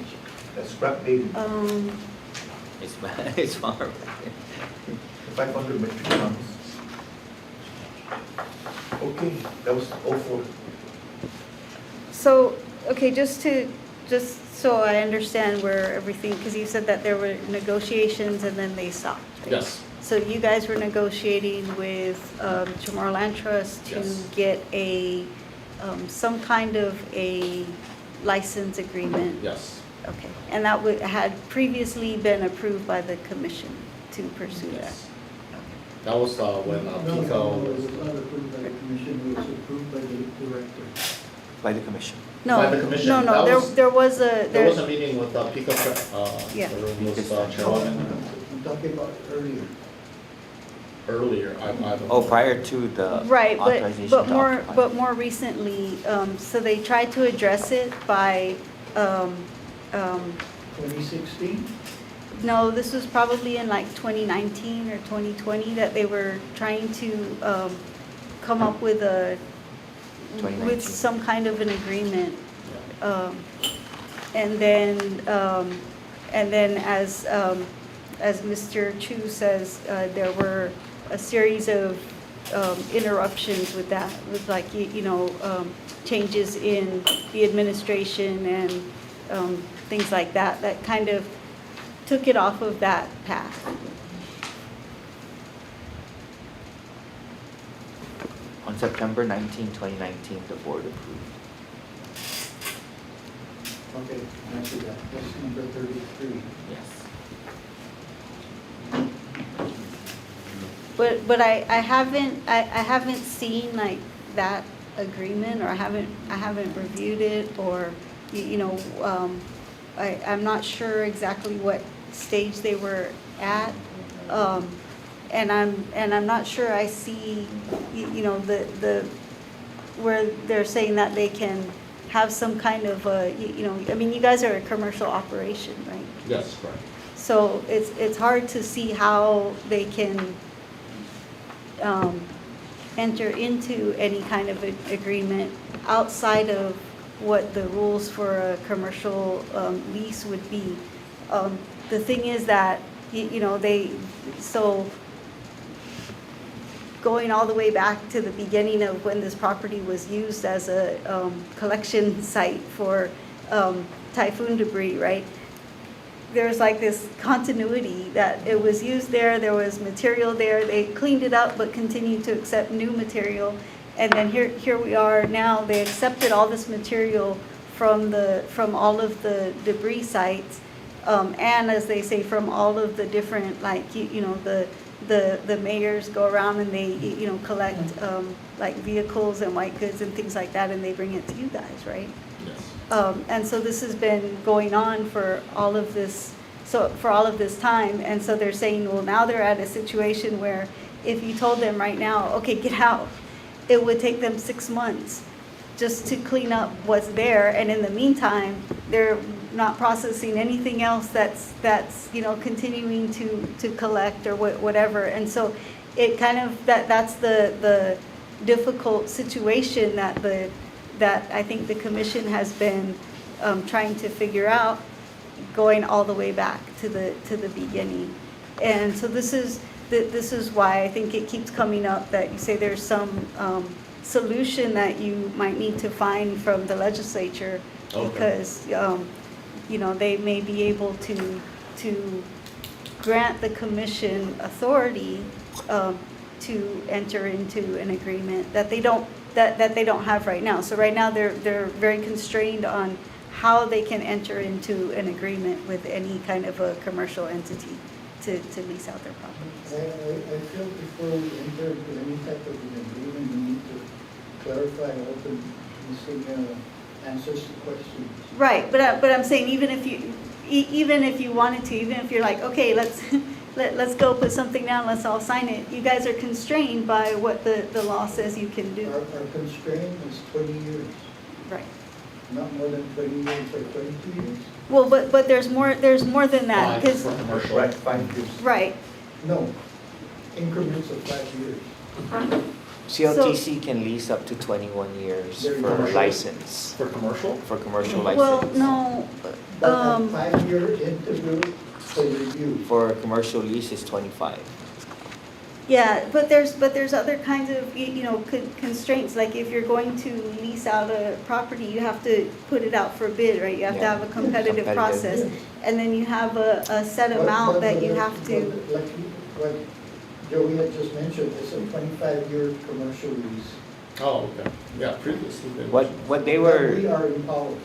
Yeah, what they were presenting to Global before, because of the public law that restricted commercial leasing for government property to 5 years, but that's part of the Chapter 60. We have our own commercial rules and Oh, regs. now it's, okay, Right. before. Prior to the discussions. Yeah. So, it is what it is, but the commission can license commercial property up to 21. Oh, okay. Can commercially lease property up to 25. Mhm. If there's a desire for an exceptional term lease, it has to be approved by the legislature. Gotcha. But even after all of that, we still have to go through the competitive bid process. Sure. So that's a whole process in itself. So step one, first we have to determine the condition of the property, if it's A or commercial. Even though it's zone agriculture and there's a M1 activity, Yeah. the director of DLM can issue a conditional Conditional zoning use. Yeah, certification. This We doesn't have have- a copy of that in the folder before. Yeah, this doesn't have to do with the zoning.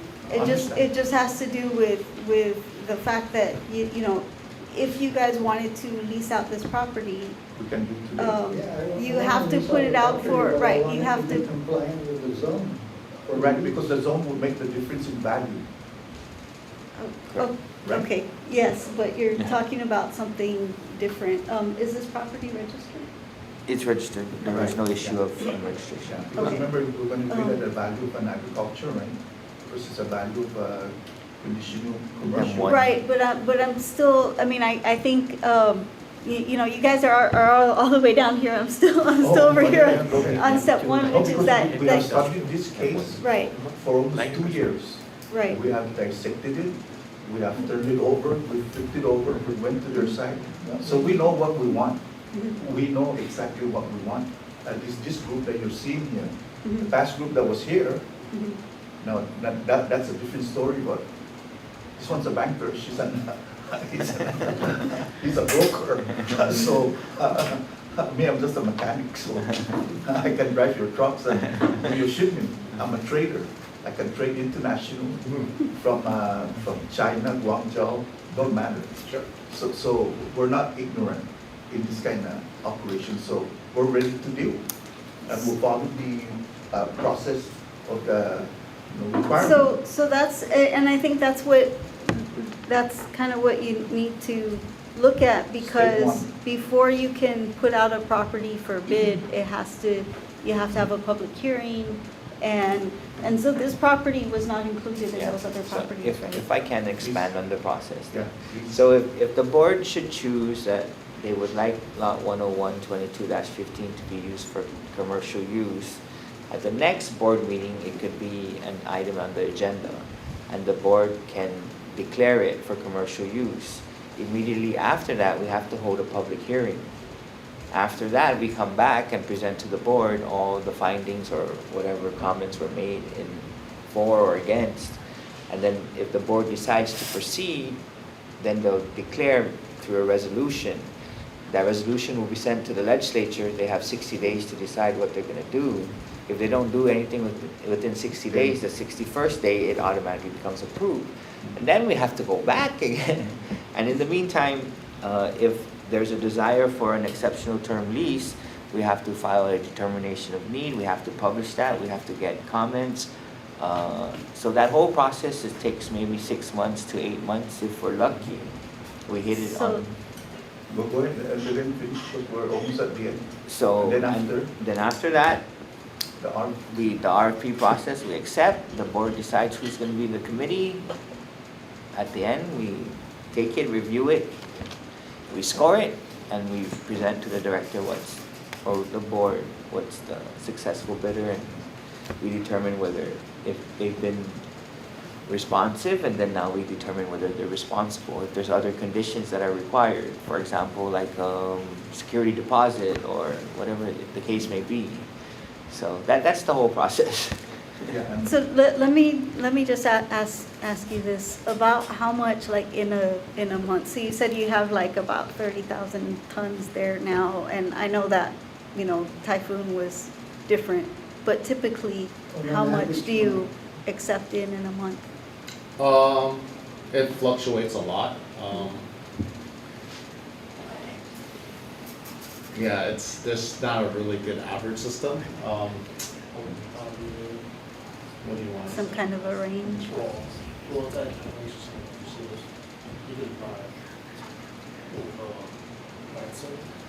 No, that's what except the 60 point.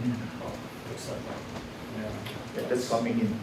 Yeah, because he was mentioning our outbounds. I'm like, I know That our one we can outbounds. measure. We got customs to measure that. Yeah, the inbound is very unpredictable. Some weeks it's very heavy, some weeks it's very light. What would be? Inbound when you accept material. I'm sorry? Inbound meaning when you accept. What we Right, accept, that- yeah. So, So, so when you say very heavy or very light, what kinds of numbers are you thinking? I mean, like so for, like on a really slow day, or slow month, yeah. And so each less than 500 a day, right? That's very, yeah. So After Christmas may have increased. yeah, no, I mean, because we're doing 5 cents a kilo, right? I just look at the dollar figure per day that we paid out. Also. So like if a slow day is like anything under 500, right? But then 500 what? US dollars worth of material at 5 I cents a see. kilo, yeah. Okay, So doing the math, that's what, 5 cents a kilo, $500, that's times 100. That's only, only if, Because the export we can, we can. yeah, we can track that. That's why, Yeah. that's easy for us to track, because I have the BLs. Correct. Yeah, and I have a spreadsheet that shows all our outbounds and how much they weigh and whatnot, Yeah. so I can give that information to you very quickly. Yeah, And- but I'm and then on a more heavy day, what would you be looking at? And that's the thing, so some heavy days, like we'll do like 7,000. I see. It's a crazy Okay, range, you know, that's like a pretty if a construction company demoed a building and they're like, we need to take all this rebar and all these beams to us, Got then it. that's a crazy day, you know, so they just bring their dump trucks and there's a ton of material. But on this property, you have the space to,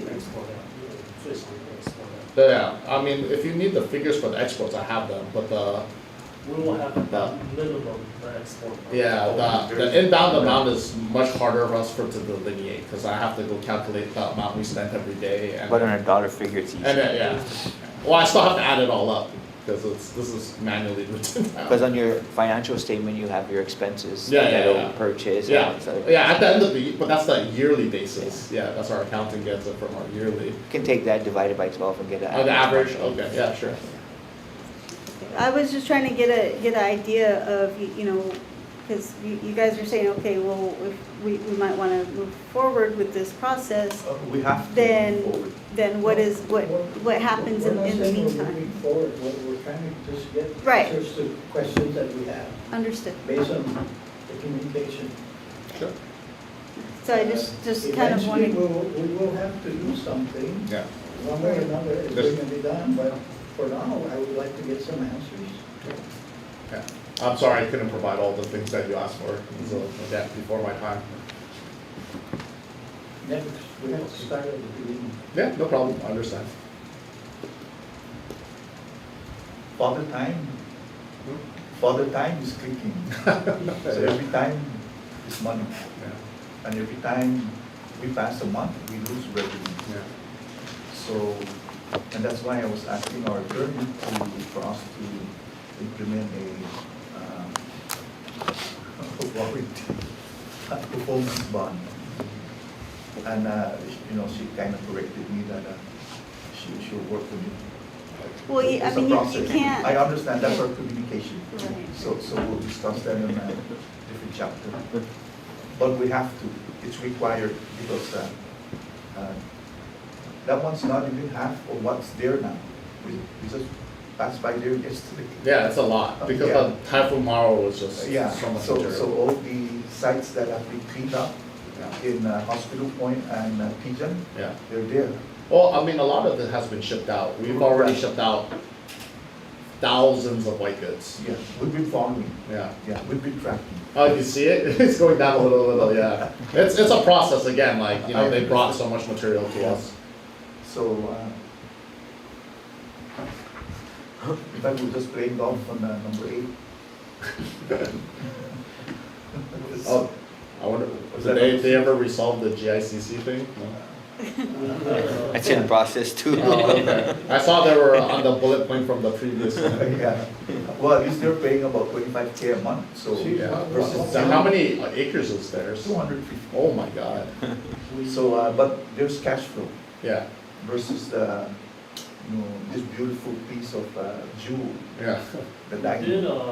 did calculation already after Typhoon Marwa. Uh-huh. Our estimate to clean out is 6 months. Yeah. Oh, Without us, our estimate is up to more than 2 years, Yeah. at minimum. minimum. Yeah, I don't think any other facility can. Yeah. I mean, just looking at their outbounds. That's yeah. with every other competitor. So could you imagine the amount of cash flow we lost? Yeah. I mean, the trust. I mean, you gain, we Yeah. lost. I mean, for the Mauro one, we did game, but generally our Generally, we. generally I'm our glad they cleaned up. Generally, yeah, our margins are very slim. Yeah. This industry is a very slim margin business. It's all, Yeah. yeah, but for the Mauro, yes, we did because there's so much material. But generally speaking, it's a very, very slim margin business. I have another item that I Sure. would like to do research. Okay. Initially, Global received on loan Mhm.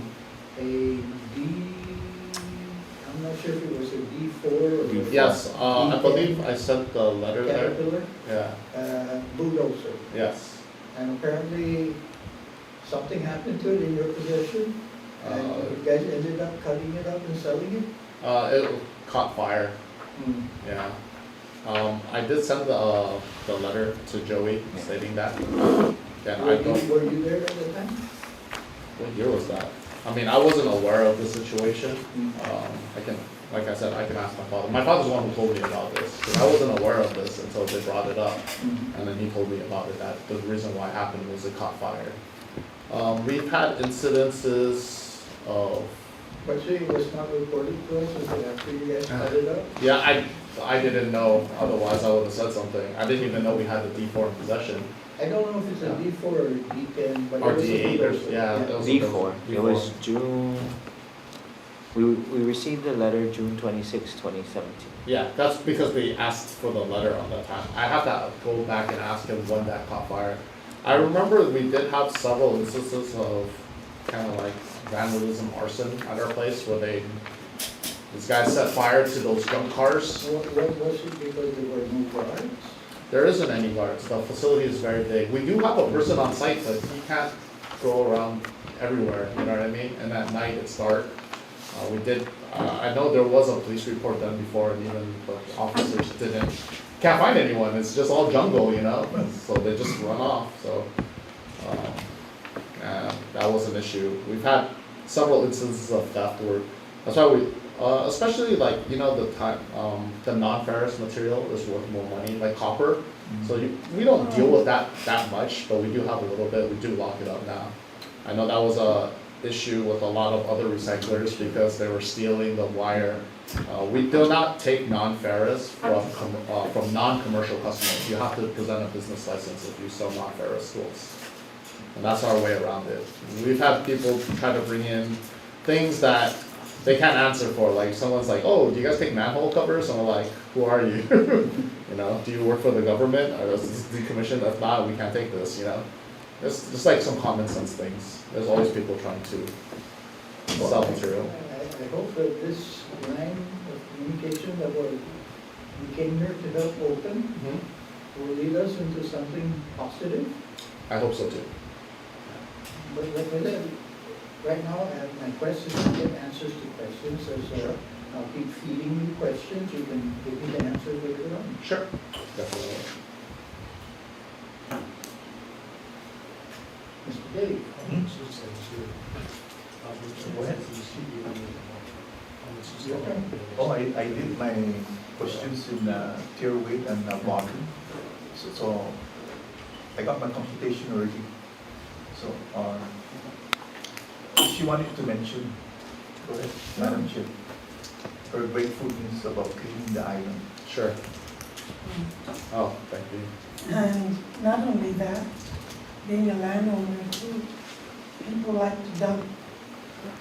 We know.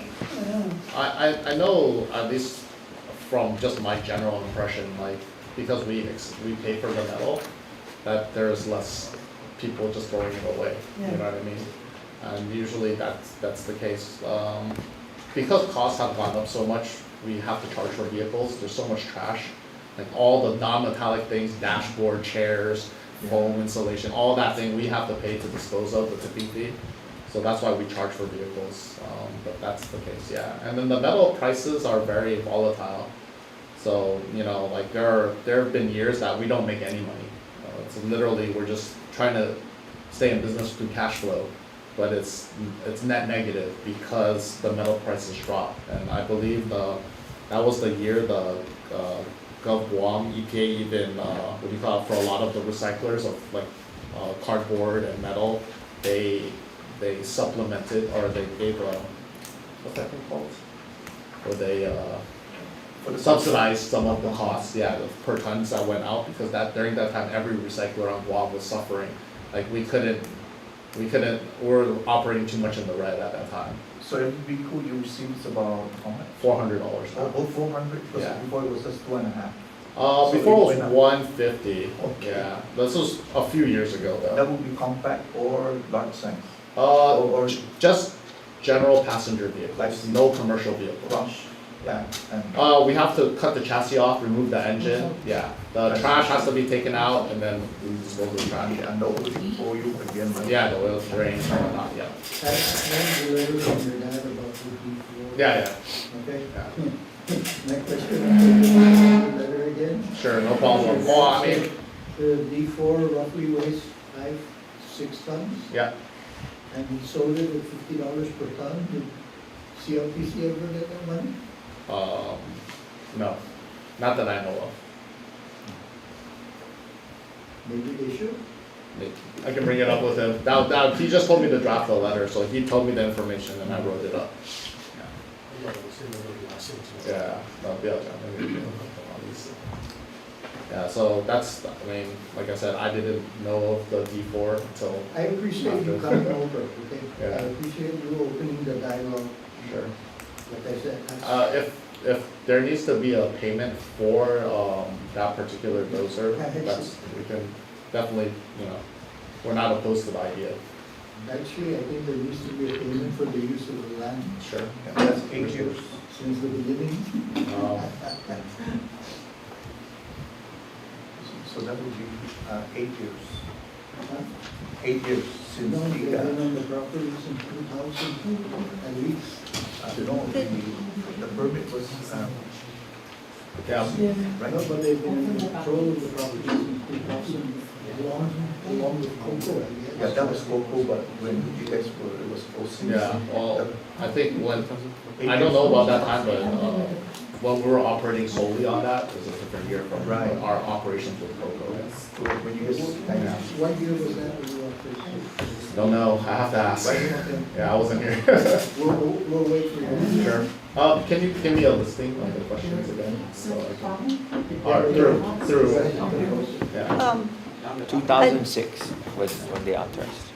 I'd suggest that you might want to just communicate with the staff and have them coordinate. I'm just suggesting, just because I just want to make sure that, you know. Our questions are all based on the research of the staff. But it's going to go through the director. Right. okay, so, do we set another meeting for, the meeting? We can include them in the next board meeting. Yeah, just as a follow-up. Okay. Status. Understood. And how many years occupancy I joined? I think I said 2016 Yeah, because I was sitting here as 2015. or 2006. 2015.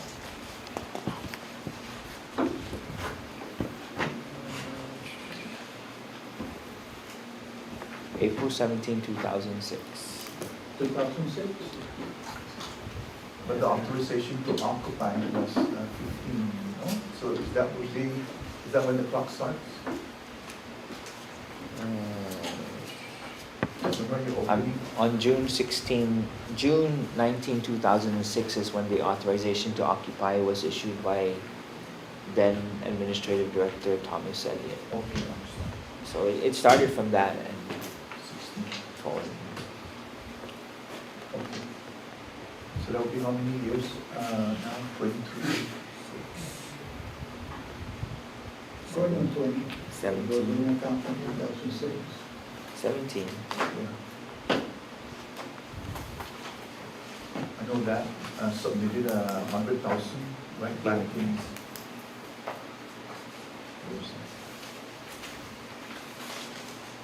Uh, 9/15/11. Okay.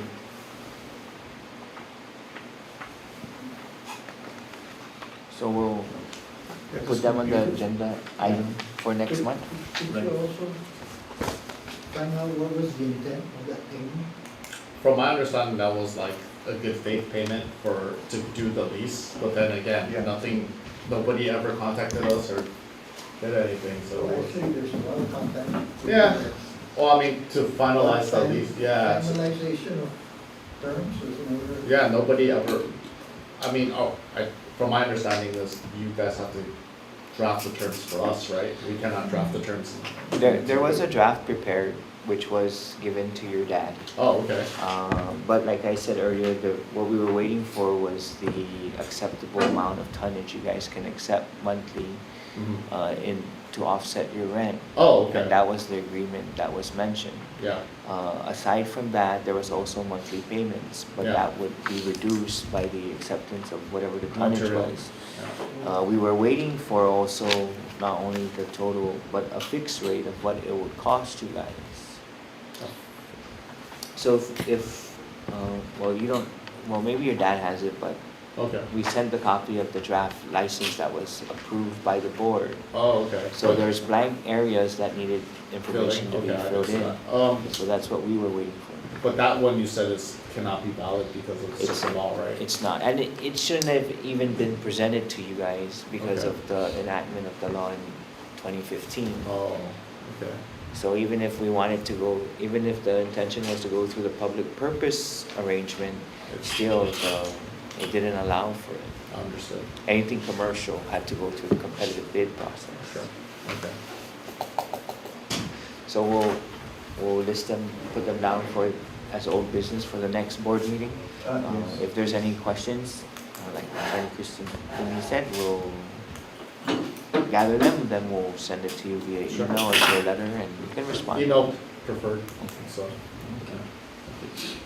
Okay, thank you so much. Thank you. Thank you. We have one more item. Oh, what No. you say? Can I just, before they Yeah. move, I mean, I understand that you guys will be communicating with the director, or,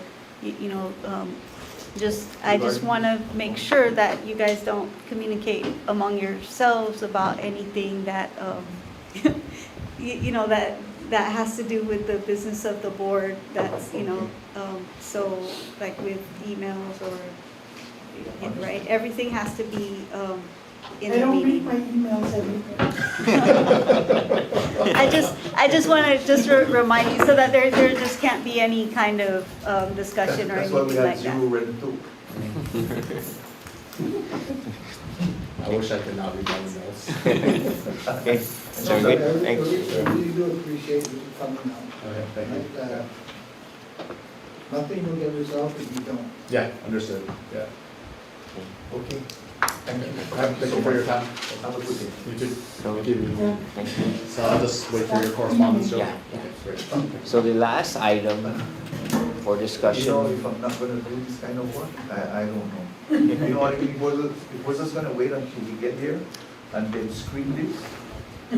This is what happens. You can read all of the materials and prepare for the meeting, you just cannot No, if discuss we it among all yourselves. Read the material. Yeah, you just can't discuss it among yourselves, Understand, that's all. yeah. But then when he emails you guys, No, you know, the, To Kristen. yeah.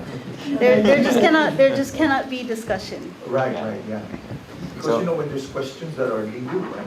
I mean, the only in-house legal I have here is Mr. Glenn May. I always say he refers to you. Can you research this GAR? Or, and he said, okay, on last time.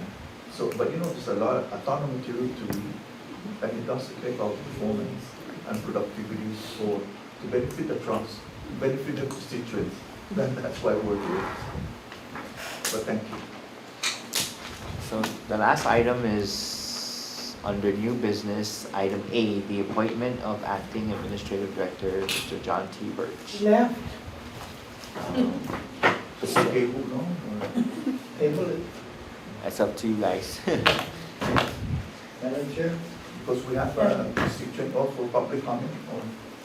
it's up to you guys. I would like to table the appointment of Mr. Birch. Because we want to interview when he's here. Acting executive director for CLPC. No? So we Until can, our next meeting. so we can ask some questions about. Okay. So, Oh, I second the motion. Aye. who has it? So now, Motion carried. we move to public comments. We're moving to public comments now, is that what you guys want to do? Mr. Kanata? Can I just speak from here? Only if you can sign in and, because the microphone.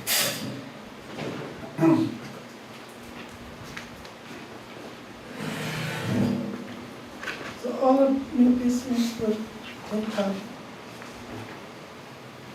Because we have one more, right, public comment. See? I thought we discussed the null voice, sir. We're in table it. Yeah, but you seem to be. This is public comment, right, then you can, we still have, Oh. but go ahead first and then we. State your name for the record. Good evening, everybody. My name is Jose Chagala Penata. I'm here to thank each and every one of you guys for accepting me and my family back here, since we're the last batch here. I just wanted to emphasize that we do need your help. It's been going on, what, almost 5 months, going 6 months. And we just turned in our documents to our land agent, Jessica and Glenn. We want to find out how soon can we get that document to SBA for the approve the loan guarantee and the document to present to SBA so we can start moving forward with our whatever prices we're seeing. Right now, I'm still under a canopy. We just bought this new tarp, because of this previous rain, and I kind of leave my place. The place where I'm sitting at is it's a risky business. Like what Mr. Tony was saying, that area is people. Yeah, I mean, you own the property, but the real ownership will scam you out, Midnight, they call them midnight spirit. I call them SWAT team, They go on, they target your place, So my concern, my family back here concern is how much longer can we get the document on that loan authorization and agreement to represent to SBA so we can move forward and start, and get away from this canopy, because honestly, like, I sent pictures to you guys, to look at how we live. I mean, like I said again, we need help. We need help. We need someone to help us out, I mean, we need somebody to help us, I mean, we're living in, we're living in a uncomfortable situation when it rains, we get flooded, Thank you so much. We did we made a motion to approve your loan guarantee. So that's already secured. So I guess the council. It's just processing now, right? And process is on the way. It's the processing of it. Okay, and if you don't mind me asking, how much longer we, Sure what else has to be done. Let's see. Who's gonna sign?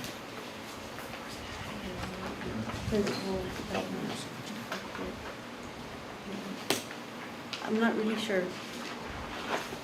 Now, was the issue the format or the template of the loan guarantee? Because I know. I have not, I haven't seen that yet, so I haven't reviewed that. We'll be providing that to her. It's just because, you know, it's an urgent for.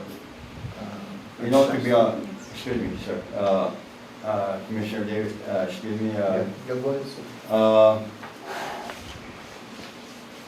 I have health issues in my family. One of them, my daughter, and the other one, my wife. She just came back from Philippines. I am not going to express what I have, but it's a serious issue. And the most hurting part there is the way we live right now. You know, I don't know how you guys are living. You know, all I'm saying is put yourself in my shoe. Waiting for this long, we come with good faith, you know, and I'm asking for you guys to, you know, give us your support too. I mean, if we're going to wait another 3 months, I took off today at work. I took off at 12 because the meeting's at 1. And look at the time right now, you know, my family is hungry. If you for me to go use the restroom, my wife telling me, you know, stay, because they might call you next, you know. So I'd rather let it out than for me to hold it here and, you know what I mean? So I need you guys' help, and for how long am I going to wait? We are going to wait. That's the big question, you know. How long are we going to wait? Because I have health issue in my family, and that's my biggest concern. You know, I have a daughter that have gone through issues. You know, it's just like during Typhoon Mawar. I have to put my daughter 24/7 in an aircon, in an automobile. You know, and my question is, how much longer are we going to wait? Is it going to take another 2 months again, 3 months? What is the process when you turn in all your documents? After we approve? Excuse me? What is the timeline and the process after we approve the? It shouldn't take long, but we have one concern about who's going to sign the document. And So we just need to confirm who the signatories have to be. And then also we need to review the document. We answered that, and we designated the acting chairperson and the acting administrative director. Right. I don't recall that. that's for the bank accounts. The bank accounts? Yeah. So, now, So it just needs a review. It's as, you know, But- that's. do we have to authorize? Right now? You guys wouldn't have to do anything else for the ones that you've authorized. You've already authorized it, so it's just administrative. So we have 100 SBA that's in the file. Can we use that as a precedence? You have a what? Can we use that as a template or a precedence? What is the holdup? The 100 There's no, signatures? I don't think there's any holdup. You just mentioned the signatures. We have to confirm who the signatories need to be, and the document itself needs to be reviewed. And I haven't seen the document yet. So on the last 100, who did the signature? Who was the signatory? Previously, Yeah, the last 100. I think it was SBA. was it the director? The director. It was the director last So time. would that suffice in a legal? Possibly not. There's been some court filings that have brought that into question. So that's what I'm just saying. We just need to confirm that, and we need to look at the document. Based on our, chapter 75 and the GAR, who? Again, who's designated? I mean, I don't know. we just need to confirm. So I need to, it's not a question I can answer for you right now. I need to confirm with the, I need to talk to the deputy AG. And the deputy age is, no, not documented, I mean, Oh, no, I'm sorry. Graham, yeah. okay. So can we contact Mr. Graham sometimes before the end of the week? Or? Yes, I can talk to him You know, tomorrow. This Yes, is an urgent. you've got a medical absolutely. condition. So there's that piece of it, and then there's also, like I say, the document itself needs to just be reviewed. We need to make sure that it's compliant with, you know, because SBA is gonna provide the document. We need to make sure that there's nothing there that needs to change, that So it makes SBA sure is it gonna complies provide with the the law. document for the Yes. loan guarantee. Right. Do we have the loan guarantee from SBA? I have not yet seen it. And where do we go to get it? I mean, They you know, would- we can Just, go just for correction purposes, we have a template of the loan guarantee. from the last 100. Yes, so Yes. we'll provide that to Oh, they're not Kristen. gonna provide? They provide a schedule of what's covered and all that other great stuff. But we But they want provide, us to draft it up. yeah, So then it's gonna take a Oh, little bit so- longer, because we will have to actually draft the document. So we have the template from before, we have the things that they want in it. I haven't seen I haven't seen it yet, so we need to review it to make sure it's compliant with our law. So, you know, I mean, we understand the urgency, and everybody's moving quick. That's why these guys have been meeting more often than they typically I would. understand, excuse me, I understand that, I've been here, what, almost 7, 8 times now? Nine. Right. And still document, you haven't seen a document, you haven't seen a template. I was told that, somebody received already, because they turned in a document, a proper document, and they received, their, document to SBA, and now they're starting their new greenhouse, you know, so I don't know. So I don't know what SBA's timeline is or how any of that process works. I'm just letting you know that, Because already SBA approved us already. right. And these guys have approved All it they're also. asking for is the loan authorization agreement. Because, you know, they're even wondering what's taking us so long. And when they call me from Long Island, sometimes I don't even know the answer. Because You've been in communication with SBA about this, no, about the loan guarantees? no. Not anything that Ms. Tyrone has communicated already. Okay. And so far as the timeline, I haven't communicated with Okay. really honestly, like you mentioned, and I'm glad you mentioned, you heard me loud and clear. I have family with health issue, and I need that urgent care as soon as possible. I cannot be buying tarp or friends donating tarp or asking, do I need help? You want to live with me? No, I want to stay in my own place. But I don't see why another client got approved, and how they get approved, I don't know. But word by mouth, I was told that they got approved. We can just confirm now, Mr. Kanata, that anyone who has been approved for loan guarantee back 3-4 months when the malware started, nobody has received their loan guarantee documents from us. Okay, and maybe we can add it to that. The first one that we approved here on the first 25, right, was last, Delphin, First, was it last, no, October or November? 2 months October. ago, So from the 2 months, right? to or now, October, yeah. So October. So, and of course, because, I mean, I don't know.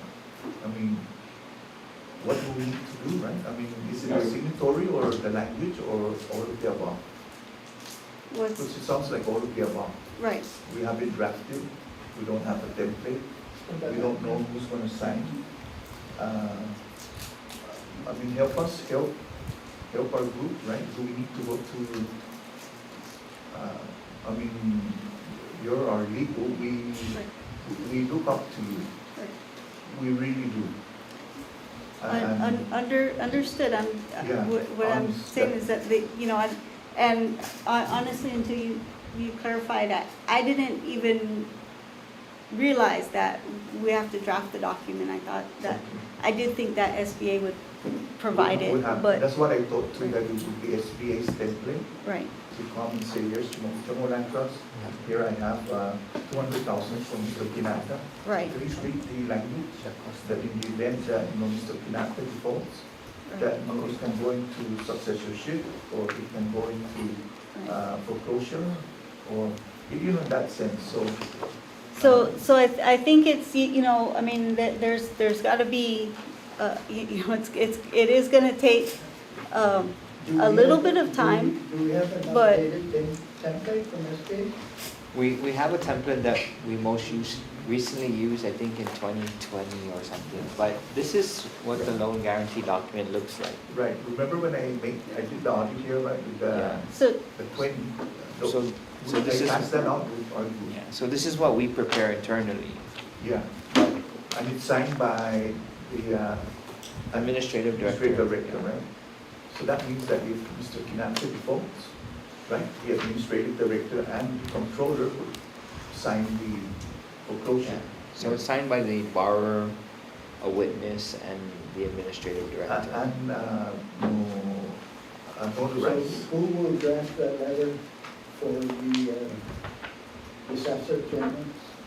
We will draft it. We have a template already, and it's not gonna be difficult to mail merge or to do what we need to do to get it printed. And then record it after that? Is it required? There'll be Because a I think- document, I believe, from SBA, a mortgage document or something like Okay. that needs to be recorded.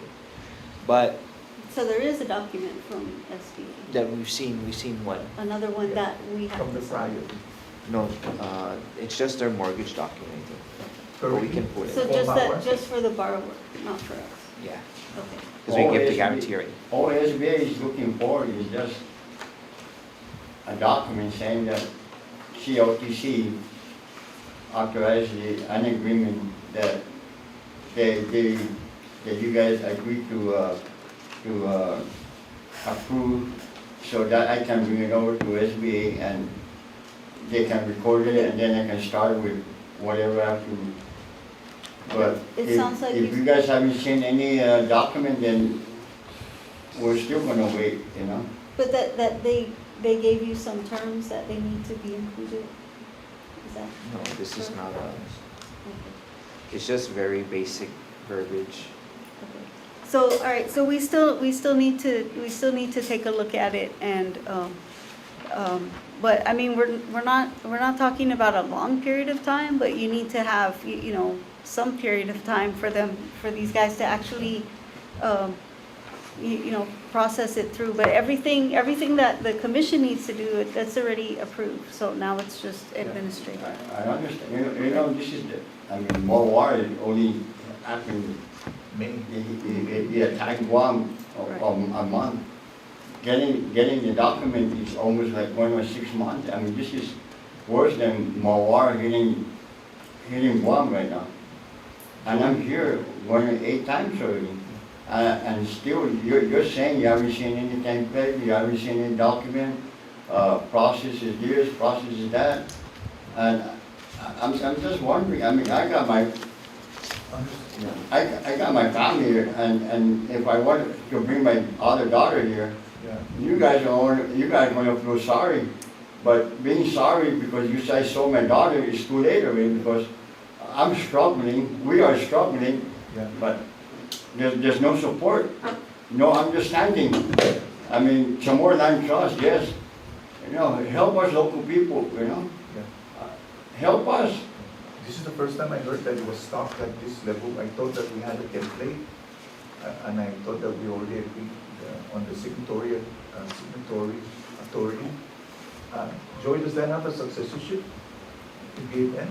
I mean, does it have a successorship in the event of a default?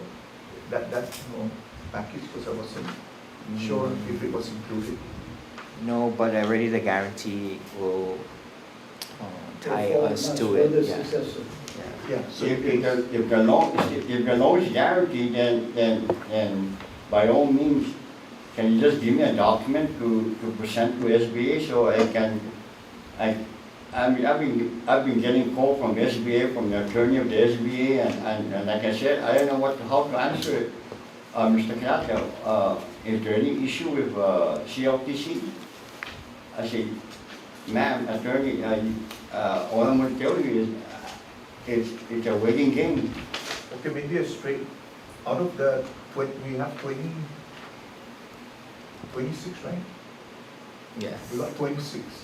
How many have loan guarantees? Maybe not one yet so far? No. If it's new loan guarantees, Yeah. none.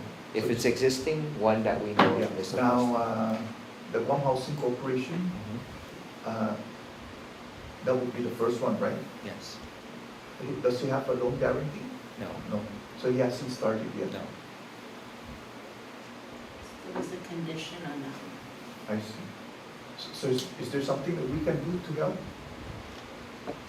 on our side? I need help, Yeah. brothers and sisters, I understand. we need help. I mean, do we need to meet with your deputy or? Give me No, I think the something. commission has already done everything Yeah. that it needs to do, and now it's just, you know. We need to fast track to help the disaster. Or do we need to meet with the AG himself?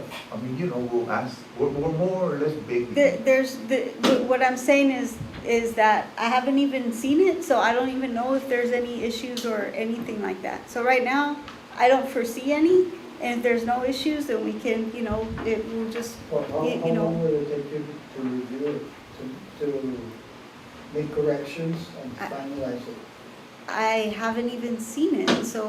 but just,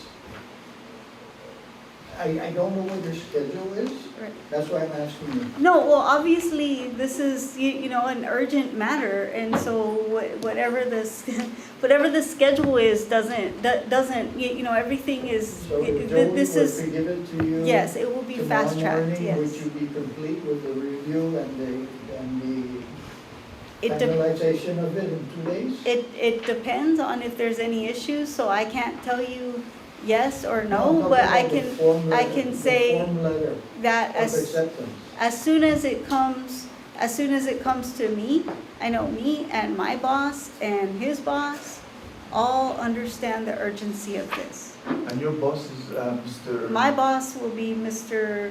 Graham Botha, he's the deputy Okay. AG. And Alright, then Graham his Botha. boss over him, there's the Former chief GPA. deputy, and then there's the AG. But I'm just saying, everybody knows the urgency of this issue. And so there is not going to be any delay, but I don't know if there are any issues that would stop the process. You're talking about delays? There's not because gonna be any delay in, you know, just like, oh, there's something else more important, we're gonna set that aside. There's not, no, everybody sees the urgency of Okay, this. so Joey, how soon can you provide the document? We can provide the first, Can you give a Well, copy we're today? looking at a template, right? We're not doing. we can provide the template tonight. After this meeting, we can The email it. photocopy? But it's just a template. We can provide some, Sanitize it, photocopy, and The then. template is the major holdup right now. And then we customize it to each, Yeah, that part is not, I think that part is minor. It's just having the document itself, and we do need to review it. We need to make sure that you know, it complies with the law. You know, you don't want to rush something through that ends up, it's not, you know, it's not a good document. So that's, it is going to take, you know, some time. yes, I know it's gonna take some time, but also on the other side of that coin, these are disaster victims. Yes. And we need to try and fast track it as smoothly possible for them. Can we, Could you imagine yourself living under a tarp for the past 6 months? Okay, You and your family? with a So- medical need? let me just make clear that nothing has yet been provided to the AG's office for review. So it's not, there's not a matter of delay Well, I guess I'm on, asking you to give me an estimated timeline for your side of it. it depends on, it really depends. I'm sorry, I'm not trying to be, difficult, but it really depends on what's there. If everything is clean and smooth, then yes, it could be a matter of a couple of days. If there's no issues or whatever, or it could take longer if there's something that needs to be revised. It's just hard to predict, and we just don't know. But what I'm assuring you is that everybody understands the urgency of this matter, and that there are people that are suffering the effects of the damage from the storm, and that they're continuing to suffer. Everybody is aware of that. We understand. So I just want to assure you that that is taken into consideration in determining priorities or whatever. There's not. What the assurance should go to Mr. Pinata? It is. I mean, I'm advising the commission, not advising Mr. Kanata, but. I recommend that you walk upstairs and meet with Mr. Doc Moylan. If that's what it takes, probably, I don't know. But I'm telling you that there's not. I understand, but. It hasn't even. I haven't even seen anything yet. Yeah. So, I mean, I know, I don't know if this is, if there's like a perception that it's gonna. Excuse me, I am not a lawyer, okay? Right. I'm not a lawyer. But to my understanding, we have the board here. Yes. We have the staff of the CLTC. You're there as an attorney, I'm not an attorney. If the board approve it, the document is there, it's approved. The legislature approved, the executive branch approved, they pour in funds. I don't know what's the delay here. There's You no. haven't seen anything yet from There's no CLTC. delay, there's no legal delay. There is a delay because I haven't even seen the document. How can you see a document when it's not presented to you? You never asked for it. You know? Yes, Joey, tell me the history on how long it takes for your department and a lawyer to review it. Like I said, after this meeting, I can get up and email the template to Attorney Finney. I don't know how long her review will take. But the template, would that be the information also of Mr.? No, the general information. The general information of the contents of the guarantee. It's just a matter of changing the name of the lessee, the description, and whether it's SBA or WAM housing. And the amount. And the amount, and that's it. So that won't take us long. But we will forward Attorney Finley the template after this meeting. And after she's done with her review and she lets us know if there needs to be any adjustments or anything, that shouldn't take a long time, a day, not even a day. And then we can populate it, so we can use like the mail merge that's available and just, merge it onto the Word document and start printing it, and that's it. And just as long as all the signatories are there then. Yes, sir.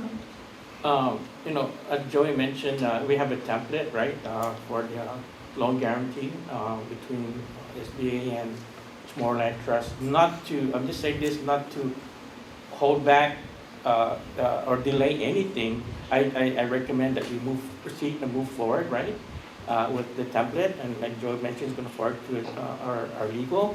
But I just want to bring up something that, like I said, not to delay. That what was approved from the very beginning was only for loan guarantee. It was not mentioned authorization to build, and also Mr. Kinato just provided us earlier a building plan, and which is part of the requirement, but Mr. Kinato, the one that you provided us, thank you for bringing the building plan, but what we need is a building plan that's approved by an engineer. It's not just a drawing of a building plan, we need an approved design plan, building plan, which is something that you can take to DPW permitting agencies so that they can look at, a design plan that was approved by an engineer, and then, and it goes through the process, not just a drawing plan. And like I said, not to delay, because I still think we can still move forward with, with the template that we have for the loan guarantee, and I suggest that we continue doing that. And the contractor that he decides to go with should get those permits. right, but it provide the blueprints for the building. yeah, but the blueprint for the building that we've been receiving are blueprints that was approved by a contractor that was signed by an engineer. So those are the building plans we want. So that not just a design plan, an approved building plan. Does the CLTC require that, or is that a requirement for building permits? In the past, and even the previous meeting, is prior to getting an authorization to apply for a building permit, the applicant will submit the building plans, which is signed by the engineer and everything like that. So, just the previous meeting, you guys have conditionally approved authorization With submittals of the building plans. building plans. Yeah. So that's just one of the prerequisites to get a authorization to build from CLTC. But I think what Mr. A was saying was that Mr. Kanata, when he was presented, I think was only for the approval of SBA. So Mr. Kanata is going to have to come back to get approval for authorization to build, if I'm understanding what you said correctly.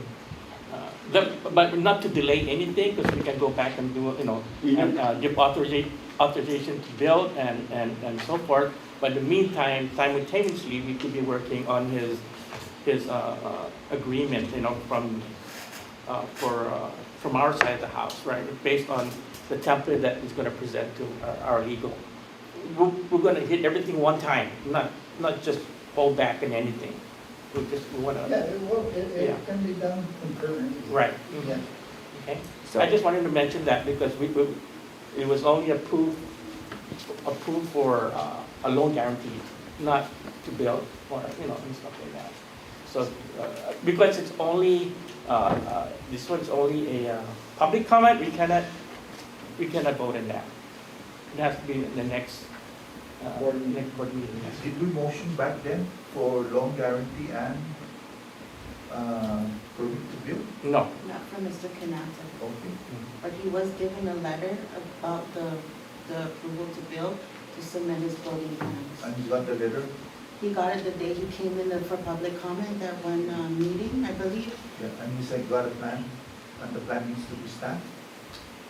On the letter, No, the building plan. There's a building plan that's not he stamped. submitted a building plan to Glenn.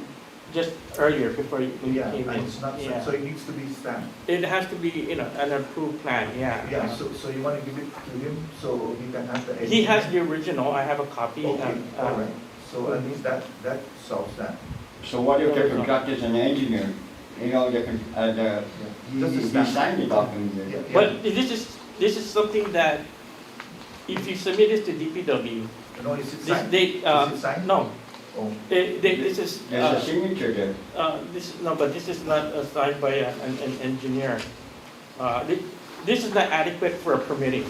It's not. You got to have a detailed That's just a floor plan. plan. Right, That's just a that floor plan. it goes through the signatory agencies for approval. So whose signature is there that Mr. Pinati is saying? There is, this is done by Mr. Jack Chan? Chang, yeah. Chan, yeah. Is he a PE? I'm not aware. Yeah, See, right now, everything is coming new to me. I mean, Okay, no get problem. this, get that. I mean, So just make sure that Mr. Chang gets to stamp it. No, so that's just a. No, it has to be detailed. The Right, details have to be. yeah, so at least Can it's I not. ask a question? You can Yeah. do that, That's Is not it, concurrent. is it a building permit you need? When you have a building plan, a drawing, right, and as, No, but that's, then you know- what we do is we approve the building plan, right, so after that, it goes to the permitting process. We approve. That's a the separate building one, plan. that's a separate, yeah. We approve the building plan. Yeah. How do we approve the building? Well, plan? but we're not engineers, you show us the blueprint, and say, okay, good, I'm just stand by engineer, Yeah. that's go what to I'm the, asking. go to a. How do we know that it's, Right, A we're- building plan, actually, what you want That's, it is a says in the building letter. permit. No, Plan, they want a two. complete building plan. Yeah, Right here. and then they, Not just a perspective, but Yeah. complete plan showing details, structure, size rebars and stuff like that. That's what, engineer will approve of. Design materials and. so that one we keep in the file, right? Is that what? That's all the plans you guys received for other loan guarantees. And that would be on the file, okay? so in our lease agreement, and a letter that was sent to Mr. Pinasa, it says you're required to submit an approved plan as to the design, materials, and probable value and structure to be built on the property. So this is an approved plan. That's in accordance What's the with. date? This is in our lease, this Yeah. is in our GAR 6A, subsection 6A, 126A, What's the date of the letter? September 20, 2023. Okay, so back to the loan And guarantee now. he received it on the 26th, Okay, 3 that's days good after. again. Yeah. So back to the loan guarantee, that's the primary hold up now. The loan guarantee was already approved by the commission. Yeah, no, the document to be No. signed, so you can bring it to, Right. right, that's the hold up now. That's the holder basically, Yeah, and right, other that's than the that, primary. this thing could be done now. so we should get this building plan signed. He submitted a Would you building call that a plan. building plan? No. Because when I go and get a building permit, I have the blueprint, and it goes to different departments Right. for approval. But the blueprints you have, your initial blueprints prior to getting it approved is what submitted here. Yeah, when you go to Public Works to apply for a permit, you have to have the full set of plans. Yeah. So that's Okay. what we require here. So what he needs is, A full set, Maya. yeah. my understanding. Yeah, he can do it concurrently. Yes, that's no problem. Yeah. Because you So guys that can won't always cause a approve delay. it conditionally Yeah. until. So- It's not gonna delay the process, you know. So I'm asking, why can't it be brought up in the beginning? Why can't it be brought up in the beginning when CHamoru Land Trust was first organized? That's what you're saying. Because I know CHamoru Land Trust don't even have an engineer or surveyor.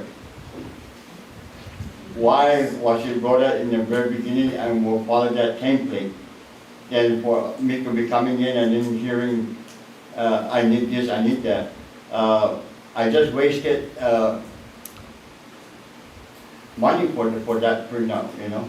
I believe because the letter that you received on September 26th was like the time frame where everything got started before the board, and that it was that the time there was on a timely manner. So that, you know, on September Then you know what, 26th. I suggest that you should air it out, publicize it and throughout the media.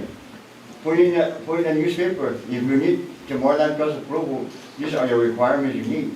Don't make the constituents come inside here and then there will be, It's like a checklist. We They're can't empty. fault him, you know, I'm not gonna fault him. It's, you know, like Mr. Nati said, we should have crossed our Ts, you know, dot our Is, you know, before. Because all of- Yeah, excuse me, do we have a checklist of what they need? You have to do first number 1, number 2, up to 10? I mean, I guess that's what it's saying, right? Well, if I may, one of your requirements from SBA is you're gonna need to have plans from an engineer. all I need the authorization from you guys, because already the money is in the bank. But, And the agreement, that's it. And I'll work with the engineering. but do you? That I guarantee I can bring it in.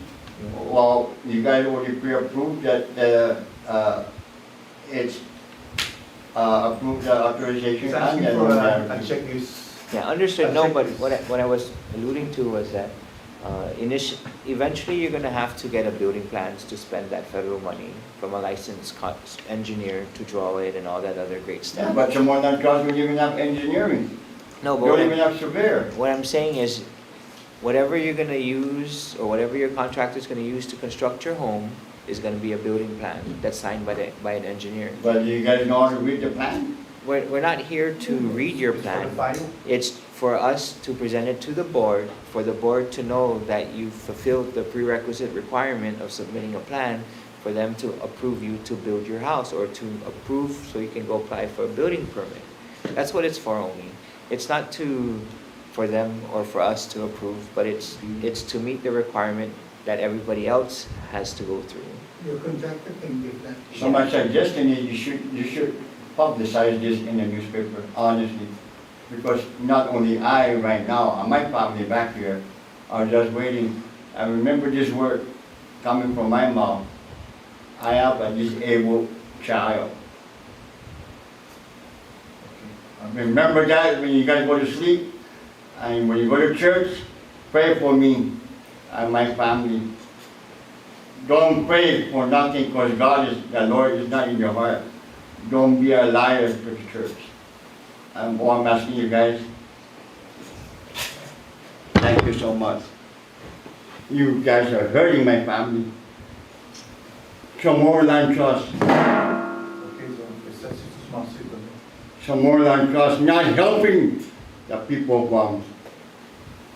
Too many if and but, A to G.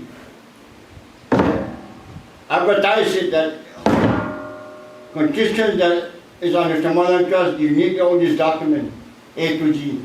Don't make them come here for nothing. I came here 8 times, I'm gonna come here the 9th time. Look at my family here.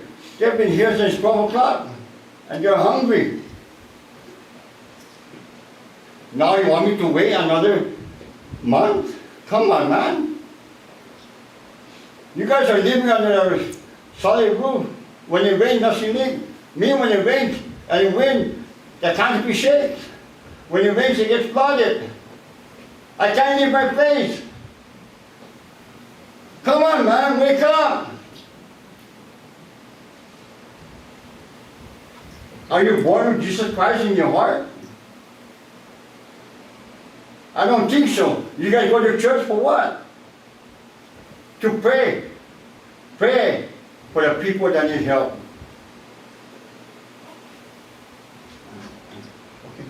I don't want to tell you guys thank you. Think about my word, disabled. I have a disabled child. I have a wife that's sick. And I'm living under a canopy. Very shameful. Don't go to church if God is not in your heart. I'm hurting right now. But there's no help from you guys. I should return the money and live under a canopy. And when you pass by Swango, think about joking at them. My family is hungry. We left here empty-handed. And thank you, Commissioner David, Chairwoman Arlene, and Commissioner, thank you. For you guys, think of my daughter. She's in a health condition. My wife is in a health condition. She just came back from Philippines. I told her to come back here. Don't go back, don't stay back there. Okay. Okay, so thank you. Go to church and pray. Pray for the people that are poor. Think of me. Think of the Lord, all the angels and saints that's watching you guys, how you guys help people. Help people the way you want to help them. Don't help them to make them suffer. Thank you so much.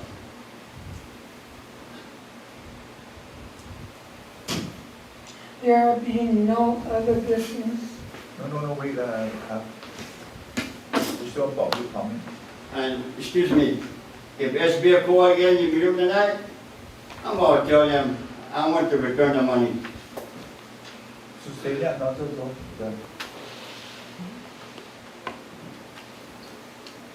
I know what's so hard, but just give me a document to give it to SBA, and I'll give you the engineering approval. Don't sit in your chair there if you cannot help the people. I wish I can go to the media and speak. It's embarrassing. And media came over to my place to take a picture, said, no, I should have done that in the beginning. I gave the board a picture of how we live when the rain exploded. My kids on top of the bed. Are you guys getting wet when it rains? No. How dare you guys don't know CHamoru Land Trust. Think of my word, disabled. You have a family that's able. Think. Feel how I feel. Thank you so much.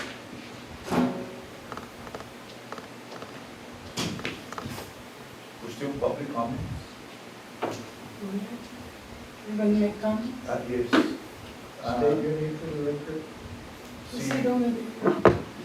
Yeah.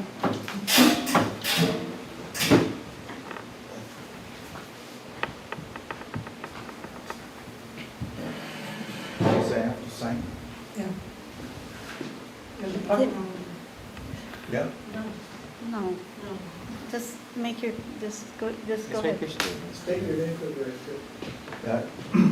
Dito ba ifinut sa muro, no? Da Go ahead. belag mo si itinay mamahlaw ni hafan mo asangan ni Zikilizano ni Stabal Wini, no?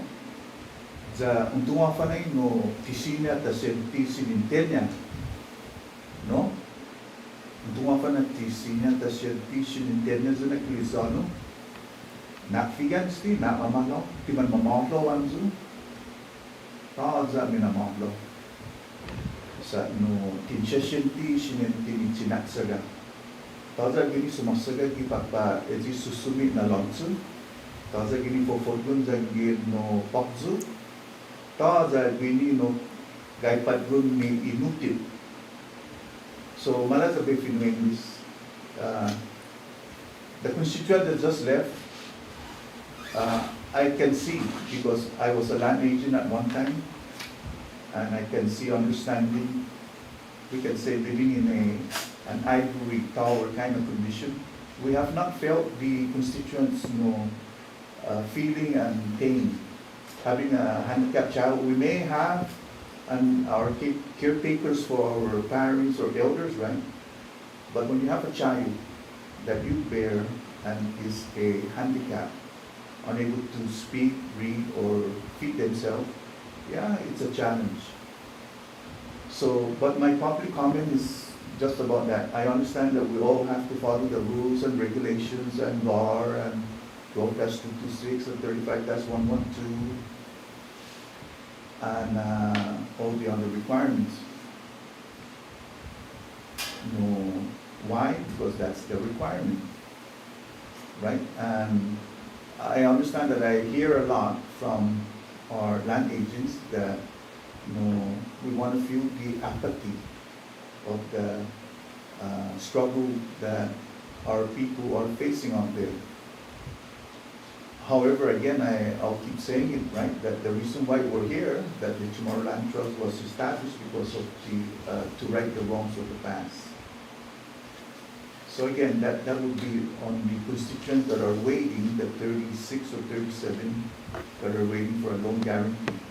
So I understand Joey's position, Mr. Glenn A's position, and our attorney Phil's position, that you're gonna have to go through line by line, word by word, verb by verb, vowel by vowel, consonant by consonant, and see how it interrelates, how these languages interrelate to the loan guarantee. So that being said, that's for the constituents. My public comment here is regarding the last client that we had, Global. Global was tied into Koku. we owe Coco 7.5 million. And in the beginning, when I got here, we wanted to verify did they really ship out 7.5 million worth of merchandise. We interviewed Global, and you can play the tape one more time, because all we ask him is that, are you shipping out by metric ton, or short ton, or long ton? Do you ship out high quality metal, chromoly steel, 3140, 4140, stainless steel, brass, copper? So he mentioned all the details, but my public comment here is that we owe Koku 7.5 million. And then we started deducting the rental from the property that's located in Barrigada. And you can attest to that. Mr. Joey D. proves that we kind of deducted about 1.5 million. Would that be kind of an accurate statement, no? From the 7.5, and we deducted the rental about 1.5. 2.3, I think. 2.3. So we have a balance. We have a liability balance of about maybe 6 million. And I know that sometimes we ask here, how do we know that we owe 6 million? And remember, we worked on that. We looked at the bill of lading and the shipping documents, right? We wanted to make sure that he shipped it out. Did he ship it out by containers? No, right?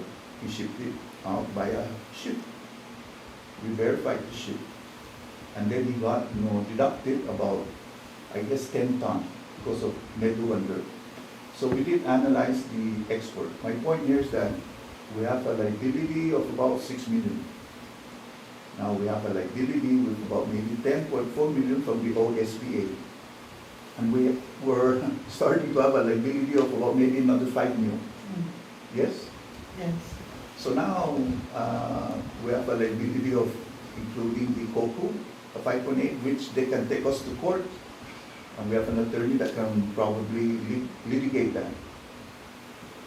Do they have a right to claim? And my question, and here's for the record, Attorney Feeney, I would like to respectfully ask of you to find out, do we have a statute of limitation on COCO's IOU? A statute of limitation. From the time that we owe COCO back in the beginning, and then from the time that we were deducting the rental from the Barrigada Heights, and from the time that we have today, is there a statute of limitation for them to claim that we have to pay the debt to them? And if it is, then please provide us a response on the next meeting if you so decide. If not, then maybe you can give us a verbal response. Do they have a statute of limitation?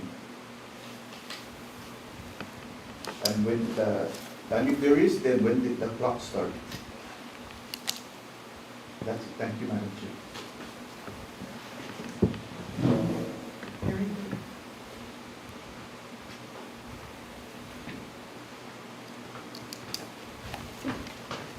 Chris, can I give you another assignment? State your name. An assignment. Commissioner Guerrero. Since you brought up the COCO thing, can you check if that was done correctly? The award to COCO, was that done correctly? Were all the proper signatures?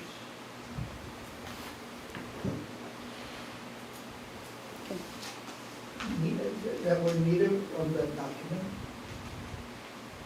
In other words, were all the I's dotted and the T's crossed in awarding COCO that amount? Was the initial contract valid? That's what, that would be my input for that. May I, you're saying that, is it legal? Is their claim legal? Yes. No, is their award legal? Because we awarded it to them. We mean CLTC. I can look into that. I have a question too. Okay. Because you mentioned about authorization for the what do you call it, the loan guarantee. We didn't vote on it yet. We didn't vote on which. Oh, Who's going to be, the signatory, yeah. the director. Based on the templates, does the director and the attorney general, I mean? Oh, No, it just, so the previous ones were just signed by the director. oh, okay. However, The recipient and the witness. however, there was an issue that was raised in court previously, and so I need to confirm that those signatories are the same. And that's about, that court case was about the SBA with the Yes. land trust. Yes. Okay, please provide us that case. Well, we the can case, start- there wasn't a resolution, there were just arguments that were made in the court. So I can't really, Oh, The public no vote? judgment on there wasn't any judgment, no.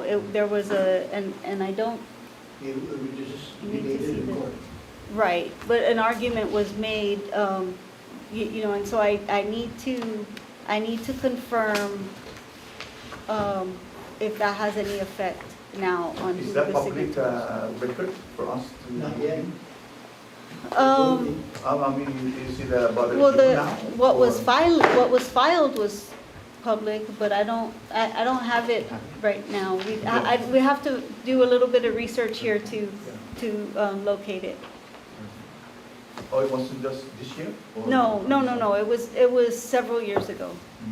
So please, give us that. Judgment? Excuse me? There was never a final judgment? There was, that case ended up settling, Oh, they settled? yeah. So we'd like to hear the settlement agreement. Or we want to read the settlement agreement so we can be I- familiar. Yeah, I'm not sure if there is one or if they just dismissed their Or was case. it sealed? So, no, it wouldn't be sealed. But it could have just been dismissed without anything. So we need to look into that. So please give us the but- record of that case. Okay. I think we have a copy, we might have some Yeah, information on it. these guys can find that. So that in itself will warrant for us to not issue a loan guarantee? So I just need to confirm who should be the signatories. And I can confirm that, that's not a big issue. So the issues about signatories? That, right, I can confirm that. It's not a big issue, but it is something that needs to be resolved. So that's one thing, and then the other thing is, as I had explained, I haven't seen the document yet, or anything that went into making that document. So there are still some things that need to be reviewed, and again, I understand the urgency, and you know, it's gonna, you know, take priority, but it's still gonna, you know, there's still gonna be some time. It's not an instant Okay. thing. Well, let's hear from the assistant. So the templates were emailed 5 minutes ago. So Kristen, you have it in your inbox. Okay. Just so you Please know. help us. I haven't seen it yet, but Christian, please help us. okay, Please. I will do my best Yeah. to. I mean, if we need to meet with Attorney Doc Moylan, Attorney General Doc Moylan, we will. I mean, you know, but we don't want to. Of course, I know he is open to anybody, you know, requesting to meet with him at any time. I'm not telling you, oh no, you cannot Yeah. talk to him. Well, you know, He's it's about the constituent. he has he's very open to talking to, you know, whoever is. Maybe he can give you an assistant yeah. to help you But carry the load. Because But what I'm telling you is, there's nothing that can be done right now to speed up the process on that end.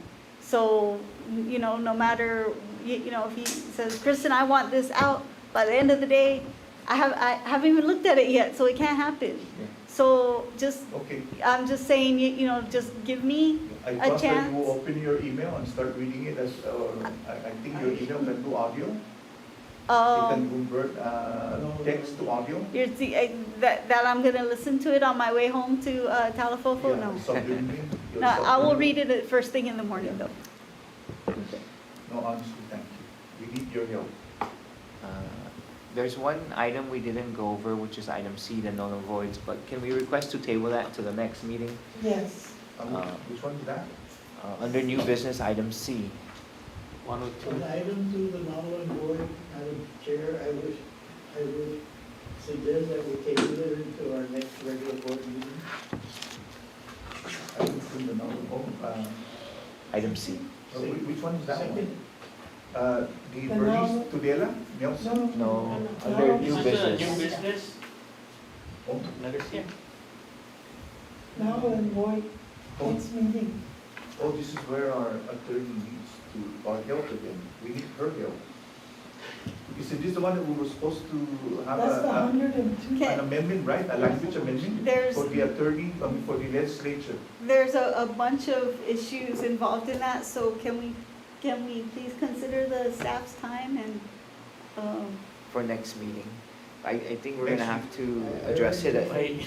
like, on a case by, not case by case, but on an issue by issue basis, because Yeah. that entails the whole, Yeah, didn't we add in the language for the draft for yeah, the bill? yes, the board, the commission that Right. entailed, Commissioner Guido, yourself, and former Chairman John Regis, you guys, approved the resolution. Right.